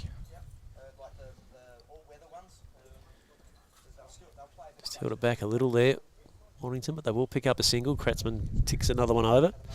I've actually heard Jed's going to do a bit of a tour through the lock and that'd be great for the boys, won't it? Yeah. And take them around the Lock Island. So that's we'll have to do a bit of live streaming of that in the party there. That'd be good for everyone to take in on the Sock TV. We could do something. I have to get an invite though. Nicely worked by Men's fourth. He'll get that one back with a point. He'll pick up 1, and we'll come back for 2. I'd have that organised on their day off. the Australian So A no boys. invite for yourself? Oh, well, I'll probably be out here with you. Yeah, okay, right on. Yeah. Yep. Keep you company. Thank you.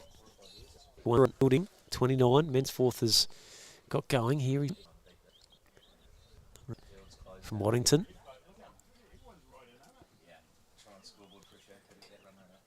So we're really at a stalemate here almost, both through this second innings.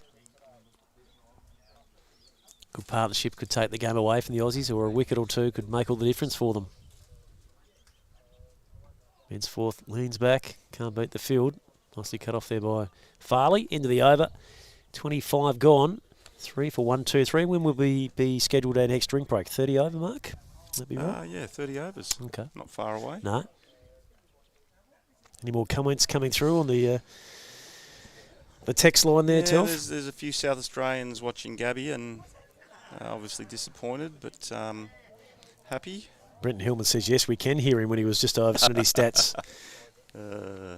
Brenton Hillman's coming up here. He's one of the umpires in Saka grade cricket under the guide, and he plays vets cricket in Adelaide, but he's coming here for the T20 tournament to umpire. Okay. And I think there's 8 or 9 umpires through the T20 tournament from the 26th. Who's his club over in Adelaide? 30th. Hills Flurio. There you go. One of your boys? One of mine. Great man and a great supporter of the spirit of cricket too. So it looks like Craig Trindle is going to be reintroduced. Got through 6 overs in his opening burst. So still has 3 overs accessible. So maybe skipper Tony Clark is looking for a breakthrough here just before drinks. They need to do something, the Aussie boys. It's just meandering along a little, isn't it? They can't afford to keep going the way they are. They need to strike now. Otherwise, the game will, be taken away from them. I think with the Aussie. Well, they'll be under pressure at the back end, won't they? Yeah, they will.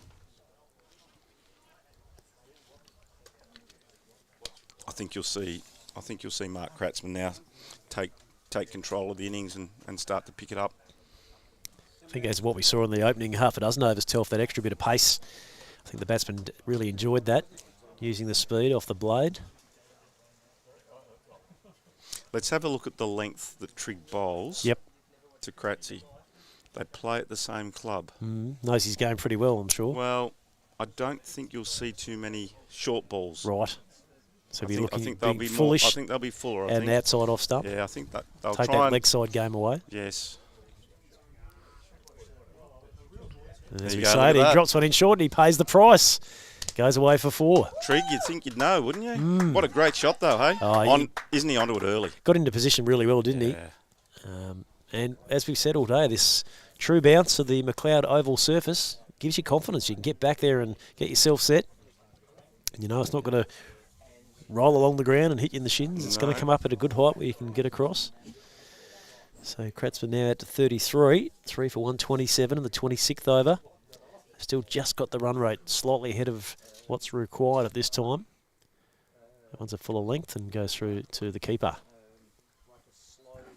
What's the chances of a Kratzman called Kratzman here? Well, how would that go down after the game, do you think? Well, someone would have to shout, wouldn't they? I would have thought so. Yeah. Yeah. And so obviously Andrew, Mark and Trigg all play at the same club up in the Sunshine Coast. Trindle trying to get access to the ball, but Mensforth was backing up at the non-strikers. Yeah, they collided and kissed and made up. Lovely to see. That's what it's all about. Yeah.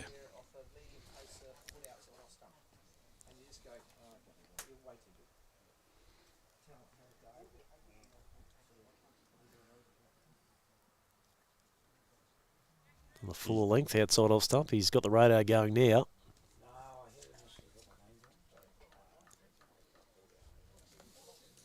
You wonder whether Kratzy might just potentially have a fly at one of those in a second, just to get things rolling. Going to see if I can He's get giving you digits at the moment. Richardson, so we can give him. He's want to listen to him on the on Kratzman. Sock TV, so we might get him to jump in here at the end of the over, which is now. Okay, we'll do that. We'll switch you down and we'll check the scoreboard. It is 3 for 127 after 26. Australia A chasing that target of 224 set by Australia in the first section. As we have Richard Gabb join us here in the broadcast position, straight off the bat. Gabby, congrats on a pretty impressive dig there. You got going straight away and had the scoreboard ticking over nicely. Yeah, that was the plan. The plan to run myself out wasn't. I didn't think that was part of the that copy wasn't in book. the script. No. But, no, it was pleasing. Kratz and I put on a pretty handy partnership. Got the run rate. I think for me the keys to these sort of games is you get ahead of the run rate. Yep. And then you can absorb some quiet overs. Takes the pressure off the lower order, middle order too, doesn't when it? you need 5 and over, if you get caught at 3 and over after 15 or 20, then it becomes 6, 7, 8, and everyone's got to play risky shots, and you probably get rolled for 160, 170 sort of thing. So, yeah, rolled the dice, got a little lucky, got a couple in the middle. Yeah. I saw that you fancied that shorter square towards the dice, coming out nicely there. The Aussie boys did exactly the same thing. Did. It's like the wind out there is quite strong, and it's the shorter fence as well. Yep. So then, it's a bit like playing golf. Just punch the 7-iron up and goes an extra 30 metres. Yep. How do you see it placed here? It's pretty even. I mean, the run rate required and the current total is pretty much even, isn't it? So game's in the balance. Yes.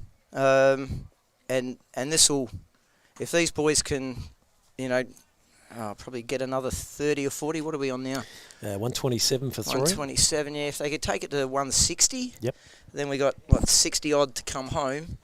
Got a few boys that can whack it. If we can keep it at 5, you can pick on the old boys in the field. But, we don't move as well, we don't throw as well. But, no. It's the same for everybody. Yep. And you get there's a few more singles out there than if we were playing with 25-year-olds. Exactly right. As we wait on Melville again. And past the outside edge of Jed Mensforth's bat there. It's quite a lush, spongy outfield, so that probably takes a bit out of the blokes in the field as well across the afternoon. Yes.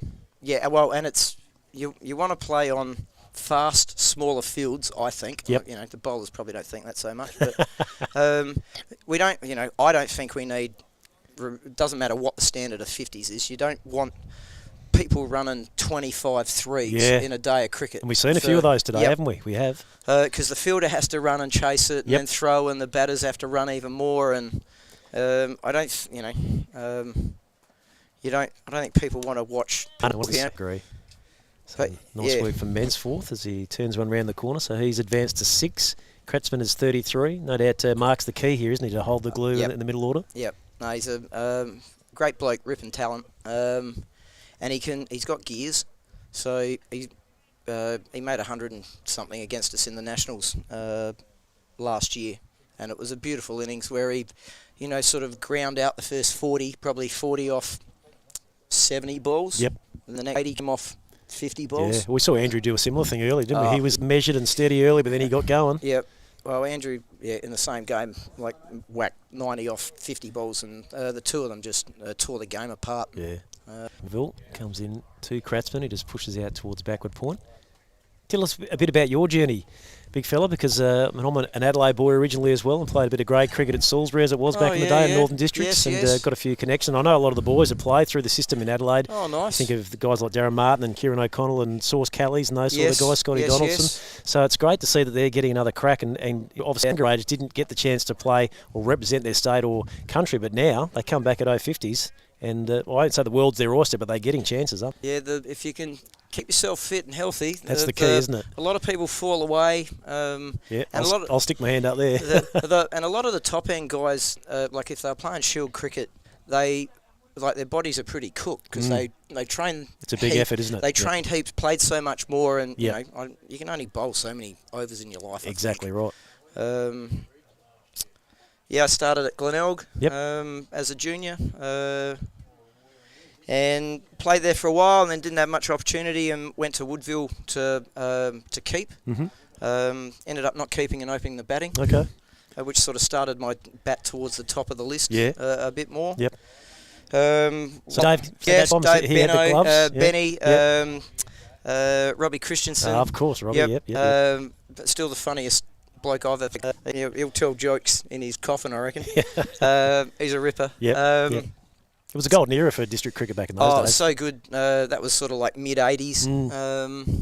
And the Shield players played half the season. They did, yeah. The Test players probably played 2 or 3. Glenn Bush, those guys. And like B grade cricket was really strong, but A grade cricket was like a furnace. Yep, absolutely. And to come in as a young kid, David Hooks and McCurdy, and no one was backward in telling me that I might be in a little bit of trouble. No helmets and all that sort of stuff. Gave me some information about my mother that I wasn't aware of. All that sort of stuff. Yes, so, indeed. Not quite the spirit of cricket of those days, was it? Well, it was the spirit of cricket then. Yeah, we've changed. We've arced around a bit, yes. haven't we? Yeah. I don't think how we played then really was the best way to play. I don't think it makes that much difference. It's not we're not tackling or fighting anybody. No. Sort of thing. It's a skill-based game.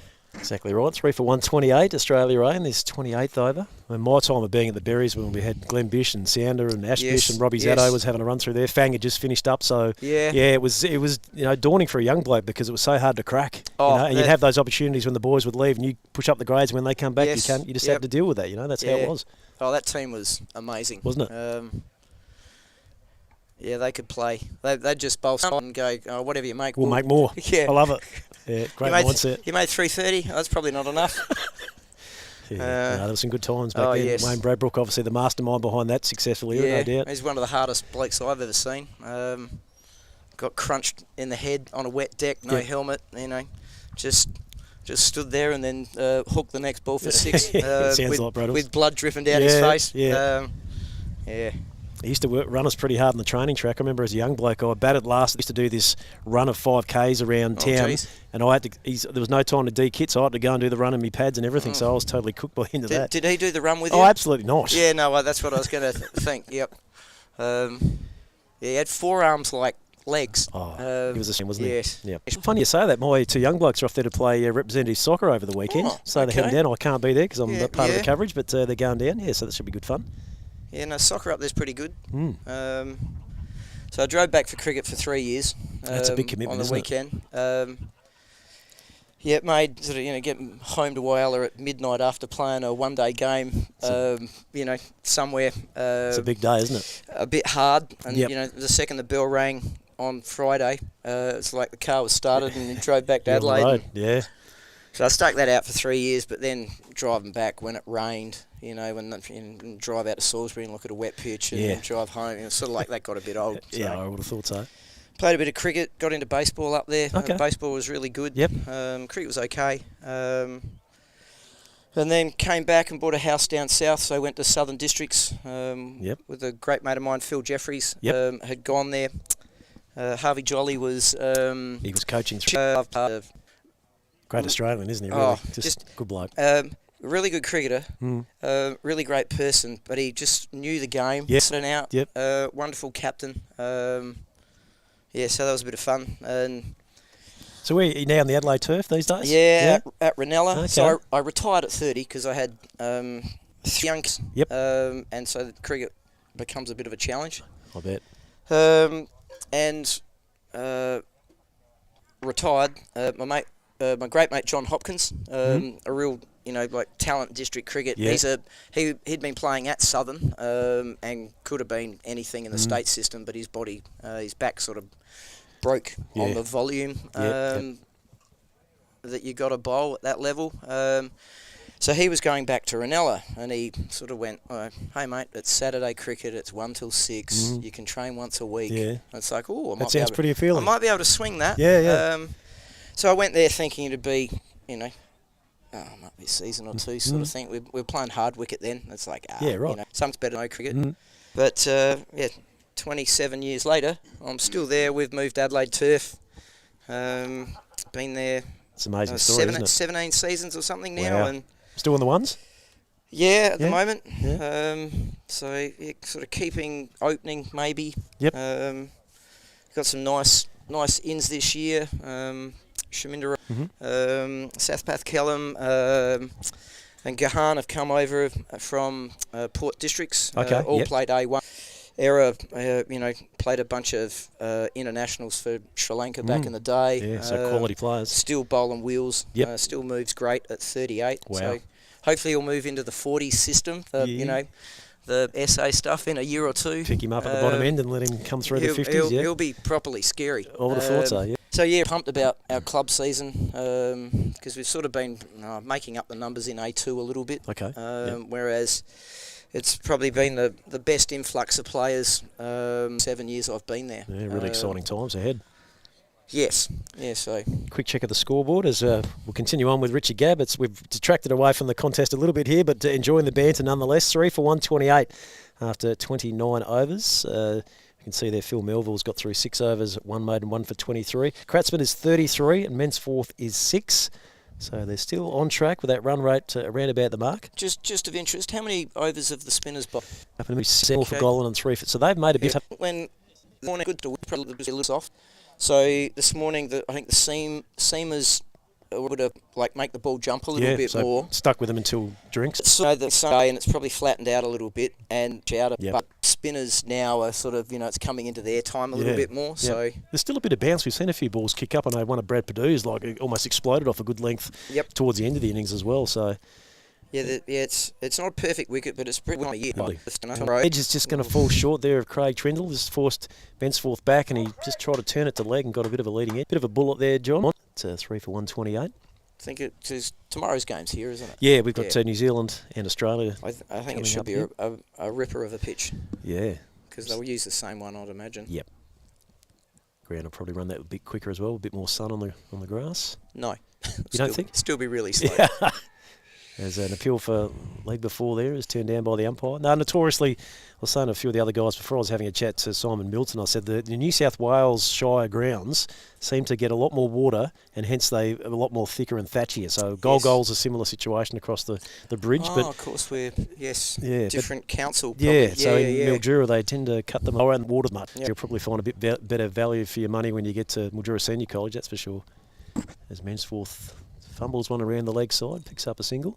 So you guys at Ranella still in A2? Have you No, we're A2, A3. Okay. Our B1's won last year. Okay. So what are we? A2, A3, B1, 2, something like that, and then a LO. Strong, isn't it? Yeah. LO something. Yeah. LO and 6. I just love the aspect of the turf, and obviously the A grade boys have started to embrace it a little bit. But the relegation promotion thing, I had a short stint at Walkies, and I remember the last game of the year we were playing against Flinders Uni. And it was a wet deck, and Andrew Watherston was trying to kill me, knock my head off. I was batting in a hat, and I managed to get a few over the car park for 6, and we managed to squeeze home. I think Damien Reeves managed to save the day for us, but there's just nothing like it, I reckon. And we're looking at maybe potentially locally here with the lower grades building up to maybe have that promotion relegation, and I think it's great. Well, we played in Southern cricket for how long was I there for? A decade thereabouts. Yep. And it was pretty good. There was some good cricket, even though it was hard wicket. But it was kind of the same 4 or 5 teams that playing finals in the top 4, and we were one of them. So it's sort of you'd start the season and go, well, we know we're playing finals. Yeah. And so and there are a couple of teams that were always struggling, and there's a few footy comps around like that sort of thing. Yep. Without the promotion relegation, that's the way next year and the year after and the year afterwards. Whereas nothing really changes too much, does it? With it moving up and down. And you find obviously those clubs that get relegated lose their players, they'll move on to other clubs. Not as much as you'd think. Okay. There is player movement. There's a bit of money getting thrown around now.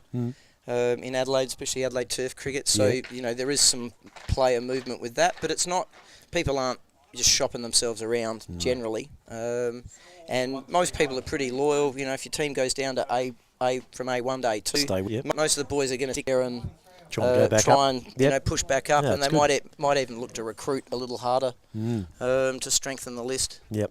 So I enjoyed my time in the turf circles. I had a couple of seasons at Walkies. I played 1 year at Penfield. I got roped in there. That was a few of us Salisbury boys went out to play with Mark super early. I don't know if you remember Mark from back in the days. He was a bit of a wild man, but we recruited all these guys in, and I reckon we lost the first 2 or 3, and all the committee in the club saying, what the hell's going on? Then we went through, didn't lose another game. Got to the grand final. It was a washout at Ingle Farm, so we got to play at home in a one-dayer. And just talking about super, he had a year where he made 500s and 5 ducks. One of those sort of guys. He only gets it on. And he normally batted 6, decided to open in the grand final. We're going, what are you doing? Makes 120 in the first 15, and we're away. Oh, wow. So we managed to squeeze home at the end against Modbury. Yeah. Mate, I might just have to leave you. Yeah, sorry, Gabby. No, it's great to chat to you, mate. Go and have a chat to these boys. We might catch up with you again later on the piece. I'll be here. Thank you very much. Richard Gabb, some great banter there as we look back into some of the local SA cricket action as far as Adelaide Turf and district cricket is concerned. Of course, Gabby, really impressive, coming in at number 4 for the Australia A team today, 50 from 46 deliveries, 3 boundaries and 2 sixes. And as I did mention, apologies that we have diverted our attention a little bit from the action. You've been watching the pictures, but we've been talking a bit of cricket, as it were. But it's 3 for 131 at the second drinks break for Australia A. They are off of 30 overs. As you can see the equation on the screen, they need 93 off 90, so it really is a contest. And it's going to go right down to the wire, you feel. Kratzman is 34, Mensforth is 8, 7 wickets in the shed. And we're set for an exciting last 15 overs. We'll take a short break and back with some more live action shortly.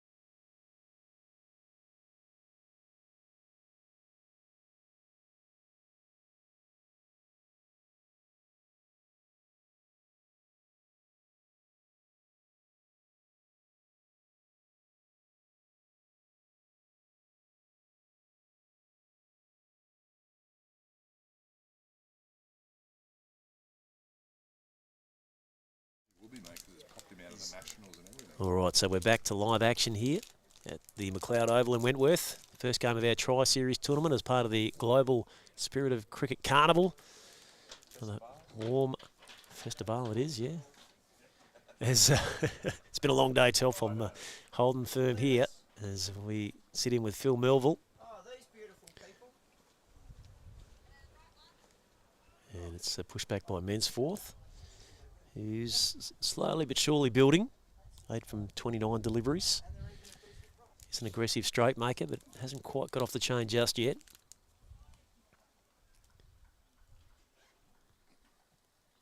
And 93 to win from 88 deliveries, 7 in the shed.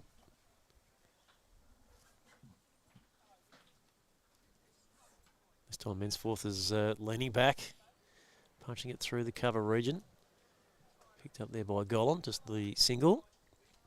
3 for 132. Sort of feel at some stage they'll need a couple of big overs just to get themselves a little bit the better side of the required run rate. No doubt the Subbers Waddington and Golan really did slow things up a bit as far as that run rate was concerned.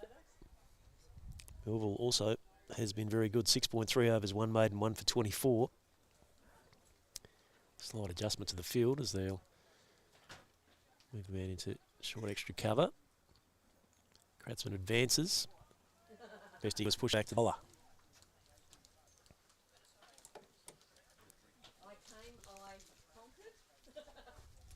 So just updating that scorecard for you. Wybird was the first man out, caught Dawes bowled Trindle for 10. Hardy caught Golan bowled Melville for 10. Richard Gabb was run out for 50. Kratzmann and Mensforth, the not out batsman. Mid off there from Kratzmann is effective for a single.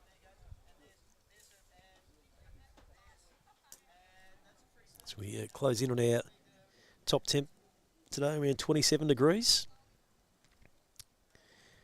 26.1 according to my phone, although it says it feels like 18.6. I always wonder how they come up with those. Feels like, if it feels like 18, it's 18, but that's a story for another time.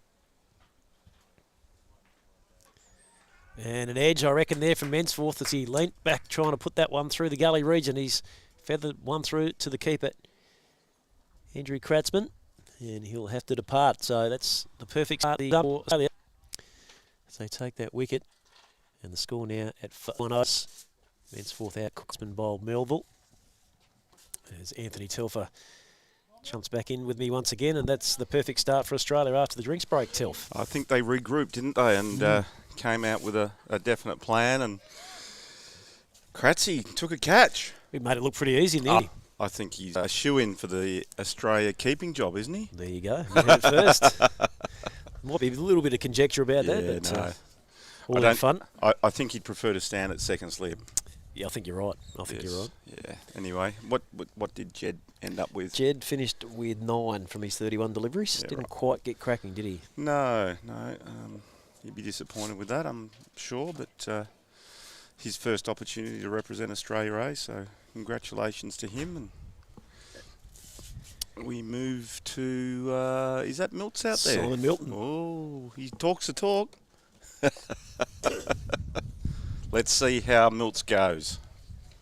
Another great supporter of the spirit of cricket. Yeah, he was a bit confused at the midway point of the game before lunch as to which team he was actually playing for, who he should be barracking for. Yes. There was talk that he was going to take up the keeping duties for Australia in the absence of Owen Gilchrist, but they have allowed him to bat for as he originally with the course of action. It was sorted out at the lunch break that yes, that's what would happen. I have a phone call that I need to take, Paddy. Right, no risk of missing out on any of those calls, Torf. That phone is extremely loud, but that's what you need. I like it. As we wait here for Mark Kratzmann to face up. And Chris is going to earn for that promoter area at the McLeod. Quite light in his first stint, 2 overs, 1 for 28. Did certainly bowl quite a few wides, in fact 9 in total in that couple of overs, so he'll be looking to try and get things straight on the money here.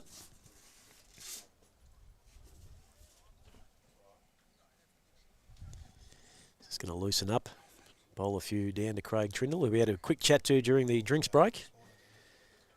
He's certainly seemed to be fairly receptive of the surface here at McLeod. Enjoyed a bit of extra carry through to the keeper. And he has finished his 9 over spell, 9 overs, 2 maidens, 1 for 33. So he'll be pretty happy with his effort this afternoon.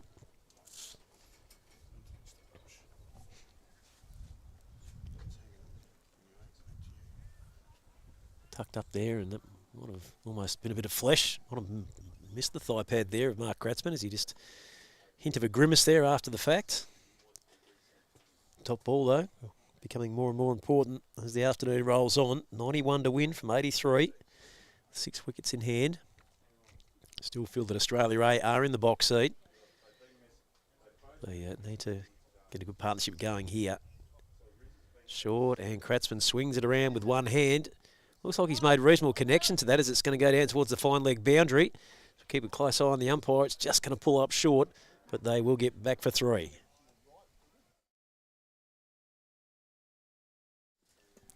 So Kratzmann moves up to 38. Score at 4 for 136 in the 32nd over. We'll get a chance to see Simon Milton here in action. He'll be really desperate to start the right way here. Get the scoreboard ticking over. So just a couple of still going to run a deep third man, but pretty much ringfield aside from that. As Milton leans back and evades Leith Dawes in the gully there as it runs down to third man. They'll pick up a couple. So a positive outcome for Milton from his opening delivery. 4 for 138. 86 from 81, so that equation certainly nice and tight.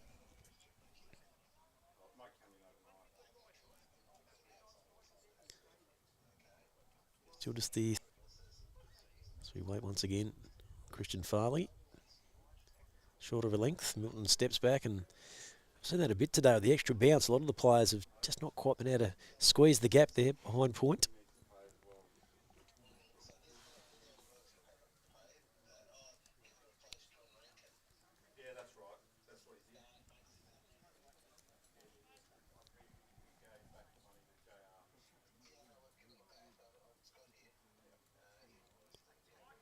Milton once again trying to guide it down to third man. Goes through to the keeper.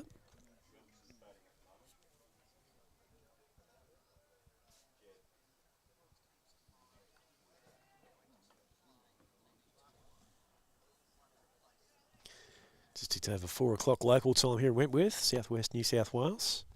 Second session. Bit of pace off that time, but it will result in another wide for Christian Farley. It might crack him into double figures, I think. 10 wide so far.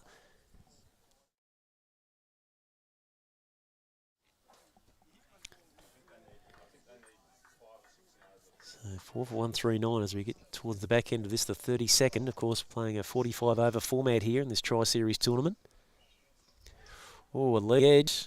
Pops out towards the cover position. Won't quite carry the journey, so luck's a fortune there for Milton. End of the over.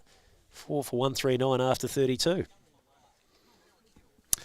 Yes, just talking to Andrew Knight, Championship Director. Okay. Yes. He's happy with the way things are rolling? He's happy, yes. Very good. Worked through a few things that obviously happened and transpired at the lunch break, so. Yep. It's all good, all systems go. Yeah. Obviously the action and the cricket takes care of itself out in front of us. So yes, well he did ask what the score was and he said, oh, game on. Yeah. Well, So we tend to feel that it is. Like the balls are starting to sneak away a little now. 85 from 78. Oof. Nine. Mark Kratzmann still at the crease. Okay. He's just dug himself into a little bit of a hole in the last half an hour. He's 38 from 87. They haven't been giving him the width that he likes. No. They certainly haven't dropped his short to him. No. The full-length delivery. Oh, buys. Oh, wasn't sure if he got an under edge on that, but it looks like it will be signalled as buys. Well, there's no signal, so there was an under edge. So Bottom edge. Looks like a run to Kratzmann. Could we say it was a drop catch? I'm not sure if it carried. Not sure if it carried, Telf. I don't know. You got better eyes than I have. But No, I don't. Thought it might have just hit the deck just prior to getting through to Kratzmann. He would certainly say that after the game anyway. Definitely. Make no mistake. Drop by his brother. brotherly love. Yeah. So Melville playing a really decent role here with his medium pace. This is his 8th over. He has 2 for 26.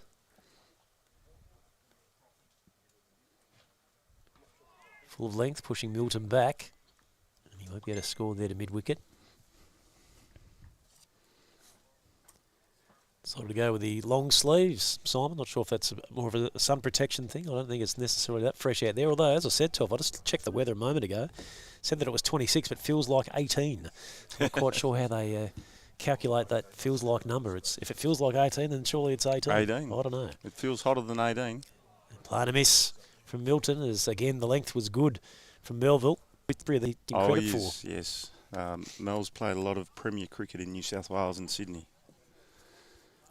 And works super hard on his fitness. Would have no doubt encountered some of the big names coming through the New South Wales system over those years as well. Yes, we've had him on the clubhouse and spoken about the players he's played with and against. Who's his district club back in Sydney? I'll put you under the pump Yeah, there no, you without put me notice. under the pump without notice. Okay.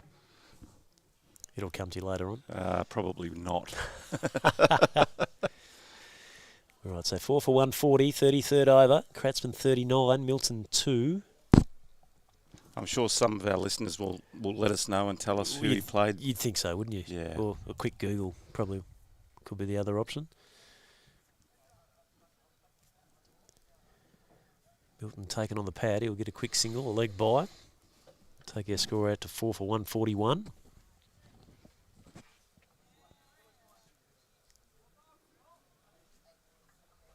You talked earlier about the umpiring, and we haven't noticed them, so that's always a good sign. I think if you don't notice your umpires. Well, at the team managers meeting last night, where Jeff, Mark, and Chris all attended, Jeff said we don't want to be noticed. Yep, and they've done that. Oh, they've been very good today. Yeah. Slower one there from Melville. Kratzman was through. He shot a little early, but he still will pick up a single there to mid-off. That's the end of the 33rd over. It's 4 for 142. Australia A chasing that target of 224 to win. 82 from 72 with 6 wickets remaining. Kratzman 40. Milton is 2. And Melville now 8 overs, 1 maiden, 2 for 27. Bowling extremely well. Got someone watching in from Rome there, yes, Tell. The Rock. Australia number 1. Yeah. Capped player number 1 for Australia over 50s. Okay. Is Paul Stenhouse. Yeah, right. A legend. I actually went to Brisbane during the winter this year to play a game with Australia number 1. Okay. It was on the bucket list. Managed to tick that box. And he sent a message in. Well, we got some data here. Look at that. Northern Districts. I was going to say North Shore somewhere. Jeez, I go. should have taken a punt. Yeah. Bish, team manager for Australia, has just done a Google for us and shoved it on under our nose. So a big shout out to the Northern District Premier District Cricket Club in New South Wales, where Phil Melville played all of his cricket. It's Kratzman. He's worked there and strikes the ball down the ground for a single. You can see that he's now starting to look to attack, play a little more aggressive. He knew, obviously, with the scoreboard mounting. As we keep saying, have got men in the shed, so he's probably almost got to really start going now. But coming back to Paul, the Rock. Yep. Australia number 1, first captain of Australia for Australian over 50s. 2 of the UK. I think he may have been part of the World Cup winning team, but someone will tell me whether I've got that right or wrong.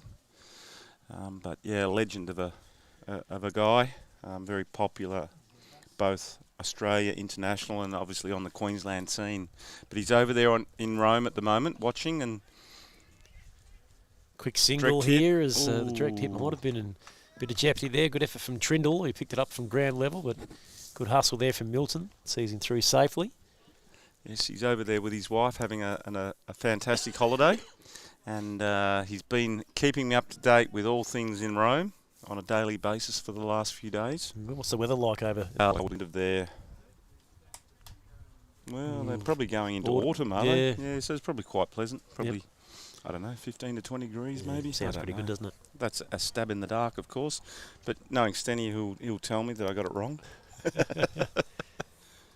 There we go. Now goes Kratzman. He got one in his wheelhouse and he gets underneath it, elevates and finds the boundary. I think they'll say that's just the 4. 4 runs. 4 runs for Kratzman. He moves to 45 and the score is 4 for 148 as we midway through this 33rd over. Or if I jump the gun again on the scores, we'll just keep an eye on that.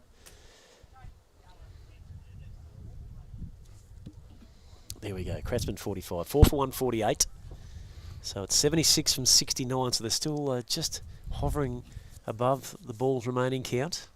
It's another 4-1, and Kratzmann this time is going to strike it down towards mid-off for a single. And he's getting close on a half century himself here. Let's hope so. Let's hope a 50, I guess, in his third innings against Australia. Yeah. Because he's already had 2. True. And they weren't too good. No. No. I think as far as Australia A are concerned, they'd love to see him bat through. Yeah, I think so. See them home to victory. Yeah. It's funny, isn't it? We must have some people watching us because I've got messages telling me Northern Districts on my phone. So we're getting it out there, Telf. We're getting it out there. Thanks to everyone that's been sending in messages to me. It'll be interesting to see how the numbers go on our YouTube as of, over the next half hour or so as the, most people's work days are coming to an end. Yep. Currently got 90 odd people watching right now, so we've been right throughout the day with those numbers of, somewhere between the 80 to 100 mark. So it's good. So last ball of the 34th over. Farley none for 41 in his 4th. A little expensive, but he's managed to just bring it back a fraction in the last over or so. As now they'll send out a deep mid-on. Protect that straight boundary. Milton looking to tick over the scoreboard here. Gets a full ball and he plays it to the leg. Just Jason to the square leg and umpire. They might get 2 here. It's just slowed up a bit on the higher grass there. So 2 for Milton. And that's the 150 for Australia A. They're 4 for 151 after 34. And we see Milton now at a 5. Kratzmann is 46. And it's 73 to win from 66 deliveries with 6 wickets in hand. Ooh. Could have asked for a better start, Telf. No. Nice, tight, close, exciting game. Yep. Going all the way to the wire. We see the 6th bus has arrived for one of the teams already, and a big shout out to local Jason Gordon for all of his support throughout the 2 weeks. It started yesterday with buses being brought in from Melbourne and Adelaide. They picked up the Kiwis at the airport. They picked up some of the Aussie players over in Adelaide and brought them here. And it's a great effort, isn't it? Yeah, and then picking up and dropping off last night, and each day they'll come out to the ground and bring them out to their ground where they're playing, and then pick them up and take them back to their hotels. So fantastic effort, Jason Gordon from 6th, and also a big shout out to Rob Jaffa, who looks after the Veterans Cricket Australia 6th account. So if you're in the market for a rental, a bus, 6th is definitely the place to go. Okay, so we'll return here with Phil Melville. He's into his final over of his 9. Hitting those good lengths again, but this time Kratzmann can work it out towards cover for a single. Kratzy now 47, Milton is 5. You sort of get the feeling, Pat, that they really don't want to leave it until the last over. No, I agree. I think they need to have a good over or 2 in the next 3 or 4 just to sort of get themselves ahead of the game a bit. Yeah. Yeah, and then they can just cruise at 3, 4, 5 and over, rather than being, requiring 7 or 8 off that last over. Yeah, it was interesting to get Gabby's take on the fact that he was keen. His mindset was to get ahead of the game in that first 15, 20, and then take the pressure off the middle lower order boys. Milton around the corner towards deep backward square, pick up a single. Because as we all know, Telf, coming in late in the day when you've been sitting down watching for a while and you've got to go and try and basically hit it 6 and 7s straight off the bat, it's not easy. Not easy at all, and especially if you're 50 plus. Yeah, exactly right. Because there'll be a few sore bodies from obviously the 45 overs this morning. So they've been sitting around for most of the arvo. Kratzmann advancing, hitting down the line. Pick up a single there to mid-off. So he's 48. Scorer is 4 for 154 in the 35th over. The extra lushness of this grass would certainly take a bit of energy, sap a bit of energy from you if you spent the full journey out there running around the field. You're covering a bit of distance from one end of the ground to the other. Yeah, it's hard on the body. I can see the pools back at the Commodore tonight. Getting a workout. Most popular destination, I reckon. Yeah. As we see Milton just nudge that one down to 3rd man for a single. I even heard one of the teams that's coming into the T20 franchise that they're not going to use the pools. They're going to go and sit in the river. Is that right? Yeah, they're going to Okay. go down and sit at the rowing club lawns. And Oh, what do you reckon the this time of year? Would, Oh, would it be wouldn't be- fresh? well, would it be the same temp as a pool, though? Oh, that's an interesting one, isn't it? Yeah, they need to watch out for the shrimps and yabbies, though. As Kratzmann elevates, straight there's a down man his throat. down the ground and taken. So that's a huge result for Australia. As Trigg taking the catch, I think. yeah, as Yeah. Mark Kratzmann falls short of his half-century 48. He took it on. It was right up just in half of the area there. He got underneath it nicely, but with a man deep, he really needed to hit it convincingly and probably clear the boundary from there. But against a bit of breeze that he was dealing with, couldn't quite manage to get the full journey. So he departs, caught Trindle, and it's a fantastic change of events, isn't it, for Australia now, who you almost feel like they're back ahead of the game as far as the scoreboard stands. Well, you've really got two batsmen out there that are just starting out their innings, and they've got to go. Are we at 6, 7 and over now? Yeah, we'd be up there, wouldn't we? Yeah. As Melville picks up his third scalp, so he's got 3 for 31 with 1 ball remaining in his set of 9. He's along with the slower bowlers after that initial onslaught has really changed the vibe and the focus of the game. I was talking to Owen Gilchrist, who's actually returned back, and he was saying that the Aussie team appeared to be bowling too many loose balls per over. Okay. And normally at this level, you don't get 1 or 2 loose balls, and No. so the Australia A team have capitalised on that. I guess that looseness of the lines that haven't been bowled and maintained. They've certainly tightened up, though, I reckon, the last 10 Oh, or they so have. overs, haven't they? I'd say Clarkey read the riot act to them. Yeah, maybe at that drinks second break. drinks break, he might have had Yeah. a few words to say. Yeah. So we've got Guy Randall now joining Simon Milton out in the middle. And Guy recently toured the UK with the Australian team, so he's no slouch with the bat. Another one, the generation across his tour. No bell. Yesterday, at least half a dozen of the Kiwi boys are all rounders. They're always the safest option for the boys to go. It's always great if someone can do both. Absolutely, in this style of game. Advancing. Oh, Just interesting. squeezing it down towards third man. Didn't really take much time to settle in and have a look. Is that off the bat or the pad? It's come off the bat. Yeah, okay, So he's away. Away. Interesting first delivery to Chudge. Yep. Obviously, the message there. I would have thought so. Signal of intent. 5 for 156 as we have a look at the Manhattan here at McLeod Oval. And certainly we need some more spikes up for the A boys if they're going to finish off nailing that target. 68 now from 60. Still keeping it there or thereabouts within about 6 balls of the runs required. 5 wickets in hand there though. So it could well be a test of the depth and to see what they've got left in the sheds here as we push on towards 4:30 local Wentworth time here in southwest New South Wales. Of course, recently Telf having their local government elections, I believe, over the weekend. So it's that time of year, isn't it? Is It's it this election mode. weekend or is it next? I reckon it can't be far away. I think it went down over the weekend just gone. Yeah. Well, I know that I know no councillors or mayors, etc., can attend any of the functions Right. during the 2 weeks. Yep. So we're missing out on working with the decision makers of the region, but we're dealing with CEOs and council staff who have been fabulous in allowing us to bring the spirit of cricket to Mildura. So They almost become silent players during this they period, do, don't they? yeah, Yep. yeah. So and the other benefit for us is that there's no news coming out of council. So of course we've capitalised on that, and all the media are ringing and wanting to talk to me because there's nothing else happening in Mildura. So it's a good thing for us. It is a great You'd result. know that about being in the media. Yeah, yeah. No, I'll keep a finger on the pulse where I can, Telf. You know how it is. I do. Just finished up our footy season here locally, and we move into cricket in a couple of weeks' time. Yes, I actually listened to the call. It was the first call I'd listened to all year.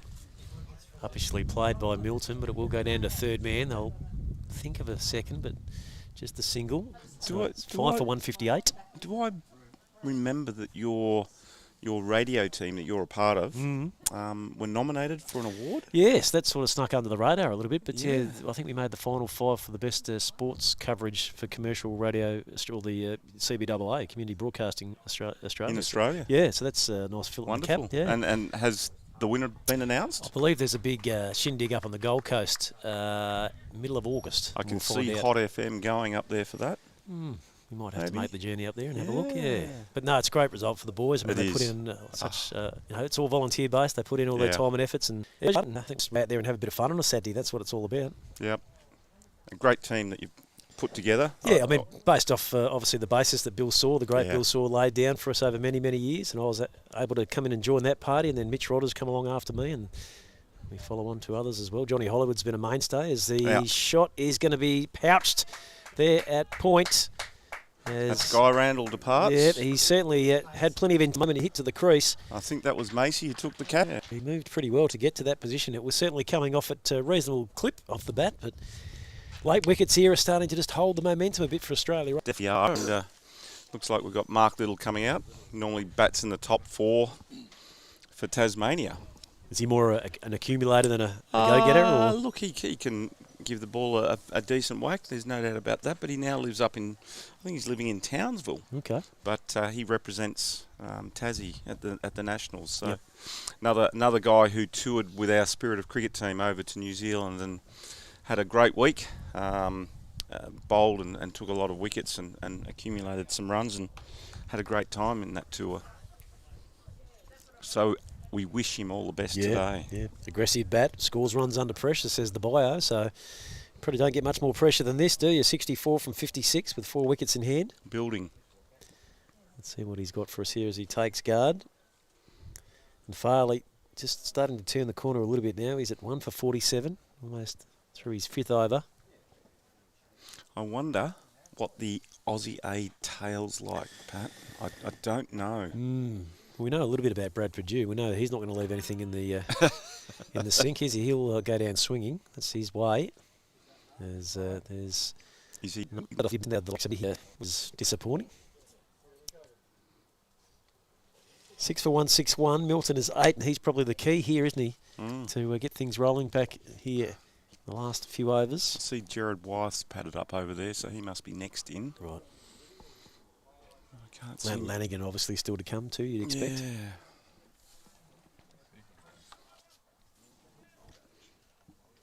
Hey, I can hear a bit of chat now. Yeah, the yeah. Aussies They're are up and about. They Hey? are. Yeah, they can sense that there's an opportunity here. Yeah.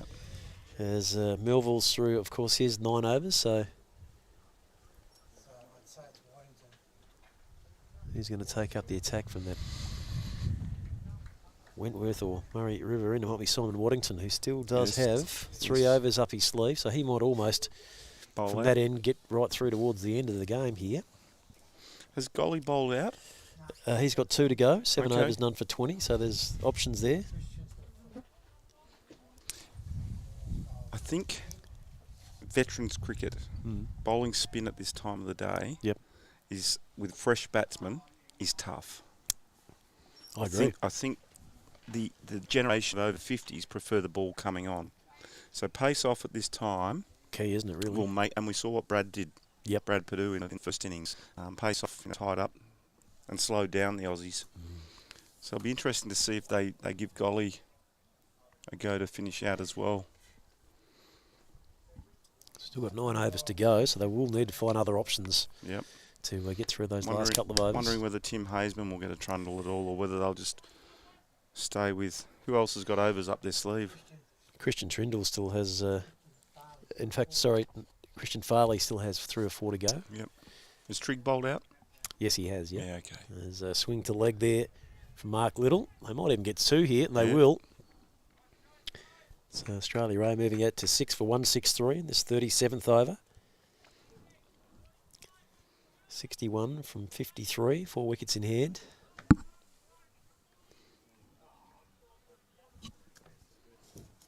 Looks like we're set up for a grandstand finish here in this opener of our Tri-Series tournament.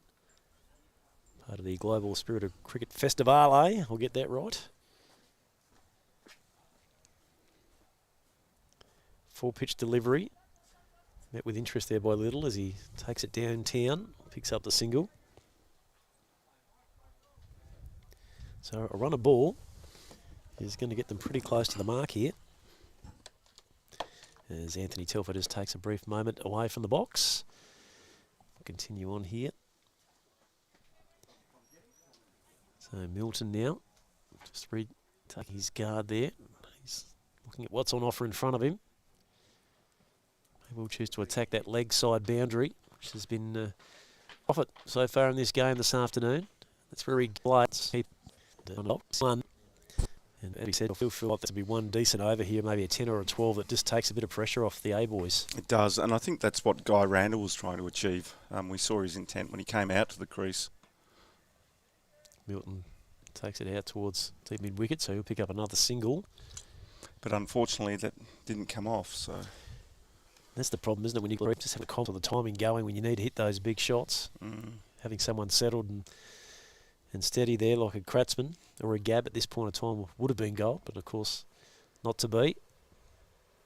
Oh, a short half tracker. They've got away with that as it's paddled around the corner there by Mark Little. That probably should have gone over the fence.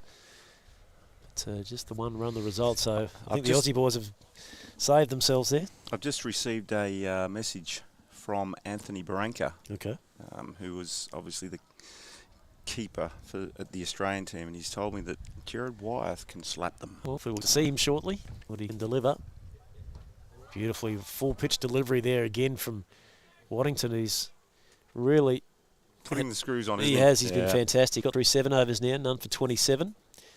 And Australia Ray are still well and truly in the mix as they look out, keeping that runs and balls tally pretty tight. Going to go back here to Christian Farley.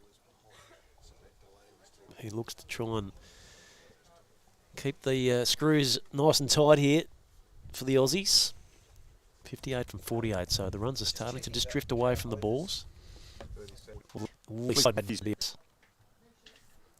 he has had issue from this Pomona end. Unfortunately, Christian, he's bowled 10 wides in this spell, over 2 stints.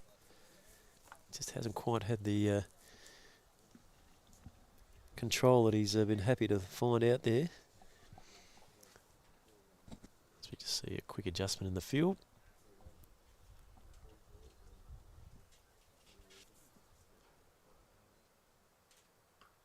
Nicely struck there.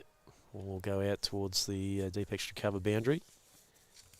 Single there to Mark Little. Score goes to 167 for 6 in the 38th over.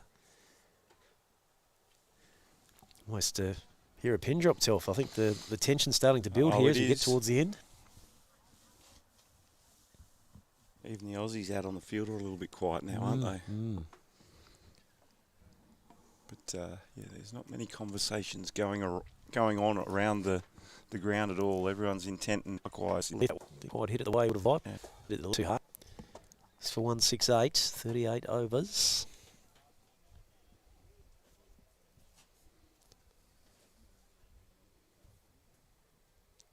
Short of a length, and it ended up being a little bit awkward as it came through there for Little. Did it play a bit low?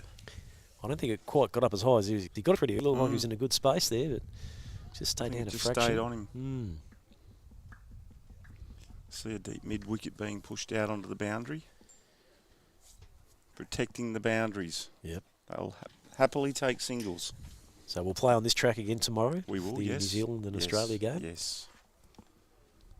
Graham Pengelly will come out and bring out his broom and blow a vac and... give it a bit of love. Yeah. Again, advancing is Little. Can't make contact. Big swing, no ding. That was Little. He got that in the middle. And it's a big hit. 65-metre boundary straight. Yeah. Clarkie's pulling the field changes. Bringing up his fine leg and dropping a third hand. So, once again, protecting that boundary. It's quite evident the line that they're wanting to bowl here.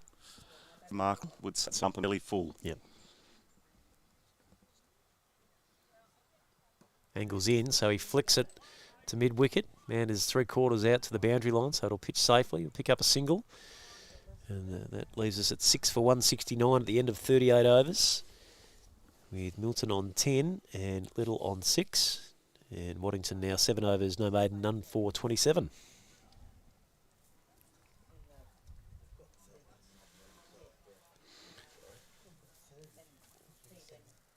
I think we've been rather fortunate with this wind, Telf. I don't think it's quite us sitting down here. It has been breezy at times, but it has. I think that it's been good that the breeze has been here, but at times it probably got a little bit too gusty.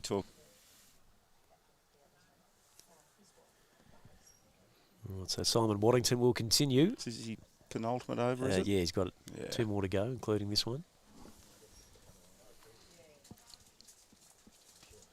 Keble have all been super, keeping their runs per over around that 3.5 mark.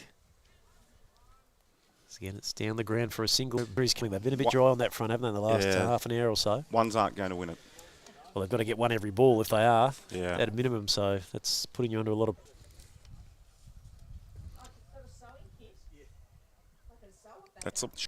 That's pushed away. It's not going to reach the boundary, though. Pick an up, easy 2. Pick up 2 towards deep backward point. 6 for 172, 52 to win. At the Kratzman Gab combo of 90, really got Australian really pushing. So 50 to 30 balls now, so over here. Otherwise, might get a bit for them. So it's going to be fun. No maiden, 1 for 50. Let first the pull, it certainly makes it a bigger hit to come through mid-on or mid-wicket on this side, our side of the ground. And wait here for skipper D-Clark. The troops move the man who had gone out onto the fence there. Ring, they have a deep wicket, a deep extra cover, long off and long on.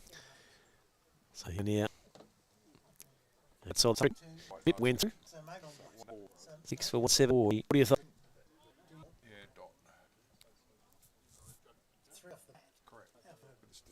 Still get down the kip. They'll muscle through for interest in. Allen up 6 for 176. Milton is 13. Little is 10. As far as overs remaining, Waddington has 1.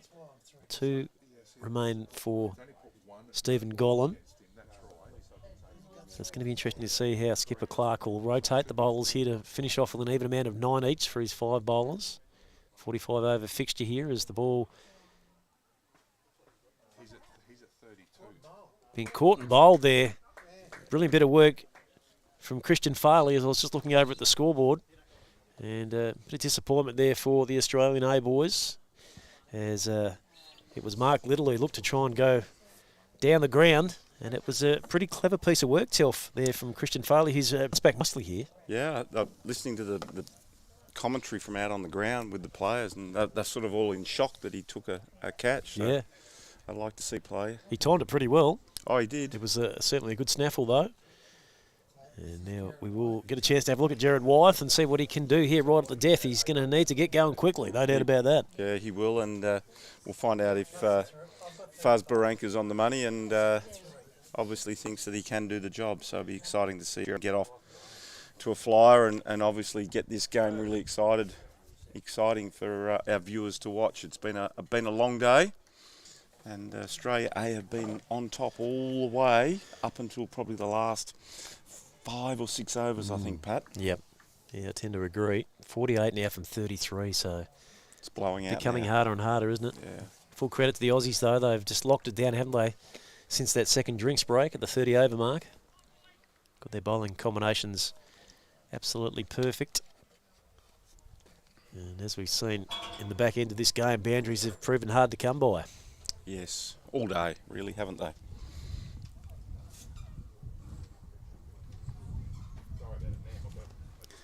So we wait once again for Christian Farley as another one of our 6 buses comes ready to collect the troops.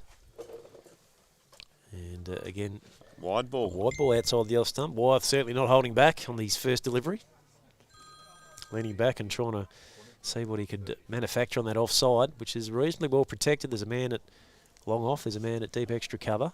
Apparently they called Jared the Chief. The Chief. Yeah. Okay, I'm happy to roll with that. You got a call to take? Yes. Righto, we'll be back with you shortly. As here is the Chief. This time he's missing down the leg side, but it will be a wide, so that works in Australia A's favour. 7 for 174 to win. And it's been a dozen in the wides column for Christian Farley. Just hasn't quite been able to get it right at times, but he's picked up 2 important wickets all the same as he bowls straight. Ball is hit downfield. They're looking at 2, but it's only going to end up in a single. 7 for 179. Almost completed the 40th over of this 45 over fixture. It is our opener, of course, as far as the Tri-Series tournament is concerned. And it's all under the umbrella of the Global Spirit of Cricket Festival into T20 competition, which will get underway from next Friday. And that will be very exciting. Not only for the fans in attendance live, but of course you can get all the action streamed on Sock TV. Just favourite it on YouTube. As a one-hander there goes up and over the top there of cover. And they will only get the single again, so good work by Australia in the deep to restrict the 8. 7 for 180, Milton 14, Wyeth is 1. And it's 44 from 31 now with 3 wickets in hand.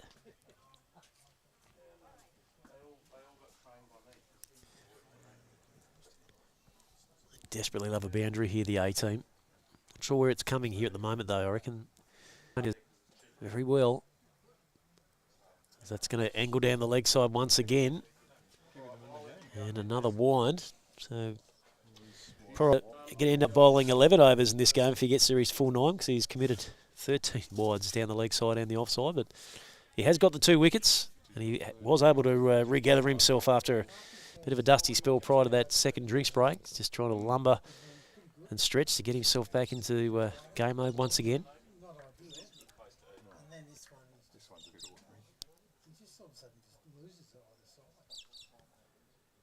And nicely run down to third man there by Wyeth. We'll pick up a single. And that should be the completion of 40 overs. It's 7 for 182, Australia A. Milton is 14, Wyeth is 2. And Farley has bowled 7 overs, no maidens, 2 for 58. So Telf, we're getting into the clutch stages of the game now, aren't we? We are indeed, and just organising some shirts to be reprinted for the New Zealanders for tomorrow. And Richie Wild at Laser. Yeah, has, straight onto it for you. Yeah, sorted all of that out today. So good man. Great job, and shout out. They've been doing a bit of printing for us for our signage and stuff around the place. So great person to have on board. No doubt about that. So 46 to win from 30 deliveries. Ooh. And this will be the last over for Waddington. So as we said, it's going to be that interesting but they still know back on an even keel with runs to win and placings. And we're going to defend that one back to the bowler. How has the Chief gone so far while I was on the phone? Hasn't really let loose just yet. He run one nicely down towards third man, but hasn't really showed a huge sign of intent as of yet. Just waiting for one in the right space, I guess. I've had 2 or 3 people reach out from WA and said, yes, he is the man. Here we go. He's going to top edge one in the air. It's holding up, going back with a fly. That was a difficult chance. And it goes through the Dukes there. Is it number 33, Stephen Gollan, who's been pretty decent in the field, but going back with a flight, always difficult, Telf, and he probably had a bit of sun to contend with there as well, definitely. I reckon. And age. Sorry, Golly. I know you're going to hate me, but I love you, mate. So 7 for 183. Milton has been at the crease now for almost an hour. Just a false start. False start there, yeah. As we'll see Waddington go back to his mark. Milton really needs to find the boundary here.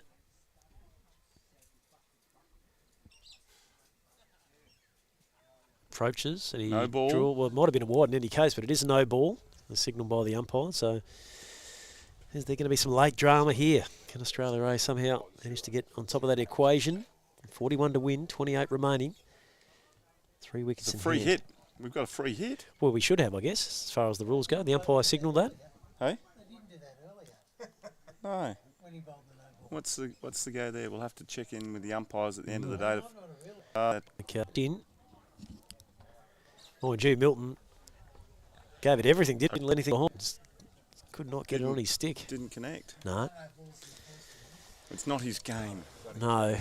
He's a knocker and a nudger. He's an orthodox batsman. Yep. Fuller ball, which he gets over the top of and pushes out towards deep backward square. They'll pick up another run. 8-5, 41st over. Waddington just 2 balls left of his spell. I'm for 38. Be interesting to see which way Clarkey goes with the bowler from that end. Well, I guess Gollan comes back to bowl another 2. Maybe Christian Farley will finish off at this end and Gollan at the far end. There's someone up his sleeve that we haven't seen yet. Maybe it's Tim Haseman. This time it's the West Australian hitting it out into the deep, and he's taken straight down right his throat on the boundary. Might have been Clint Keble out there, is it? He's taken the catch. Looks like it's Clint Keble, and he'd be looking straight into the sun too. So a great catch taken out on the boundary to see the chief depart. That's a great result for Australia. Wickets just the momentum. And now there's plenty to be done as Chris Lanigan strides out to the wicket. And our score is 8 for 185 with Wyeth out caught. Keble bowled Waddington, and he gets a reward too. I think he's bowled a really decent spell, and to pick up a wicket there is exactly what he deserved, I reckon. I think so. He's the Australian spinners have done the job today, haven't they? They have. They really have. Yeah. They bowled in tandem at times and just locked down both ends. Quite often you'll see one spinner in rotation and they'll get one end quiet and the other one gets away, but to their credit, they really have managed to keep it well within their reach, haven't they? Yeah, definitely. And obviously, both Gollan and Waddington are, well, they're obviously in the Australian team for a reason because they are quality spinners and obviously apply their trade very well.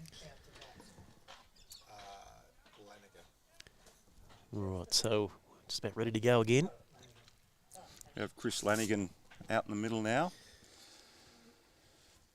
So we'll see what Chris can do. Queenslander lists as a solid lower order bat. Let's see how solid he can be here at the death.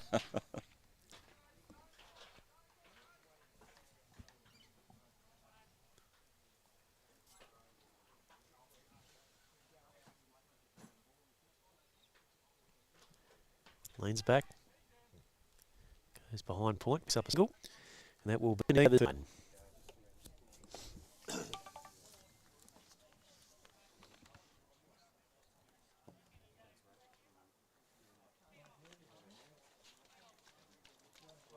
And Steve Gollan is coming on at this end. It's the way we thought that skipper Tony Clark would play it. Yes. Pace off. It's been so important in the back half of this innings. And he will mix his pace up. He'll break a ball. And yep. You can see that Tony Clark's field positioning's right here and getting some advice from Andrew Kratzman to get the angles correct. I think he's been really good with his field placings, hasn't he? Yeah, he has. Yeah. He has plugged a lot of gaps, certainly since the 20 over mark. Waddington's just out in front of us here as he takes a at deep in wicket. Shorter of length and missed that one. Not taken and it's a advantage, wide. But that'll help. Wide. Well, that takes Halley out to 8 for 187. 37 to win, 24 balls remain. 2 wickets in hand. They need to hit some boundaries. They do. And that's bowled him. That's bowled. A beautiful line of length right on the dollies. It was a quicker one too. Yep, pushed it through. And Lanigan has to depart. And great bit of work there from Stephen Gollan, who's been exceptional today. 7 overs, no maiden, 1 for 21. Father Time is back in town. I love it when I see Golly taking wickets for Australia. He's bowling beautifully too, isn't he? Yeah. As Mitch Woods strides out to the crease.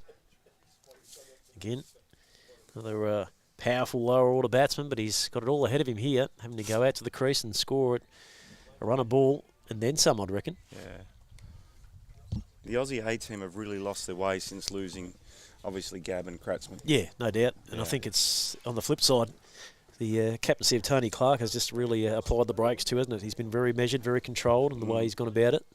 Yes, he hasn't panicked. Rallied the troops at that drinks break. And we saw the first game a slow start with a high-intensity finish where, conversely, for the A-team, it was a quick start and they've gone back into their shell at the back end of the game. Yeah. Runs on the board, scoreboard pressure. Yep. And, no batsman really set has made it difficult to, whereas, the Australians, when they batted, they had Kratzy bat nearly right through. The partnership with he and Haseman proving pivotal to the result of this game and the way it looks. Yeah. Full length ball. It's pushed out to cover. 37 required. 22 balls, 1 wicket in hand. And these dots just contribute to the pressure. Yep. We're 9 down anyway, so last man in really, isn't it? Okay, that's right. Yeah. Shorter, quicker one is spun around the corner. And a misfield Misfield, there will there could allow be two. a couple here. Will Woods elect to come back? He has a secondary look at it and decides against it. Field trouble, so 9 for 188. I'll see Milts now on strike, and let's see what he can do. The great man, let's see if he can hit a couple of boundaries and maybe put themselves back in the chance to Pinch it have at a the crack. death. Yep. Telford just grab another call. And ball is taken down the ground for a single. 9 for 100. Almost the end of the 42nd over.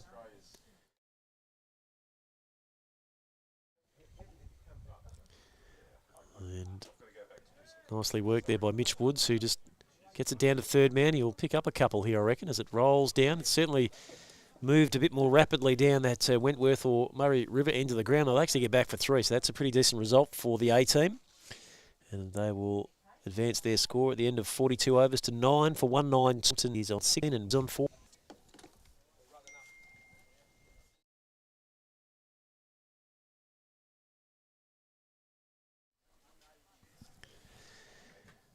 Okay, so can see a change in the bowling. Might be Timmy Hazeman. We thought he might have popped up as an option right at the death that way, so he'll see it with a couple of overs. Skipper Tony Clark must feel that it's comfortable. We'll give the opportunity to the South Australian to play his part here in this second innings this afternoon. Of course, tomorrow we're back from 10 with Game 2 of the Tri-Series tournament. It'll be the debut for the Kiwis. The New Zealand boys, the over 50s, will take on Australia here at McLeod Oval. So Hazeman just loosening up. He'll bowl a couple of practice balls. And Telfer rejoins me, and we're on the money. We thought that Timmy Hazeman might have had a bit of a look in here at the back end, and yes. he is going to do just that. Yes. I've seen them use Tim Hazeman at the death before. Starts out with one just outside the off stump.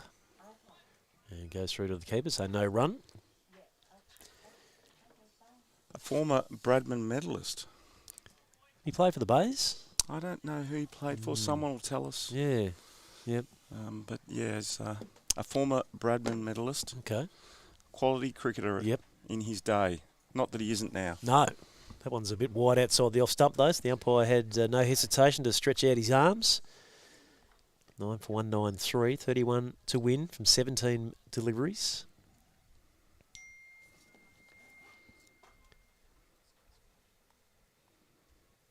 This one again, hardened into the pitch. He appeals for the caught behind, I think, just to try and swerve the umpire away from the fact that she was just a tad wide outside the off stump.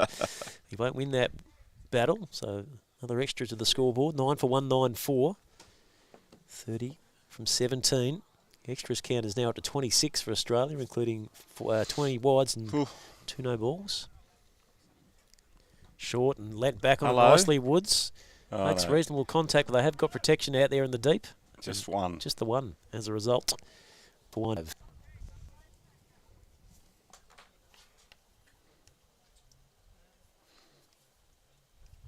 We need to get Tim pitching the ball up a little bit more. I think if he bowls short, he runs the risk of being hit. Bowls a full out the off stump.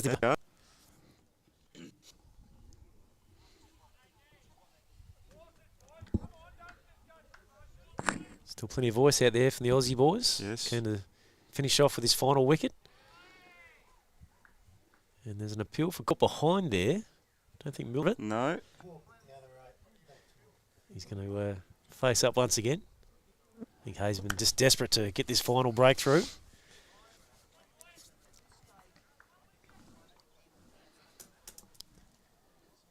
Nine for 195. And again, Milton trying to look towards the real estate out there at mid-wicket and mid. Again, quite get connection. So it's now 29 from 13 deliveries. If he gets hold of one, he's going to go. He's putting some muscle behind it, isn't he? Yeah. So yeah, you think he's going to get it. Probably to clear the rope. Hitting to the short side of the ground too. Oh. And that one certainly had a bit of extra bounce on the way through to the keeper, Kratzman. And it's 5 Australia. That's after run with the big hand. 12 balls. 12 balls remain. Our Tri-Series opener, Telf, which has gone down an absolute treat across the border here in Wentworth this afternoon. Definitely. Look forward to doing it all again tomorrow as Australia take on Kiwis in the first international. It was great to have a chat to Pierre. our man Pierre. He was very insightful and gave us a good look into what we can expect from the Kiwis, and they've basically gone along that New Zealand A route to give some things for a bit. Great man Pierre. He ran the over 55s nationals in Christchurch last year for us. So we came there as guests. Shout for a run out there is almost the opportunity coming back at the other end to Steve Gollum, but I think safely home at the end was Mitch Woods. Had to put in the big ones though. He did. But yeah, Pierre ran the nationals for us in Christchurch last year in November, and he's now looking after New Zealand Vets cricket right throughout the country. So a big job. Big shoes to fill. Jim Morrison, he's taken over from Jim Morrison. Yep. So A good full length ball there from Gollum. Is squeezed out onto the onside for a single. 9 for 197. Milton has advanced to 17. Wood is on 6. Getting close to a finish So I need 27 from here in Wentworth. Will just be a tick over 5 o'clock, I reckon, local time, which will work out nice. As here we go, down ground. Here we go. It's going to pitch in between a safe. couple. It's a pretty decent effort almost on the half volley down there by Christian Farley, but they'll get through for 2, or maybe 3 was it? I was busy watching downfield. 2. No, they got 2. So score is 9 for 199. 25 to win. 9 balls remain.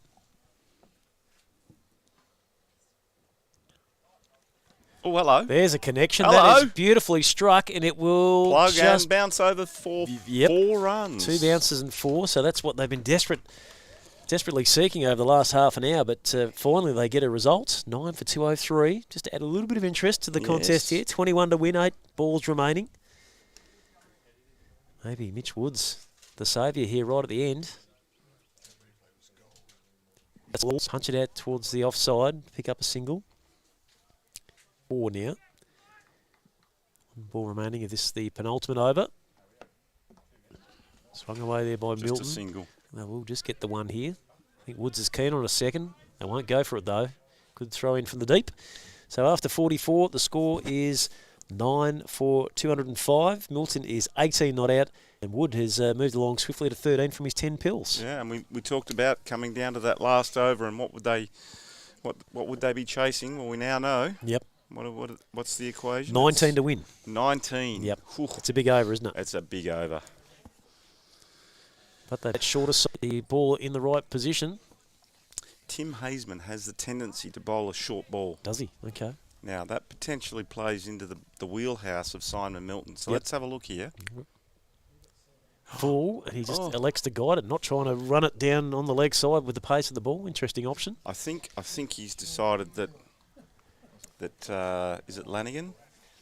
Is he out there batting? Woods and Woodsy, Milton, yep. yeah, sorry, Woodsy is the guy that's going to do the damage. Okay. I would say Righto. it's your show. Well, we saw Milt's trying I last sort of over. felt like that was in a pretty good space that he could have worked with. Full toss could have been hit anywhere. One's outside the off stump. Dot. And batted in our first session after winning the toss this morning. Well delivery right in the blockhouse there. It was very hard to get underneath that one. Excellent execution from Timmy Haseman. Very deceiving in the pace that he actually bowls. He looks like he just trundles up, but really whips it through. So he's a lot quicker than you think. Shoulder, isn't he, through the crease? Yeah. This time Milton gets down It's low. gone straight. Hits it along the They'll ground. get a couple here. They'll get a couple here. He's got no arm, Leith. Got some carry, hasn't it, down straight towards the Murray River end of the McLeod Oval. So 2s aren't going to win it, though. No. 9 for 209. 15 to win. 2 balls to go. Unless there's a no ball or a wide, you think She's it's all over. Unattainable for the A-boys. You wouldn't want to bowl a no ball and get hit for 4 here, because that would really open up a whole bag of options. Haseman manages just to stick it outside the stump. Down Woods then for a couple. Milton will move now to 23. Score is 9 for 211. End of the day, though, Telf, I think it's a pretty decent chase, isn't it? Like 224 to win on 45 is pretty good going on day one, and they've, I think they've accounted for themselves decently. Yeah, cricket day, and the Aussie A boys need to be proud of themselves of what they've done, and you know they've pushed a quality Australian team all the way. Yep.